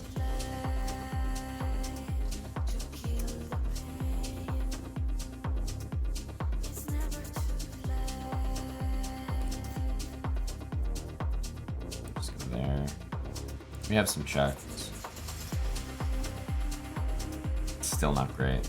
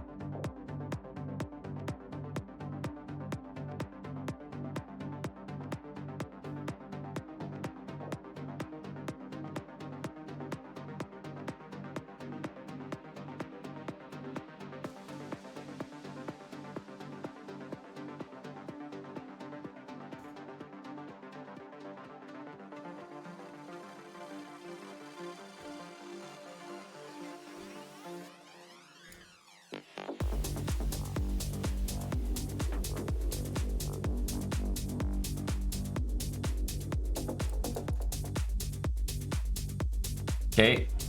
Keep the streak alive. Keep it alive.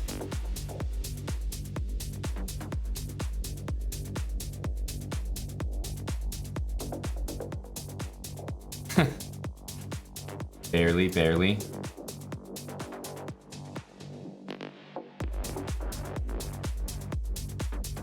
$95 would take.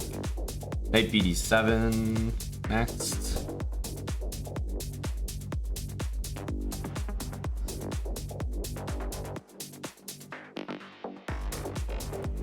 Here, okay, let's play A5 to start.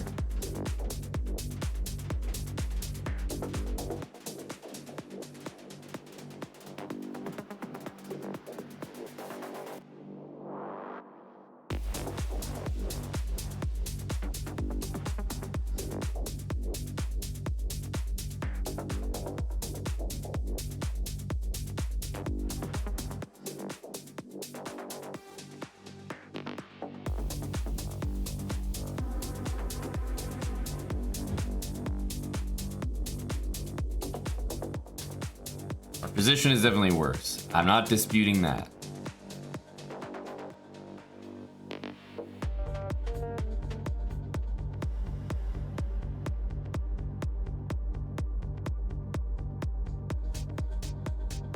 Wow.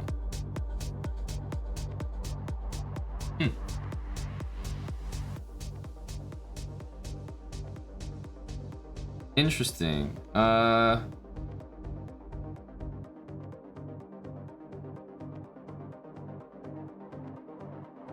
How is E5 here?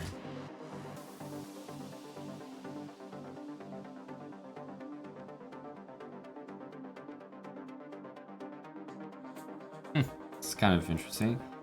I could do this. We go E5 for the moment. Definitely gonna take. Gonna have to take out the pawn. Then he has an option. Maybe D5.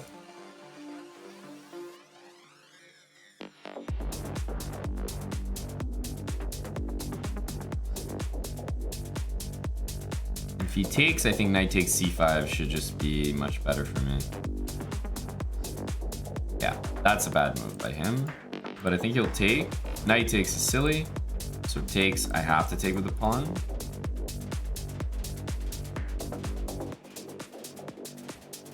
Okay, what's the deal here? He wants to check me and then play bishop takes.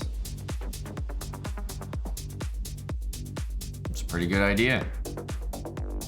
That's a pretty good idea. I don't think I can stop it, honestly. Unless I play king c7, king d6. Which is crazy. It is a little crazy.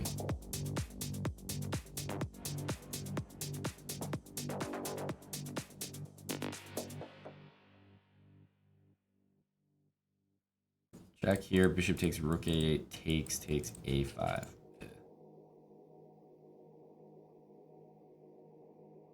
Wow. Sick move.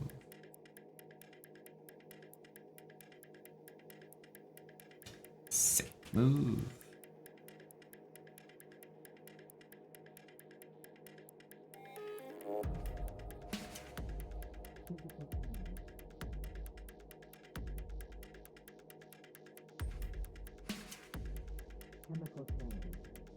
It's gonna go rook a3.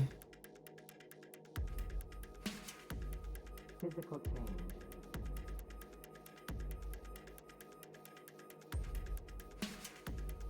Chemical change.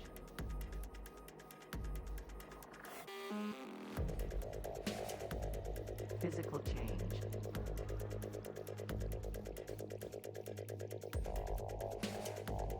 Chemical change.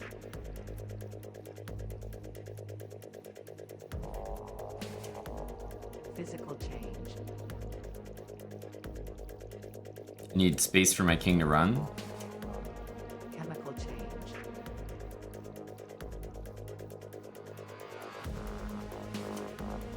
Physical change.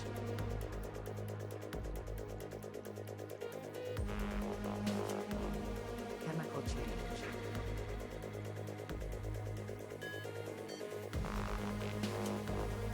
Physical change. Rook a5. Check here and here. Now my king's safe, and I think he's in trouble. Physical change. Bishop there is probably the only move, and it's a decent Chemical one. change. Mutation in process.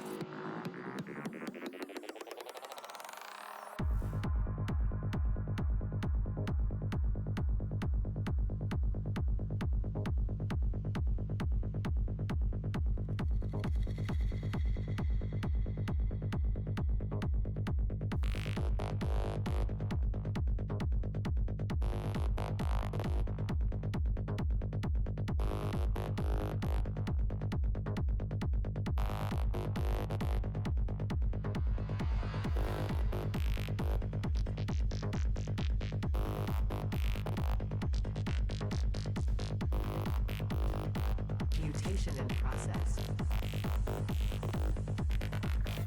It's been a long grind.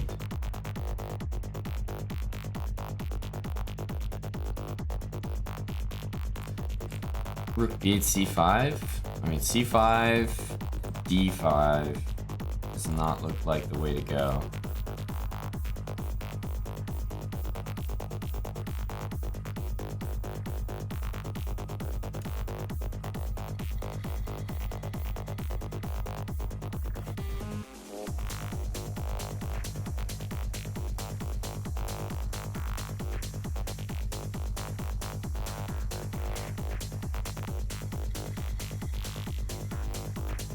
I don't like this move, but try it out.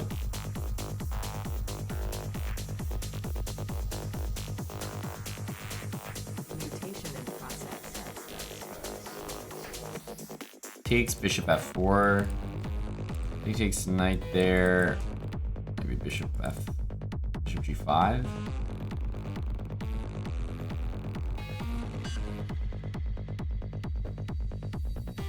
So here, there's many moves, but I was thinking bishop g5.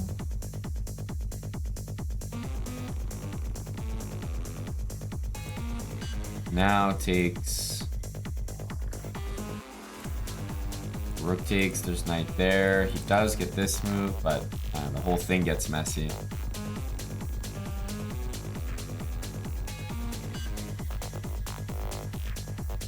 Ooh. He wants the pawn, but I don't know if that's the worst case scenario for me. It's a good move. It is a good move. My position was just getting almost to the point where it was so bad I was like, is this all that's happening to me? Because we can live with this. Chemical change. Position's definitely bad. Physical change. Yeah, b5 or something we'll be taking. Chemical change.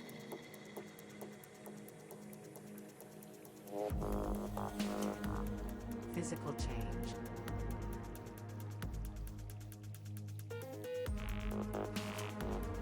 Chemical change. Yeah, I forgot how strong this is because he has knight d3.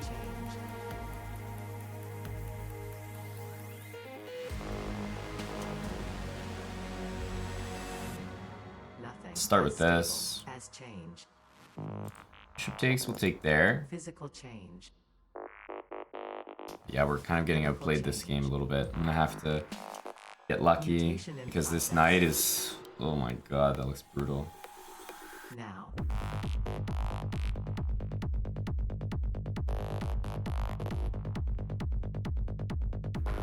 I need some rook takes h7 magic. Ooh, we're happy to see this, I want to say. We gotta cover knight d3. No question about it. And if I get to play knight to c5, isn't our position looking okay? Let me just take them balance. Mutation in process.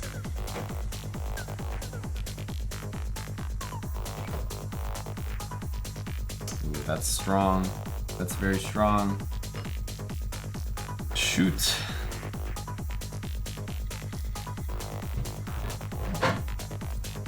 Need to make some significant threats here. Physical change. Yeah, Rook H2 is annoying. Physical change.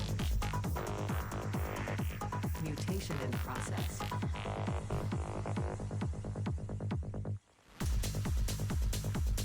Physical change.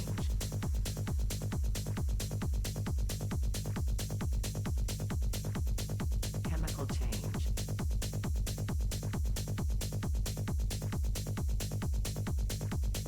Physical change.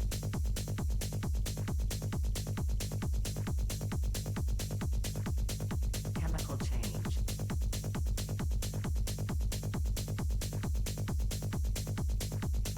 Physical change.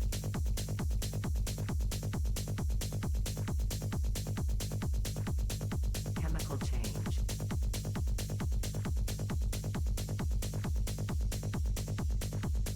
Physical change.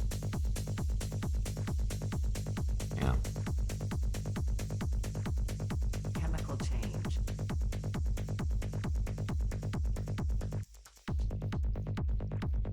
Physical change. Nice. There we go. Now we can. We've been holding the KOs for a while. But after queen d7, I thought king g6, but then you go bishop h5. Physical Yes. Is that like which is really annoying. chemical Oh yeah. Here. Yeah. Mm-hmm. Here as soon as my queen invaded, I was happy. physical change. Wow. Computer gives But 0.00. I think rook f6 was really bad after queen d7. Like, was it really bad? Chemical change. Which one? Sorry. I just think queen d7 is like an interesting line, but Oh I yeah. don't Yeah. think rook f6 is good. No, well, he What's had to take this. That's the whole Yeah. reason he put the rook there. I was gonna go king here, and like, Chemical change. I mean, actually, what he could do now Physical change. is if he gives me a check, right, and I play bishop there, then you could go king there, because then there's no, Yeah. yeah. So that could be the nasty line, like bishop d1, like maybe knight d3 or whatever, but king g6. But does that actually work though if he goes king g6 instead? Like and this? you go bishop h5? No, I mean. Oh, So here, king here? g6? Oh yeah, I think it's. But it's actually a better move than rook f6 though. Oh, definitely. Yeah. The rook f6 was really bad. And what happens if you go bishop h5? Right here? Is that the no after king g6? Is Chemical that the main change. like? Oh, yeah, it is. vertical line? There's a few moves, but if I'm playing for a win, I'll probably play this. Physical Yeah, change. this Right? is really tricky. Yeah. No, this is definitely nasty. Like, you can play knight c5, but I don't know, I Nothing can't go as for stable more here. as change. It's really interesting. Balance. Very weird imbalance. And I definitely knew I was worse in it, but felt like he's more likely to fuck it up, you know? Yeah. GG's.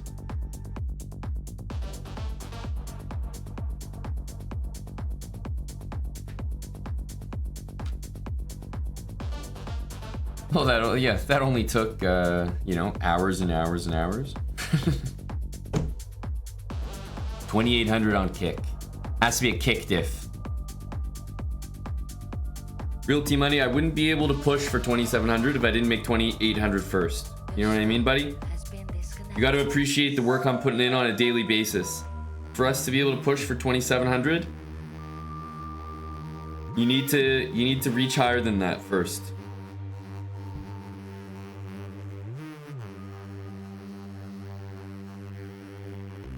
Wow, hello to Grilled Peppers. His name already stands out to me in kick. Chad. Hello to GP. Connection issues. Please. Zentro, no, I don't. I really don't. I'm not like a certified gamer. I don't play like every game. It's pretty much the only one I do. I like pick one or two games, I just stick to them, only play them. Age of Empires and League of Legends. And chess. Yes, Grilled Peppers. You found us on Kick. We tried to run away from you, but evidently it didn't work. Hello, Chewy. First time. I'm really happy that no one's with me. They really respected you, That would no? have been really bad, no? Awful, no? I would have probably banned. Wow. Banned for impersonating, no? Actually, surrender your account or get banned. Hostage, bro. I'm sorry. I'd like to inform AAB Shakespeare. that your soul has been disconnected. For temporary AB Shakespeare, on our Twitch channel, we have a command exclamation mark kick to let people know where we'll be streaming. But we signed a deal with Kick, so we'll be streaming a little bit more here. We'll still be streaming on Twitch, so you'll find us there. But we'll definitely be streaming more in the next little while, right here. So I'm glad you found us. I'm very happy for you, Mr. Grilled Peppers. Grilled Peppers recently got engaged, so big congratulations to our buddy Tom. Happy to announce that right here on Kick. Grilled Peppers. Very happy for you, buddy. Please try to turn it off and back on again. Realty Money, I think Ray Chileno might own this site. He has a lot of reach. By the way, how many episodes did you watch anything last night? We watched one of White Lotus. So the second episode or the first? I just don't know which. It definitely wasn't the first. I had missed at least one. Second. Yeah. It's good. Yeah, I saw the first. I like it. Chaotic comedy.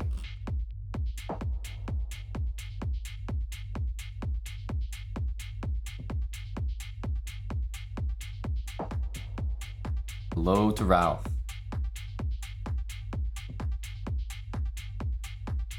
A lot of familiar names here. Hello, Trash Lord. Trying to hunt in the chat. Courteous Rex. I wonder, is there anyone here who... Long shot. Is there anyone here who saw us streaming on Kick and was like, who the hell are these guys? And never heard of chessbrah before.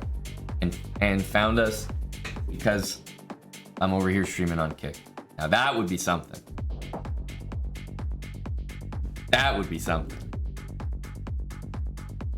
I'm waiting for that to happen. Was there actually real team money? Or are you just messing with me?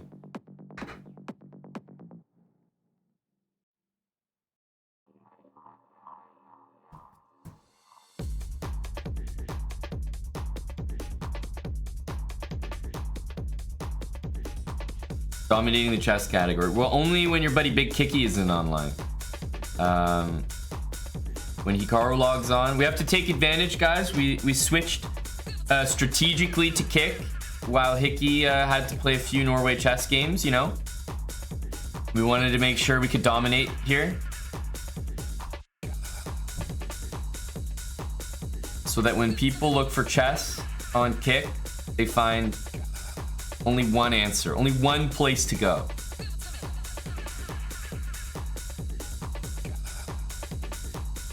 All right, that was good. We hit 2,800. I'm happy with that. I think I'm gonna play a little bit of slow chess to wind down here. Slow chess. We haven't actually done a slow chess game in a while, so give me a sec. I'm gonna take a short break. We'll play some SlowBrah games. It's been a minute. I've been collecting stamps recently, so we haven't played as much slow chess. That's right, notebook's out. Let's play some slow games. I'll be back in a sec. Yes, I do. Sorry, yes, he does. Yeah, 928. He definitely does. BRB.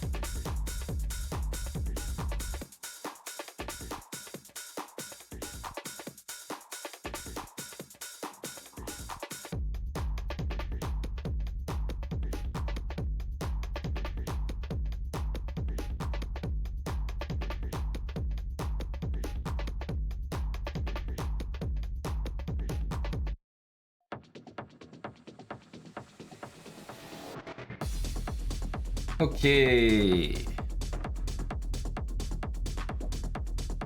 Back and gonna do a little slow chess.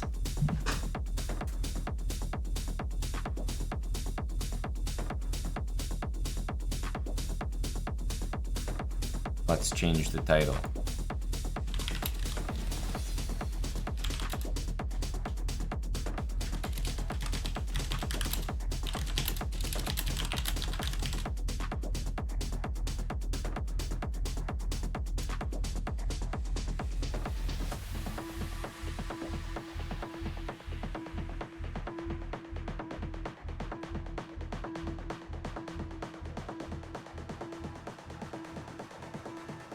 Hello, Wild Hacks. A request, eh? You're on the chess grind lately, Mr. Hack. As an individual playing OTB chess soon, you have a little more sway than you used to. Who am I kidding? It's because we're on kick. No one has priority here, so you've been bumped up in the queue. Yeah, let me know what you guys would like to see, though. I do like to take suggestions from the chat.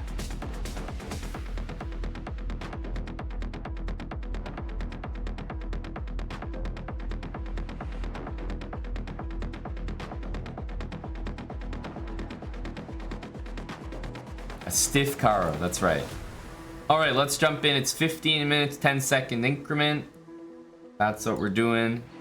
I'm what, 7:25 right now.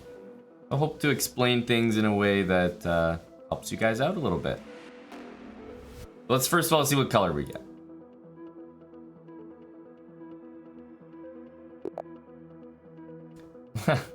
Exchange, sack, enjoyer.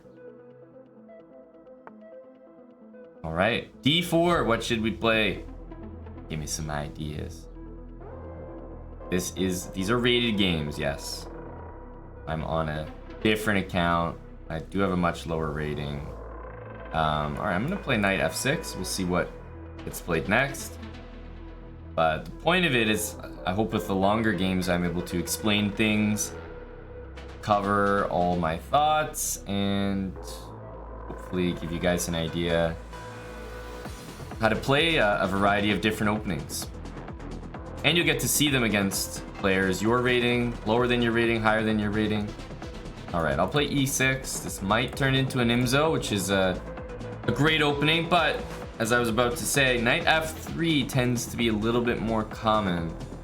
I'm gonna play the Benoni. I'm playing the Benoni. c5, and we're really playing I would say quite a main line of the Benoni. It doesn't have a great reputation, this opening, for black. I think it is pretty good, especially in blitz, but the longer the time control gets, the worse this opening tends to perform. So the point of it is you challenge the center in a way that if they let you take, you will, but everybody usually pushes, and black dreams of playing a6, b5, wants to use the e-file, and basically gets this insanely strong bishop, but forfeits space and etc. in the middle of the board. Let's go bishop here. I play a6, but I think I'll hold on to it for the moment. I'm gonna castle.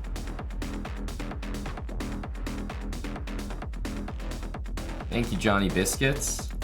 Yeah, this bishop is the best piece in this opening, so you, for example, the prospect of like a knight for a bishop trade or playing the move bishop takes c3, almost never want to do. It's, yeah, I would basically just say never to make it easier to understand. Your bishop is way too valuable to be doing that.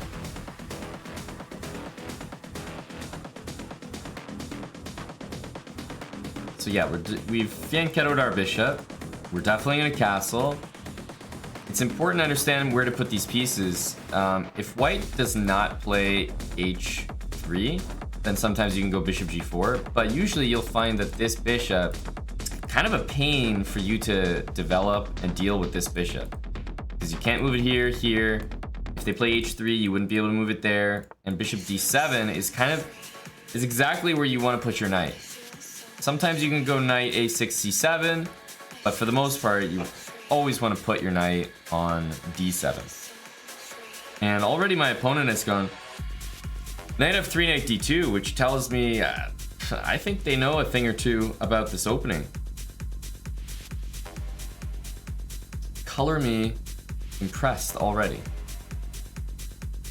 So because I'm aware the knight wants to come to c4, first of all, when you play a6, if you ever get to play b5 after, you're laughing. But they will almost always play a4. Always. Right? Because they don't want you to just play b5 for free. So a6, a4 is kind of an immediate reaction.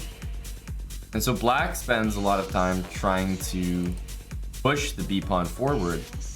But it's not that easy because there's many pieces that control b5.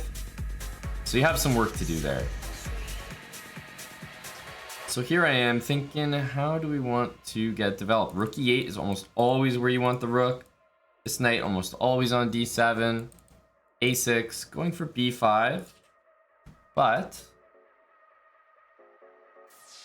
I think we might adjust. Bishop e2, knight d2 setup. I like a6, but I am wondering about knight a6, knight c7 here as an option.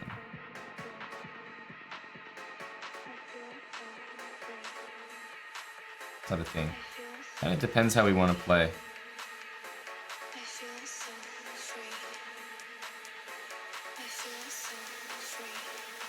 I think we'll keep it simple. We'll play a6, which is like you always want to do this move in this opening. I will bring a rook here, mainly to just attack the pawn, because white's got it defended twice, and simply by doing this, I tie the pieces down, which is a nice feeling. You know, if he wanted to play that, he can't anymore.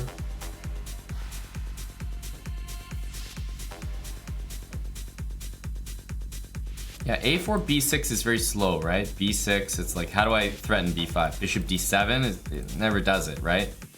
If this rook's not defended, b5 is never a move, ever.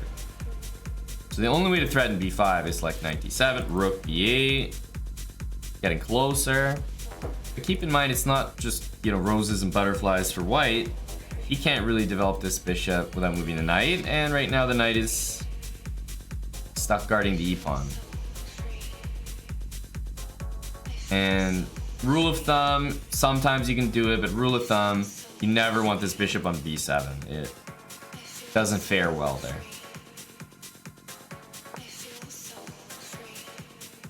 So we'll play knight here. Again, there's no squares for the bishop to develop. So we'll play this, rook b8 probably, and knight e5. But again, e4 is currently attacked right now, so he's gonna have to come up with some moves.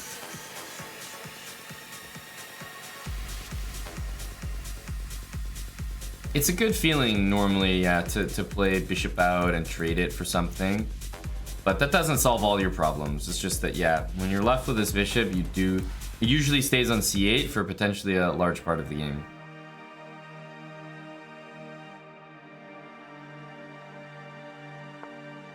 Okay, I mean, like, this guy's playing extremely well. Also, nice maneuvers, I would say. Rook b8's nice move to at least have the idea of b5. It's not going to be possible just yet, but it's there. So I think I probably want to start with it. Rook b8.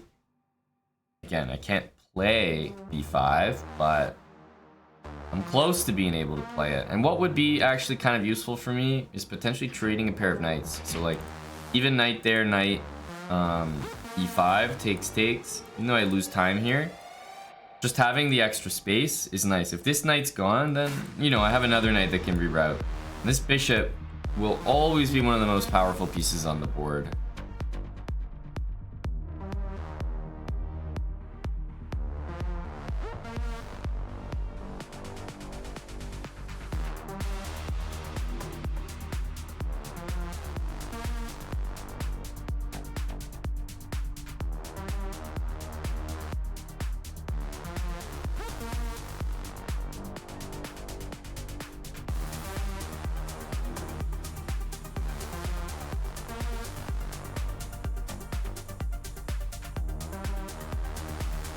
Tapir Knight, that's a great way to put it. Yep. Trading pieces definitely helps black, but that's a general rule as well as a rule here. If you have less space, then you're more cramped and you'll benefit from trades more. Definitely. But I would say that the way my opponent is playing is maybe one reason why this opening has the reputation that it does. Like, why is this not a great opening? Well, because I'm playing a 900 and I'm worse after 12 moves, you know? I'm still impressed that this 900 knows the opening well enough to make a retreating knight move. Like, he moved the same piece twice in the opening. Knight d2, which is actually kind of clever to not allow bishop g4, so I'm definitely impressed. But at the same time, the Benoni doesn't have a great reputation, so it's understandable. Where does the queen have to go? Here, here. It doesn't usually go anywhere except these two squares, honestly. Queen a5 is just silly. Queen b6 is silly, and it blocks the b pawn. And where else can it go? Like, you'd never ever want to put it on d7.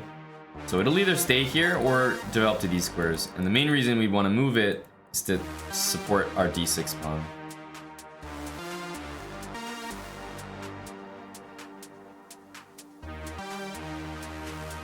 But I'm also curious to start seeing what ideas my opponent has as well. Like, what can I expect from that?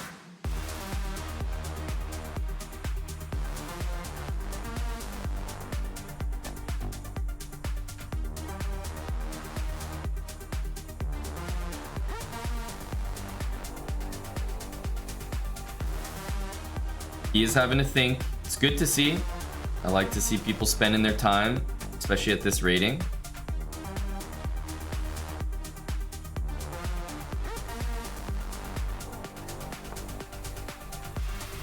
Knight c4, I mean, it's a good looking move. Definitely. Even though b5 looks tempting, of course we can't do it right now.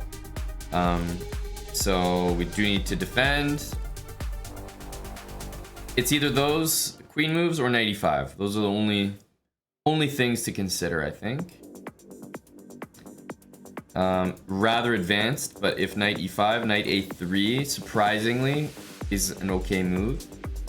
Because the knight actually looks a bit silly on e5, and if you slowly kick it out, it would just have to return.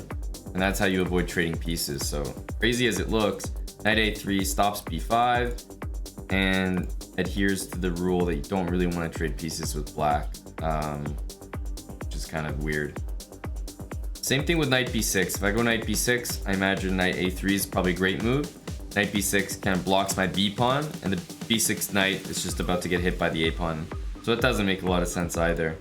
So queen c7, queen e7, or knight e5 are pretty much the only moves. If I go queen e7 or queen c7, then I have to reckon with bishop f4, right? A very simple move.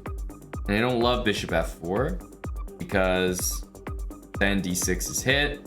How do I deal with it? It's not very clear. So after this move, I feel a little bit compelled to play the move knight e5 and would happily trade. What do you never ever want to do? Take like that. Never. In the Benoni, it's like you must have the pawns like this. If you ever have to play this, it's almost always a huge concession and a big mistake. So black always wants to take with a piece on e5, and that pretty much never changes.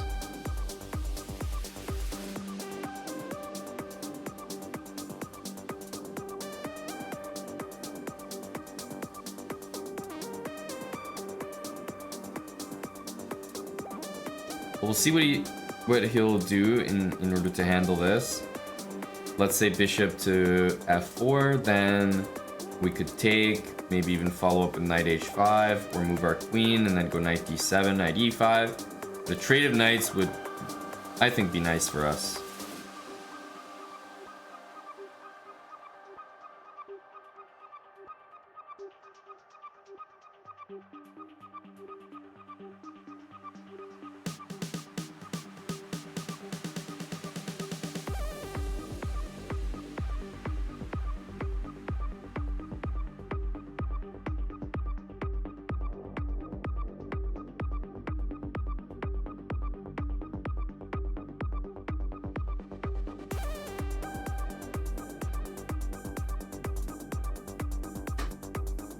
Just having another think.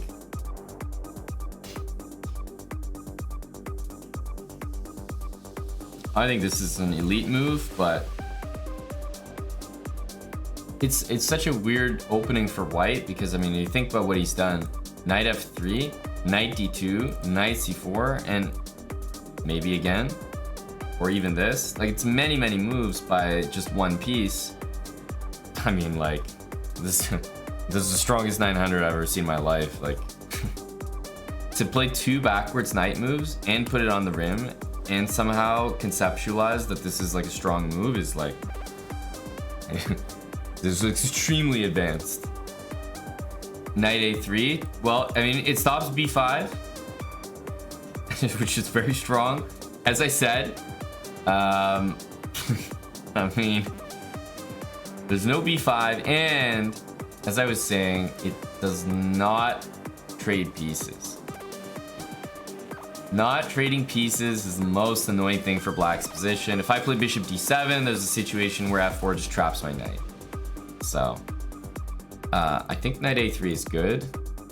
It's causing me to maybe think about h6, g5. Put the knight here, and then, you know, start to play on the dark squares there. Control these dark squares. But let's have a think here. If h6, then f4, knight g4, h3. I don't have e3 available, so h6 is kind of whatever.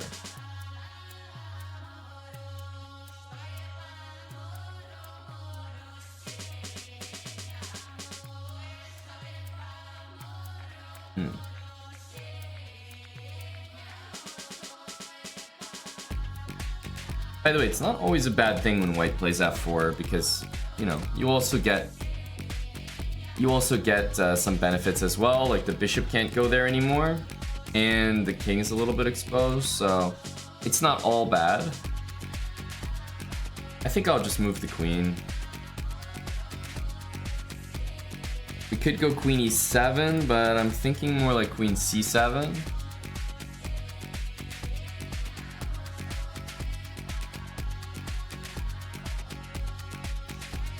Notice that bishop g4 doesn't really trade pieces because it could always be met with something like f3.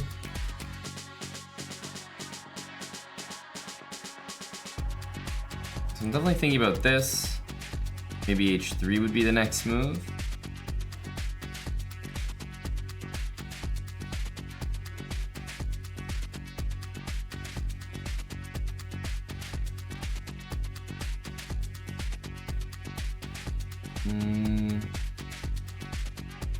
Yeah, let's just move the queen. Wants to be on this square anyway, probably, so watch over that.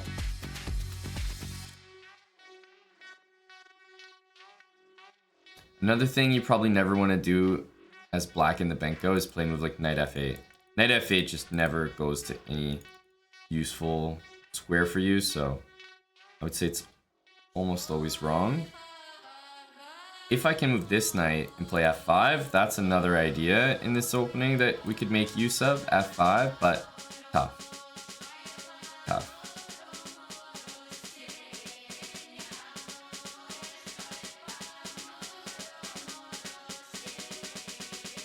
The knight a3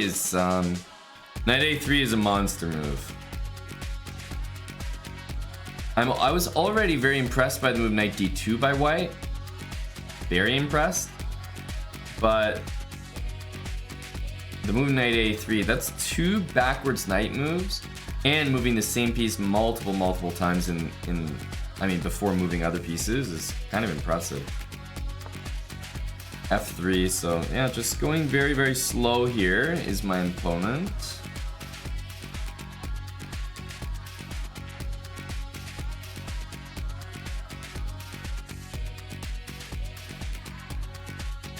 Thinking about knight to h5 here, which has just become available. If f4, then knight g4, and then we might be coming in with bishop d4, which could work out nicely for us. And if he doesn't play f4, then I think I'm getting close to trying that f5 move. Probably can't quite do it, but it's getting close.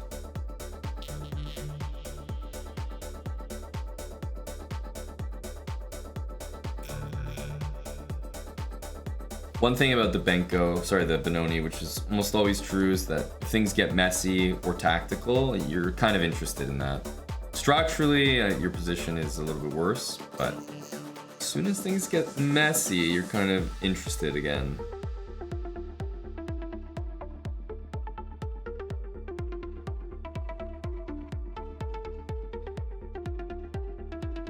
H5 might be another idea, to play h4 and knight h5. Or to play knight h7 and f5.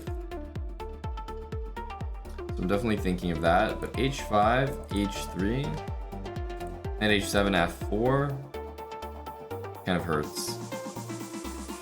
Basically h3 cuts that square and then f4 happens. So I'm thinking about knight h5 here.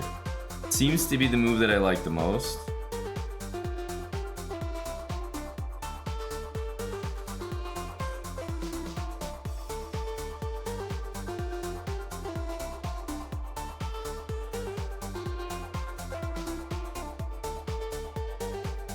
And then if f4, knight g4, there is takes there, but I've got a bishop d4 move that I think I'd be happy to throw in.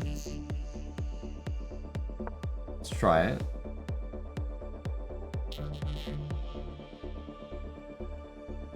There's also it wouldn't be here, but there is a situation where white takes here and black could use the G file. Here I would say white is always worth it if he's able to do that, but it's definitely a weird opening to explain because you have a bad structure, you don't have the center, you kind of got this dream long term of b5, which is not easy to realize.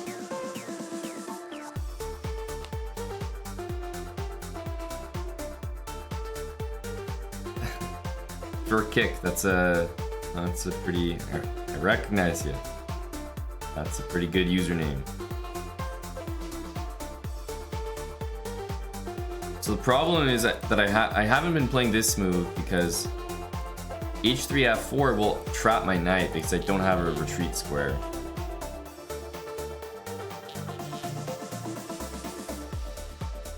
So I think I'm looking at f5 next as an idea. Cursory idea.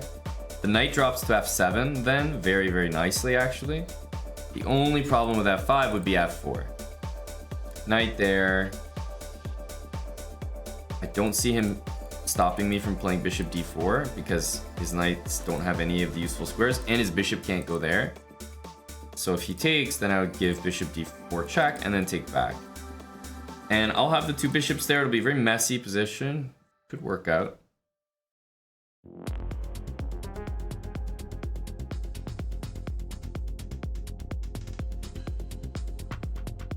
I never recommend the Benoni, no. Especially not when you're starting out. It's an opening I think you have to have a very, very good understanding to play with black successfully. Yeah, so he plays here. I mean, going back is just silly, so I'm gonna play here, I guess.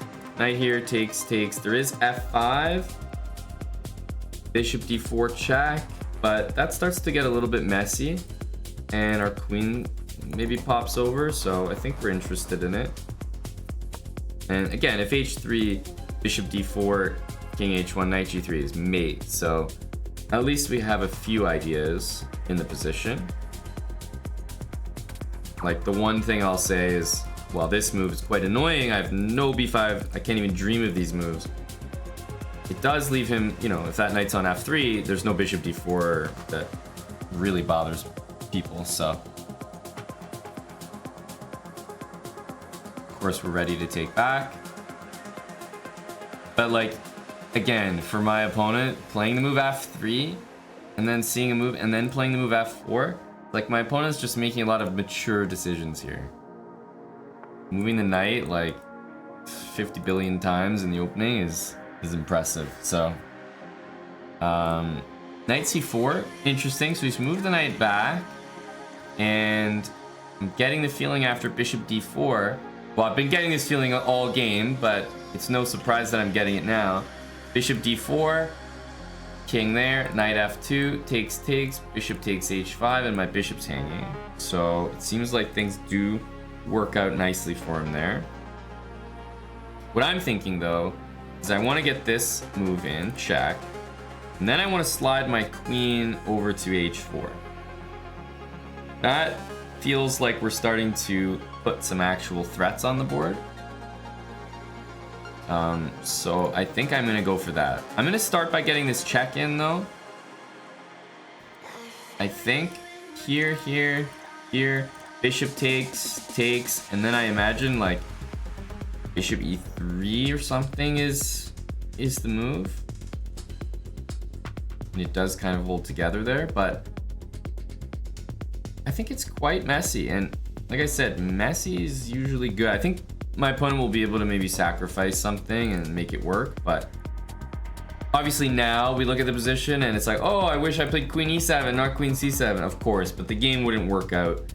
Yeah, it wouldn't play out this way, so it's senseless to think about things like that.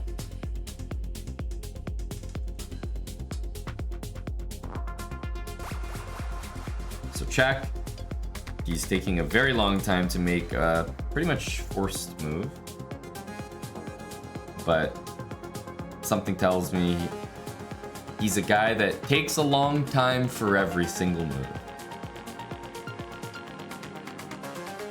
His last couple moves, I think he spent 51 seconds, 47, 3 minutes, 2 minutes, 1 minute, 2 minutes, 43 seconds, 48 seconds. It's like, it's significant. Let's go here. I mean, this is pretty much all I can ask for. But I guess that's an idea. I'll probably still follow up with queen h4. And of course, this pawn is a goner in a lot of lines. So it's a very all-in approach. I also had b5 to think about there. Maybe b5 was tempting.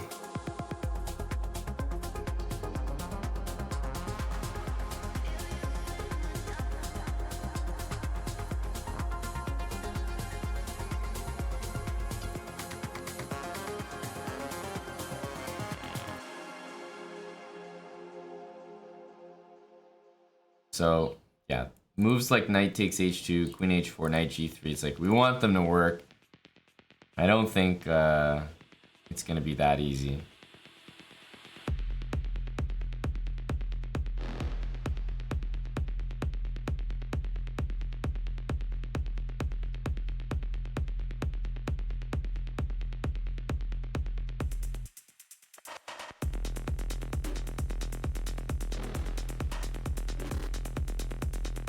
Bishop takes knight, we'll take back. It's quite possible that we just get hit with like the accuracy bomb here, and white finds a way to defend this. But I would say for the most part that, you know, we're creating decently scary looking moves. They may not work against this this beast, but white defending things properly here in any kind of chess game it's always going to be a challenge. Which pretty much sums up the Benoni. It's not necessarily hope chess, but it's like you're usually worse if people can defend against your kind of aggressive play.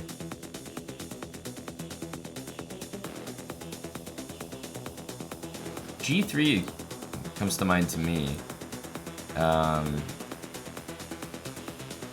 Because like it stops that.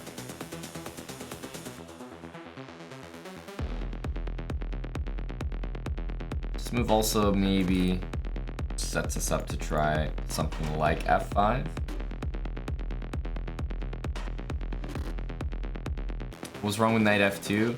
Yeah, just knight f2 takes, and then bishop takes knight, and then if I've got to take back because I just lost a piece, but the queen's also hitting my bishop, so it would be not really in my favor.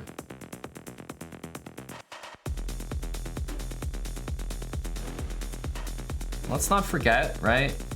Bishop takes c3 and queen e4 is an idea, definitely. I know it's a weird one, but it does exist. So of course, I'm just gonna make this move quickly because it's a recapture. We know we have to do it.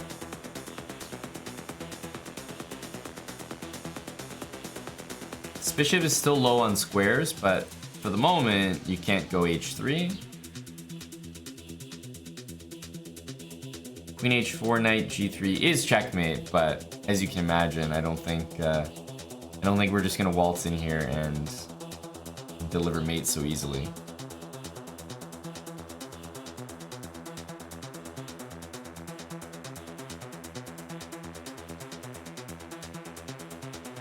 It's massive thanks from my opponent.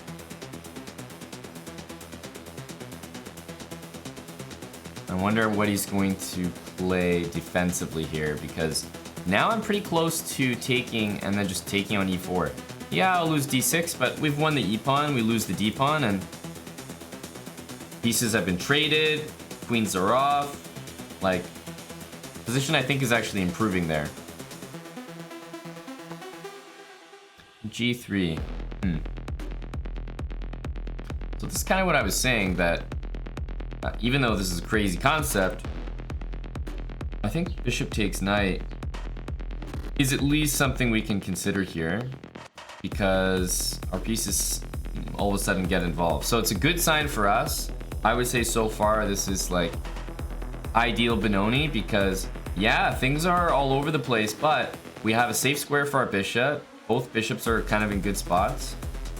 White hasn't been able to develop. We have b5 in the position, so I'm looking at b5 as a very strong idea.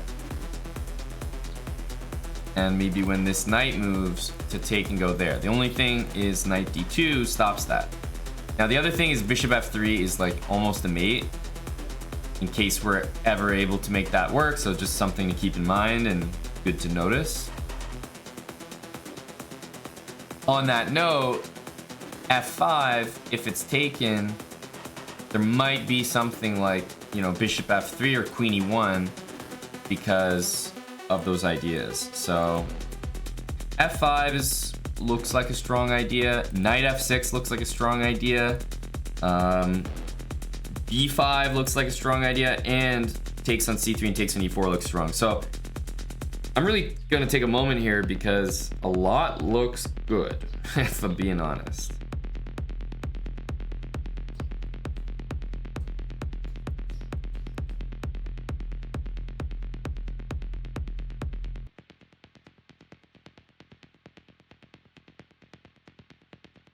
So if we do this and the knight goes somewhere like that, then we take, and I think should be very good.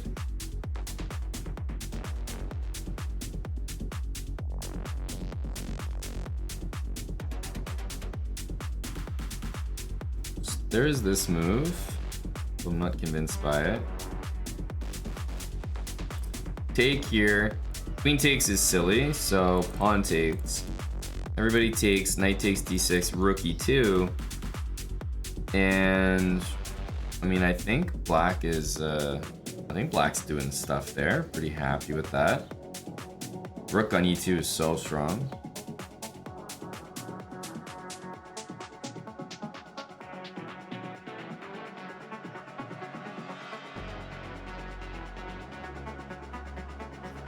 Takes b5. Then knight d2, and that covers e4. So that's what's annoying.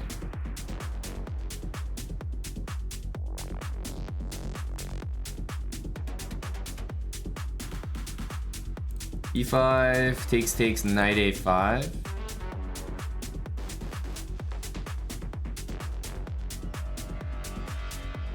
b5 really feels like the move, I'll tell you that. But after knight a5, I'm still struggling to make it work here.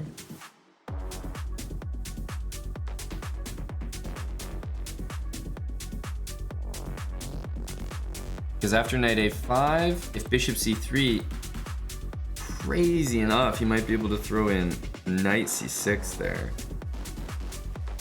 Which, like, should never happen.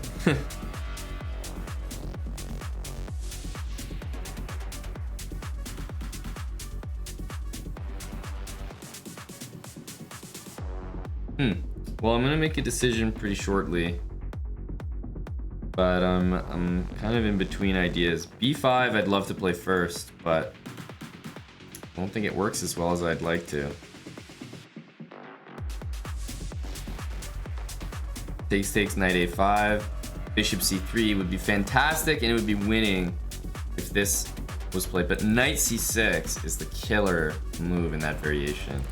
And queen e4, everybody takes, and my rook hangs. And it's like, somehow that doesn't work. So I think I'm gonna keep it simple and go here.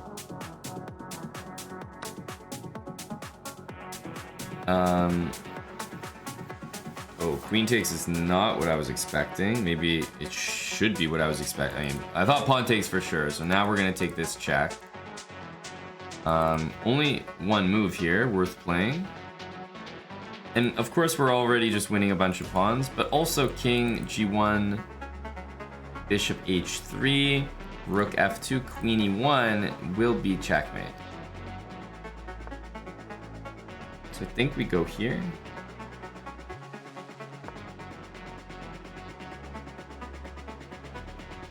And queen there, oh yeah, okay, it's amazing. I think the 900 in him suddenly woke up these past couple moves.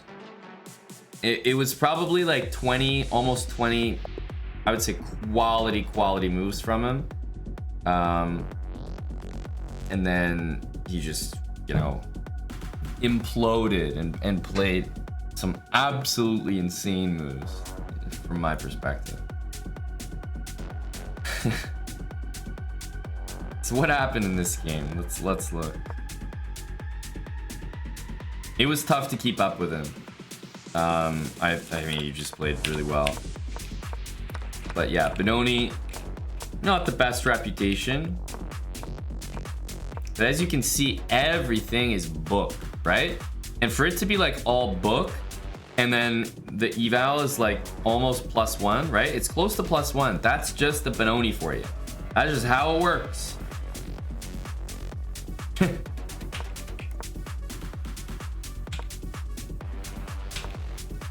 Still in book, right? Okay, so we did rook b8. Not the best. Not the best, but it's a very, very typical move in the opening. Getting ready to play b5. And you'll see what happens. Knight c4, knight e5. I mean, knight a3 to me is an elite move. I think better than knight takes e5 personally, because it doesn't trade pieces. So knight a3 is just tough to meet, honestly. Because for example, you can see one of the top moves the engine recommends here is knight h5. And this is kind of what I was saying, that sometimes you can actually use the g-file and take these double pawns. It's such an insane opening to try to explain this Benoni, because like, look at the ideas we're talking about here, right?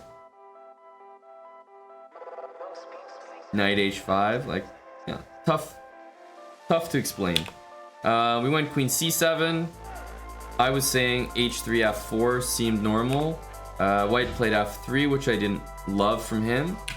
And this is typical Benoni. This is exactly how the game should go.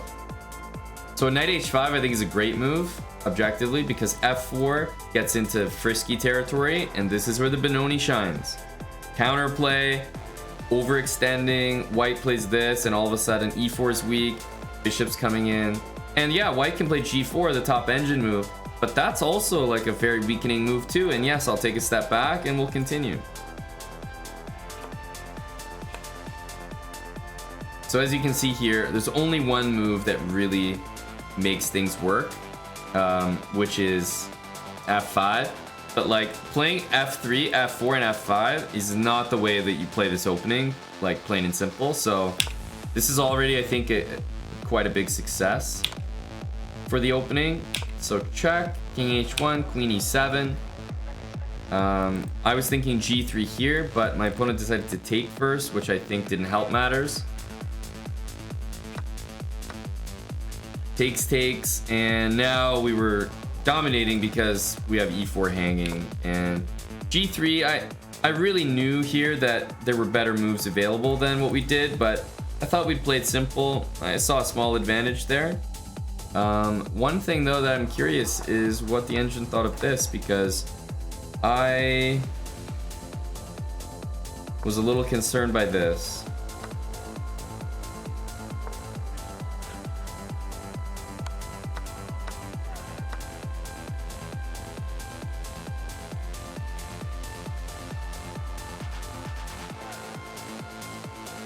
Bishop d4 back. I think it's because of bishop e2 though. Oh wow, yeah. Had to find some good moves here. Knight c6, rook e1. Solid. But as soon as the game starts trending in a tactical, messy direction, then you've done your job very, very well as a Benoni player. If it's more positional, like longer game, like you're probably in trouble. But this is something I was mentioning. Remember I said, hey, don't forget there's some checkmate ideas with bishop f3. I mentioned that earlier, and we see here how important it is. So this is one of those things where I knew that b5 was good. I knew that knight a5 was annoying. And it's like, if I had more time or I really wanted to make it work, I know for a fact that the engine would approve of that, but I couldn't really work it out. So I just decided to take here because I knew that we would be able to make this work. Like this would be an advantage. So he takes here, which is a big mistake. He should play b takes c3, and this move just, you know, imploded, right? Everything is just game over from this point, and he goes here, which, yeah, blunders the rook, but it blunders mate in one as well. So he really knew his theory, and what happened is things just got messy in a Benoni. That's exactly what happens. Was it always engine approved? Not really, but I think even it would be tough to find a Benoni game from Black's perspective that was like fully engine approved, because it's not really an opening that the engine agrees on at all, like in the first place.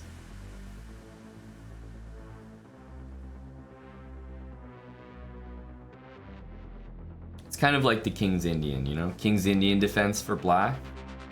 It's the type of opening where you play the opening properly, all theory, and then the engine's like, yeah, you're much worse. +1.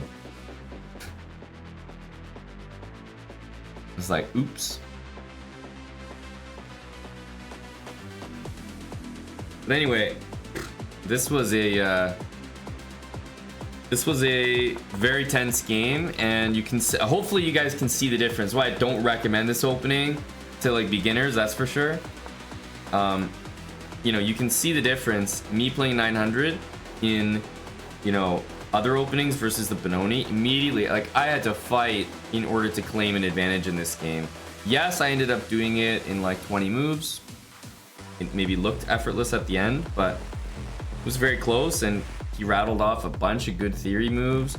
Knight a3 was like blowing my mind. I was like, wow, that's impressive. So it's kind of a fun opening, but it's not the type of opening you want to start with. I think you have to have a good understanding of chess before you can whip out the Benoni, because it breaks a lot of principles and rules, and I don't think it's very intuitive.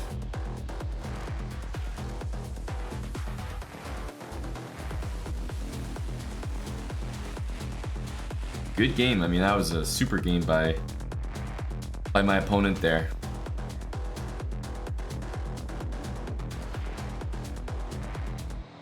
We had to earn that win. We had to earn it. All right, I'll play one more.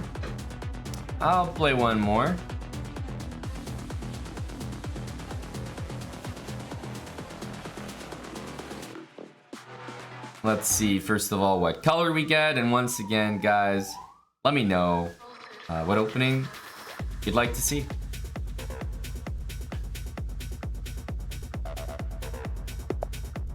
All right, with the black pieces again. E4. What should we play here? All right, we'll play a Caro-Kann. It's a popular opening. It's a popular opening. You know, there's so many Caro-Kann possibilities after d4. I mean, knight d2, knight c3, bishop d3, f3, e5, takes. So many, truly. Oh, let's play d5. I mean, of course, what am I gonna do?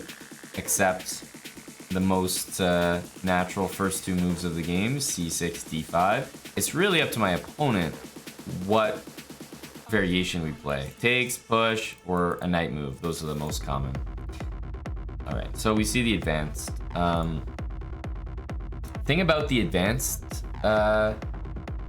advanced variation is it's one of those moves where the better you are at chess, the more tempted I think you will be to play e5, because engines love space. Engine is always gonna like white here, but I would say that e5 has made more sense to me as I became a stronger player. At first I was like, wait a minute, if black plays c5, isn't it like to me it feels like you're playing a French on steroids. That's what I've always felt about this opening. But when you play against a strong player, like a very strong player with white, you'll play c5 and you'll probably learn very quickly why that's not really a top choice for black. Like once you see white handle, and by the way, Eric is someone that I see his games all the time against c5, and he handles it like really well. I'm gonna play the most common move, bishop f5, but to me the move c5 is a little risky. It would probably work super well against my opponent here, who's not even 800, but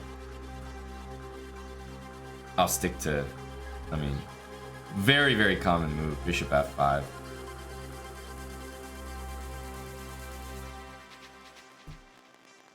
So what's the thing with bishop f5? It's like, well, we want to play e6, but we don't like playing bishop f5. We don't like not being able to play bishop f5. So, okay, g4. We're so far in theory, shall we say. So there's a few different lines after g4. So first of all, if someone hits you with g4 and you go back, they might hit you with h4, right? They want to trap your bishop. And if you play h5, there's even lines where white plays e6, and I don't really like them for black, or they can definitely turn bad. Like, it's okay. It's not something to be very concerned about, but when I see g4, the interesting thing is, if I imagine that this bishop was like just back here, to me the move g4 is just silly. So one of the lines that I've always liked is this, because it doesn't allow e6 to happen by white. I'm gonna play e6, and although I just said, of course, I don't want to play e6 and block my bishop, white's made the move g4, which to me is a very bad move. So now I don't mind playing this exactly like a French. e6, c5, knight c6, queen b6. Now I'm playing French, but my opponent's got these two moves, which to me are absolute nonsense. So I'm gonna do exactly that. Instead of bishop g6, you know, all that stuff's very natural. I know it looks weird to have a bishop literally blocked by every pawn, but I'm just gonna convert it into a French, and I'll say, hey, I think those moves suck. Might not be the best way to handle it, but I think it's very logical for black, and you know, the moves all make sense here.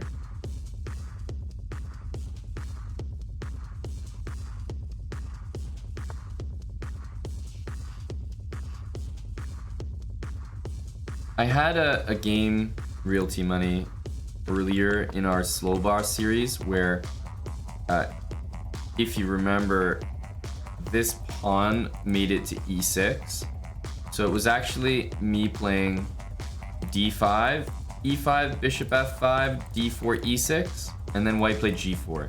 And then bishop e4 becomes insanely strong because f3, you have to deal with queen h4 check. But that's like a French plus Caro-Kann on steroids. So in the main line of this opening, bishop e4 is of course playable, but white's gonna play f3, you'll have to retreat, h4, and there might be some e6 nonsense. So I chose to go for this line, and b3 by my opponent here is a big mistake. Definitely, there's no way to not call this move a mistake. White should be thinking about moves like c3 to cover this pawn chain. Instead, b3 weakens some dark squares and does absolutely nothing about the d pawn. So he's got me thinking either I take and then, you know, bring some pieces out like that, or just go with knight c6. The only thing about knight c6 is I basically let him play c3. I let him play c3, and it's like, does he deserve to catch up in development like that? I don't think so. I'm gonna take here and not ever let him play c takes d4. So I think it's important that I took now, because if I play knight c6, he could play c3, and yeah, I believe that I'm better, but I think I'm making it more clear by kind of ruining the diagonal there. Knight c6 looks great. Bishop c5 also. Knight c6 is nice because it hits the pawn. That's the main thing. So I think that's what I'm gonna do here.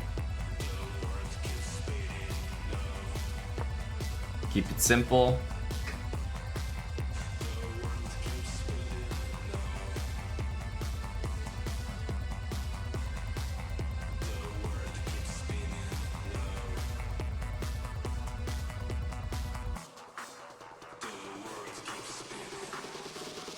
e5, and of course pawn to f4. There's always queen h4 stuff that he needs to be careful of. Is queen b6 a move? It's like, yeah, I could play queen b6, but I didn't like the fact that maybe my opponent could go f4, c3, bishop e3. I like holding the move f4 from him because of the move queen h4. It's just not an option for him. So I like that aspect of it. You'll notice my opponent is making a whole heck of a lot of moves. As I said, just coaxing the move h3 and g4 from white earlier has turned his whole game into just nonsense now. There's a hanging pawn in the position, so I'm not really gonna try to come up with a beautiful reason why we're gonna play knight takes c5. It's like, no, that's why we played knight c6. It's hanging. I'm just gonna take it. We don't need to be fancy. And if I get attacked, I'm happy to just come right back to c6. We won the center pawn. We're probably just gonna develop as normal. b3, g4, h4. I mean, these moves are all very disconnected and kind of all over the place.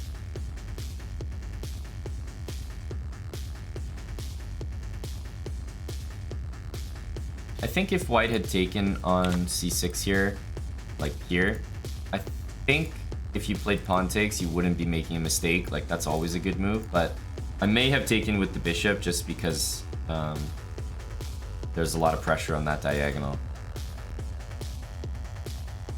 Okay, bishop f4. There are some moves here like bishop d6, queen c7 with ideas like knight d3 to get the bishop. Doesn't win material, but it's playable. But we can also keep it simple and go back with knight c6.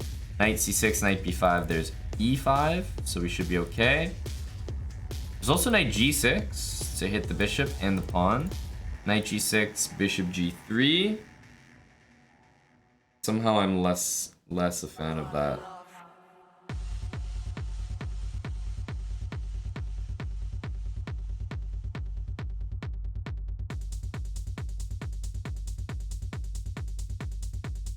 Knight c6. Just It just looks so simple.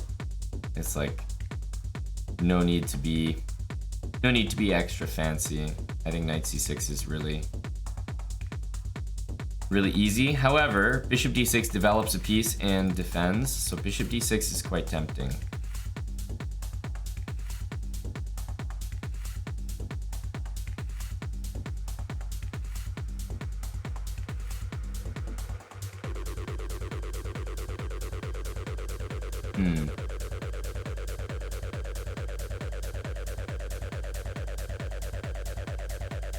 I think I probably will play bishop d6 here.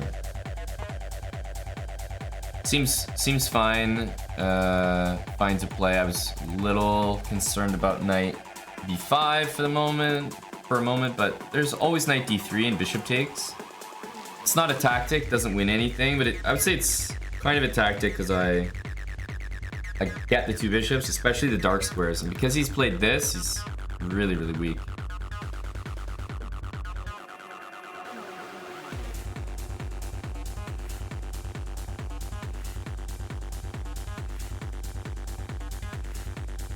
And no, if the pawn was on g2 and like everything was like that, I would be much more inclined to take with the pawn there. Queen e2. I think it's time for knight d3 here. This is the whole reason I played bishop d6.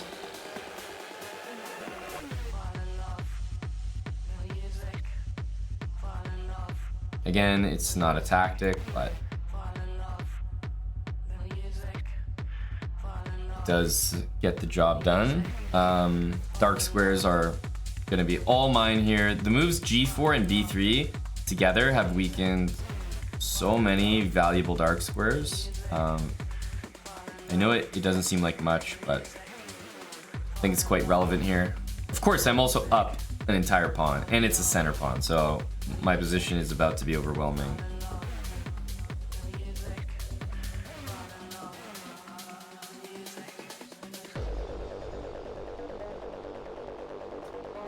Knight f6, I'm always a little bit hesitant to play because of g5. So most likely I'm taking, going knight e7, maybe this knight later goes to c6, and rook c8, queen somewhere, taking control of some dark square diagonal. And kingside castle actually looks relatively safe here.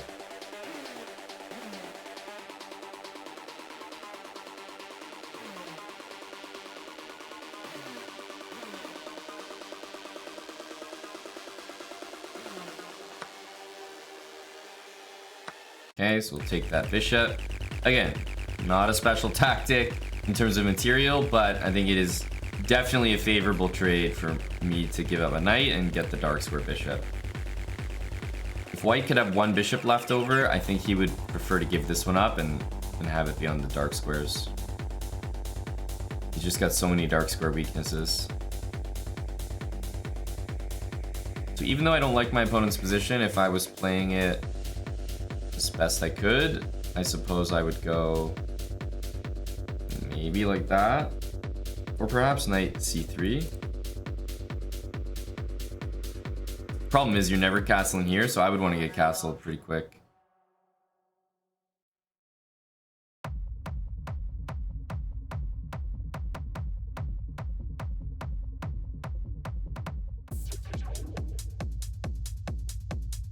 He's got a tough decision here.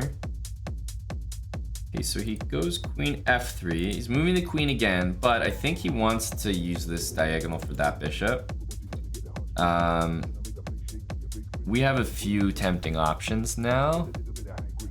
One of them, which is kind of surprising, is actually bishop c1, because bishop b2 is such a oppressive threat. But I think we need a little bit. We need something else before that's very strong. It's a move right now, but it's not. It's probably not too special. Need a second here. Bishop c1 is looking quite tempting. So the thing is, bishop c1, knight d2, bishop b2 will win. Bishop c1, there's no way for him to, you know, routinely stop bishop b2. He could play a4, but that seems like a waste of time for him.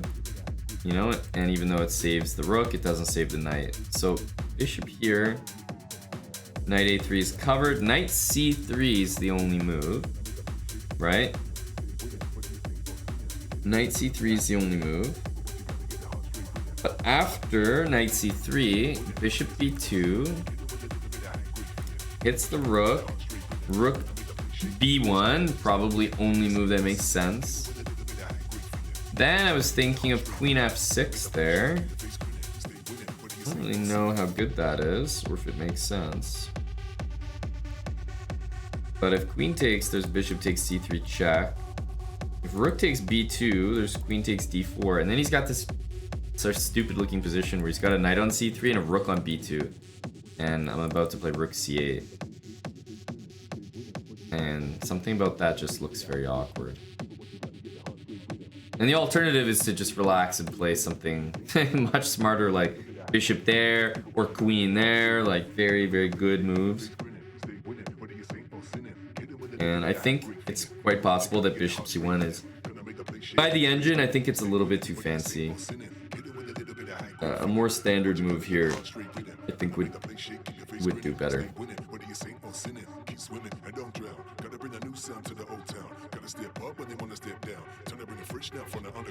That's how we get in it. Girls gon' bring it, guys gon' get it. No time to waste, so we race to the finish. Gotta stay woke, stay up late at the endless. Yeah, and that's right. So we're gon' party to the end of the night. To the DJ to keep the dance real tight. Gotta keep it moving from the left to the right. All right, yes.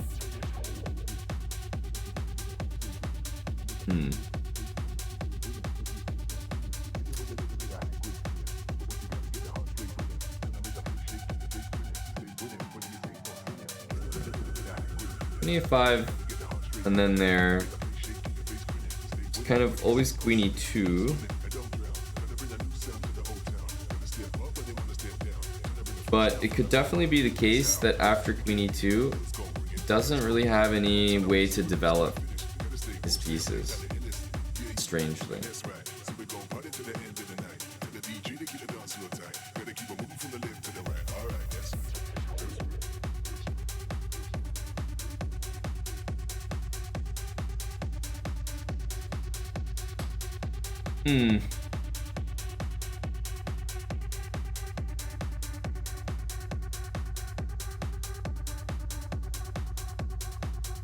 Trying to make it as complicated as possible for him to develop his pieces, but also don't want to start to make it complicated for my own pieces to develop.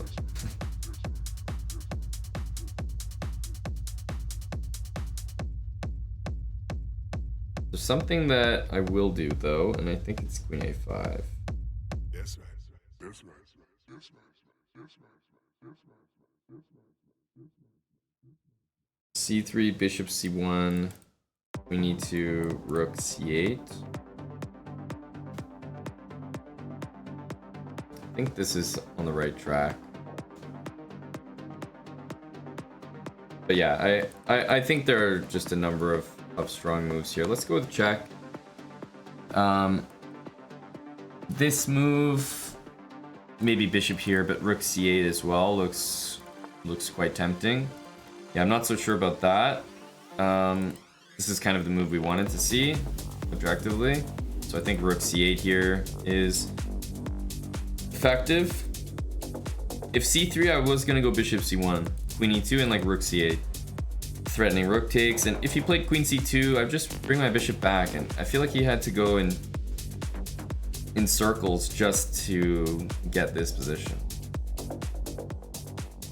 Bishop e5 is playable, but I do think rook c8 first is stronger. And if knight here, then we'll drop back with bishop e5, and that should win material.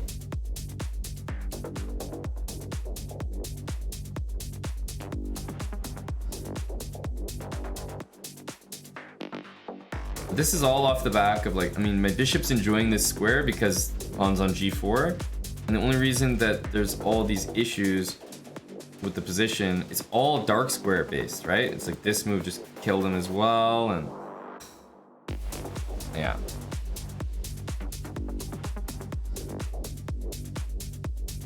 His whole game is pretty much decided off the back of these two moves.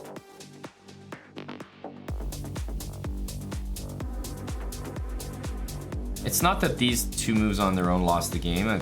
It's not like they were bad enough that it made it unplayable, but these two moves were already inaccuracies, and it was to the point where by playing both of these two moves, it put like a higher bounty or price value rather on White's dark square bishop. So then for him to nonchalantly play bishop f4 and lose the dark square bishop, that just meant that the game ends. So on their own, they're not really that bad. Like, okay, you can play these moves and survive if you have dark square bishop. It's not great, but you can survive. You can also lose your dark square bishop, but have these pawns back at home and also survive. But together, it's really, really bad. And now you're losing a piece for sure, unless you play king d2. Not that that helps, but king d2 is the only move that actually defends. But then we have d4 to win the knight for sure here. But yeah, now our coordination is impeccable, and White will lose a piece, if not more.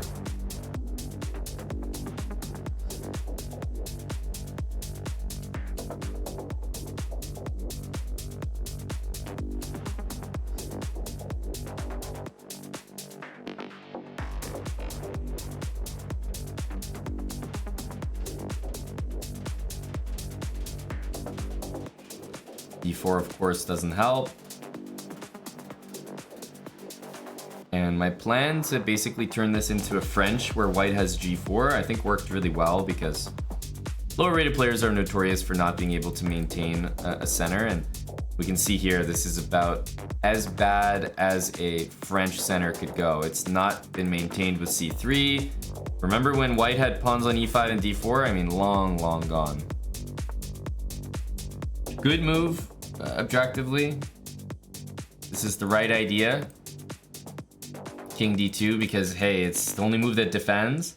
Rook h3 would have actually also been sufficient, but in both cases, the move d4 is enough. So here, bishop takes first, and then d4. It's kind of nice because it simplifies.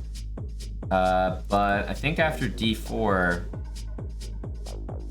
and takes, my opponent may be in even more trouble with the pieces on the board. So in this rare instance, I think I'm going to just play d4 and leave the pieces, because more pieces on the board should lead to more checkmate possibilities. But taking and then playing d4, can't fault yourself for that. That would be a great idea as well.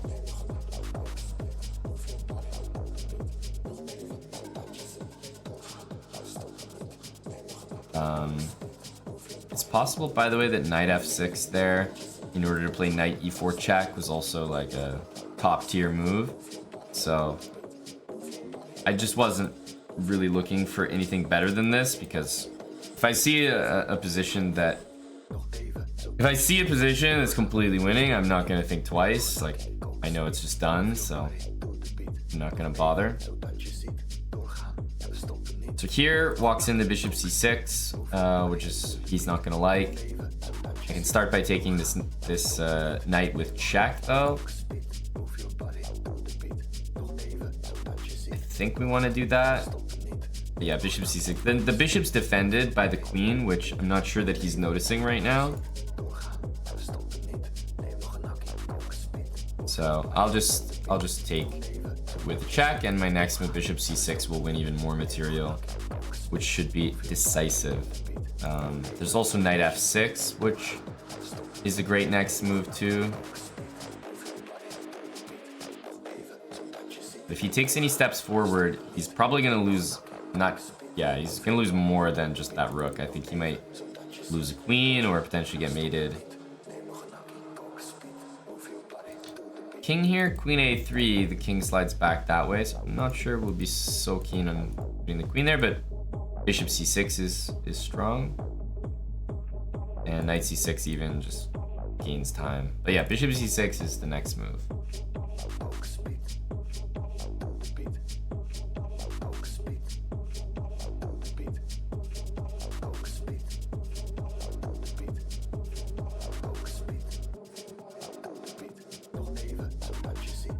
So he's in the think tank trying to determine like where the heck do I put this king. King here doesn't feel right because of that, and he chooses king c1. Now queen here, king b1, that's mate, but queen there, king to d1, it's a little bit awkward because now my bishop's hanging, so bishop c6 is not as good. So I'm definitely going to make sure to start with bishop c6 while this is defended. And look, I have queen a3 on the next move, and then maybe follow up with something like rook d8. Plus I have this hanging, so I think we just don't want to rush.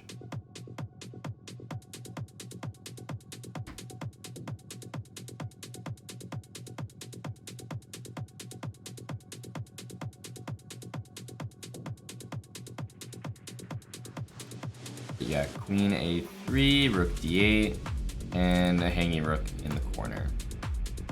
More than enough.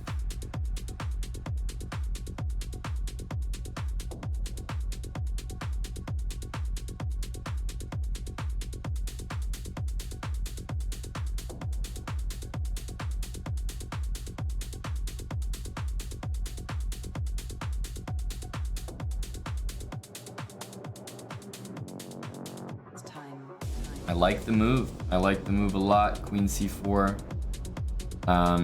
He's pinning the bishop to my rook. I have a few ways to get out of this, but queen a3, king there, and rook d8 is probably the easiest to understand. I also wish there was some sort of discovered check with this bishop, because then I could just win the queen outright. That would be nice and easy.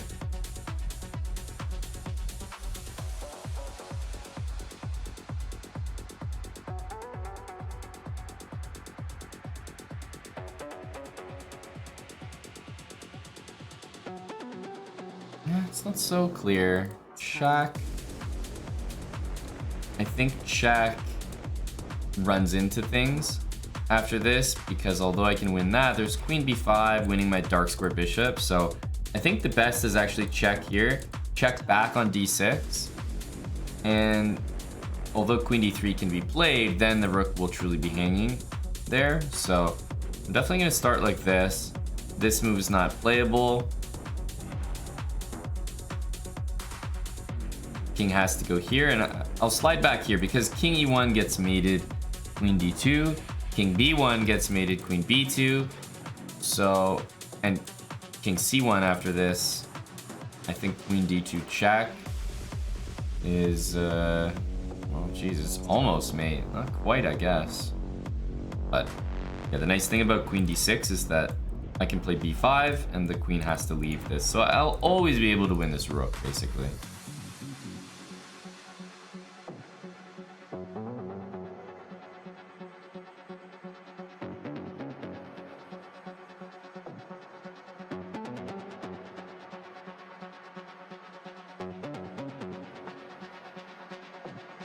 Yeah, that looks like the right decision. Again, like I said, can't move this bishop because the rook, and rook here and takes. I just don't like this at the end. So I'm gonna come back with this check. Again, here does look like white is somehow surviving that.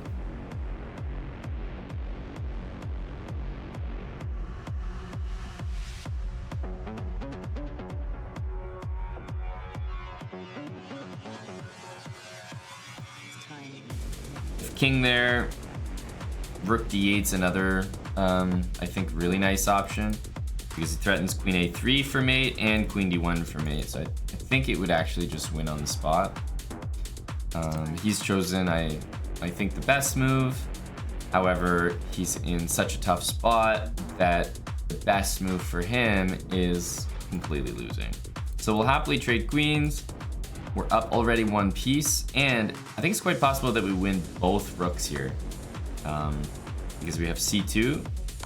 Now both rooks are being attacked, and I think we can win. We can win both of them here.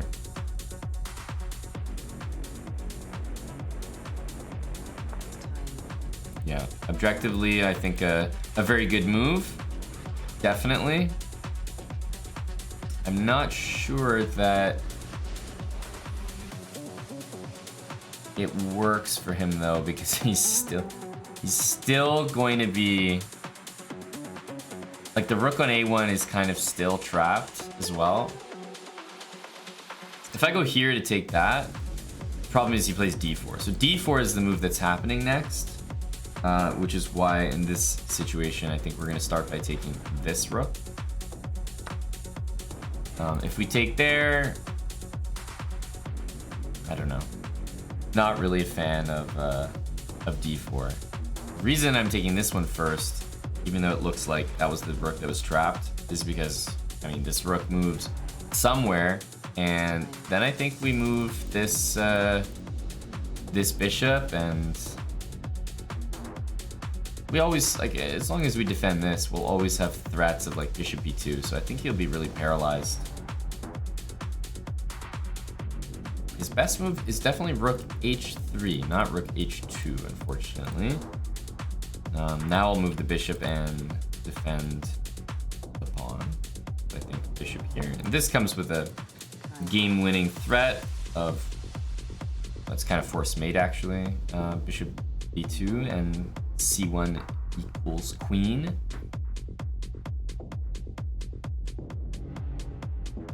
Yeah, we kind of did this without our kingside pieces because it became such a destructive game.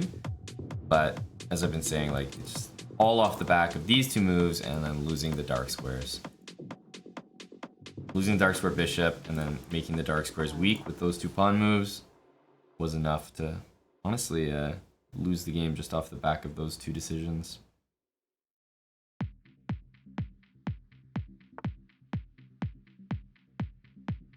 And actually, although bishop takes d4 is a totally free piece, it is actually forced mate. Bishop b2, whether he goes here or takes c1, queen will be checkmate. So we'll go here.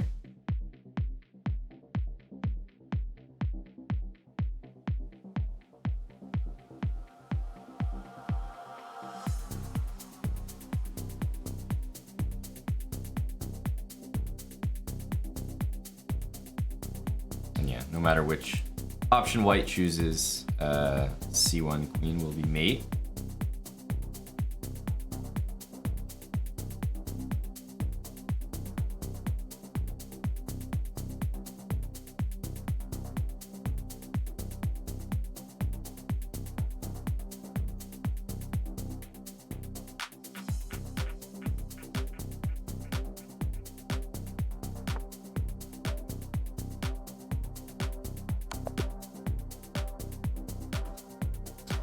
Good game. Good game. Let's see here.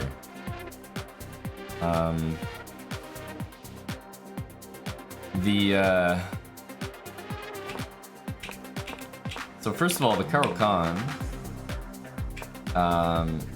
after g4,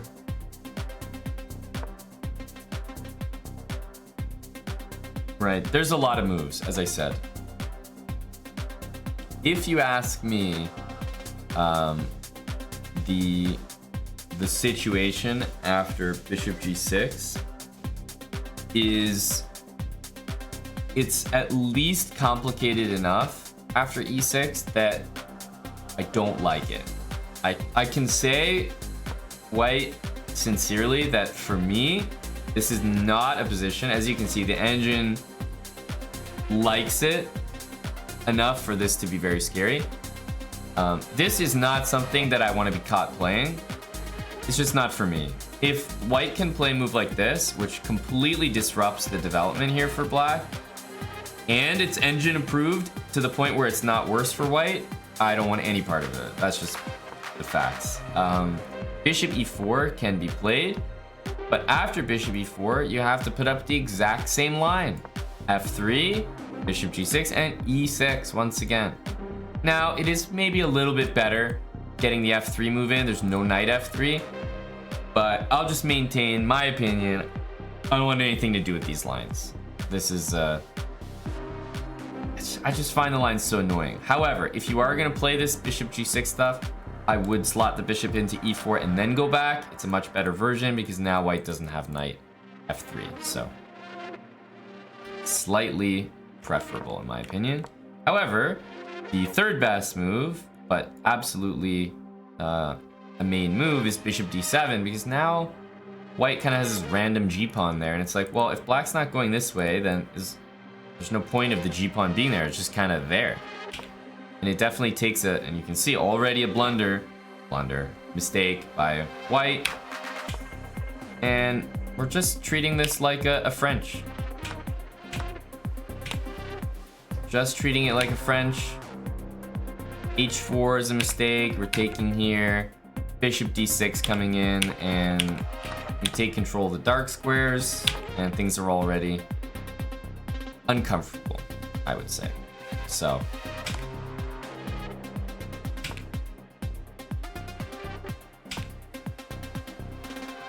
yeah, you can see the way that black needs to defend here is the crazy rook h3. It's not intuitive at all. Yeah, now there are problems here, and this is what I was saying, by the way. I saw a free piece like this and I just played it, but actually knight f6 would be stronger because knight f6 threatens this, which wins the free piece anyway, and even if it gets defended, it still wins a piece. Plus, I could play d4 after rook h3. So I did realize knight f6 was stronger here, but I mean, you can't hate on a move like d4 winning an entire free knight. It's like, it's always going to be good. Takes, king there, bring the bishop. We know we're going to win material in the corner. Queen a3, king d1. Queen d6 I think is just an accurate move here. And he has to play queen there. Yeah, all other moves look insufficient. And we throw in c2. Take on a1. Again, not h1 because there's d3, d4 possible. So definitely bishop takes a1. And then here, yeah, bishop f3 to remove the knight, and we're able to win the game like that.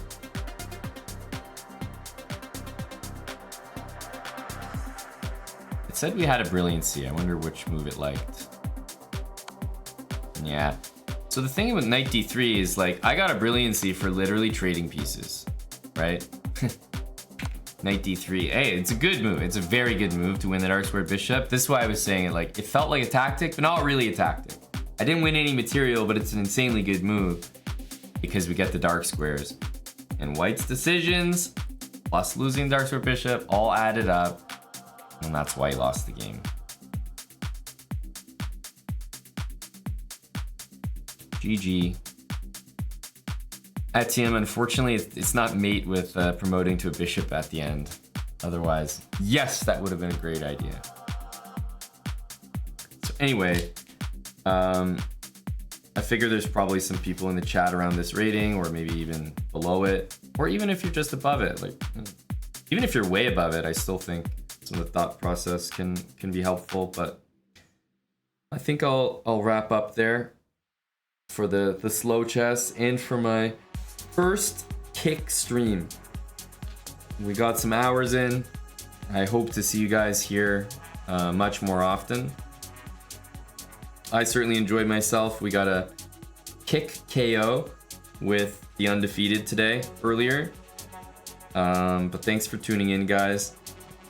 As always, we'll still be streaming on Twitch, twitch.tv/chessbrah. So we'll see you guys there.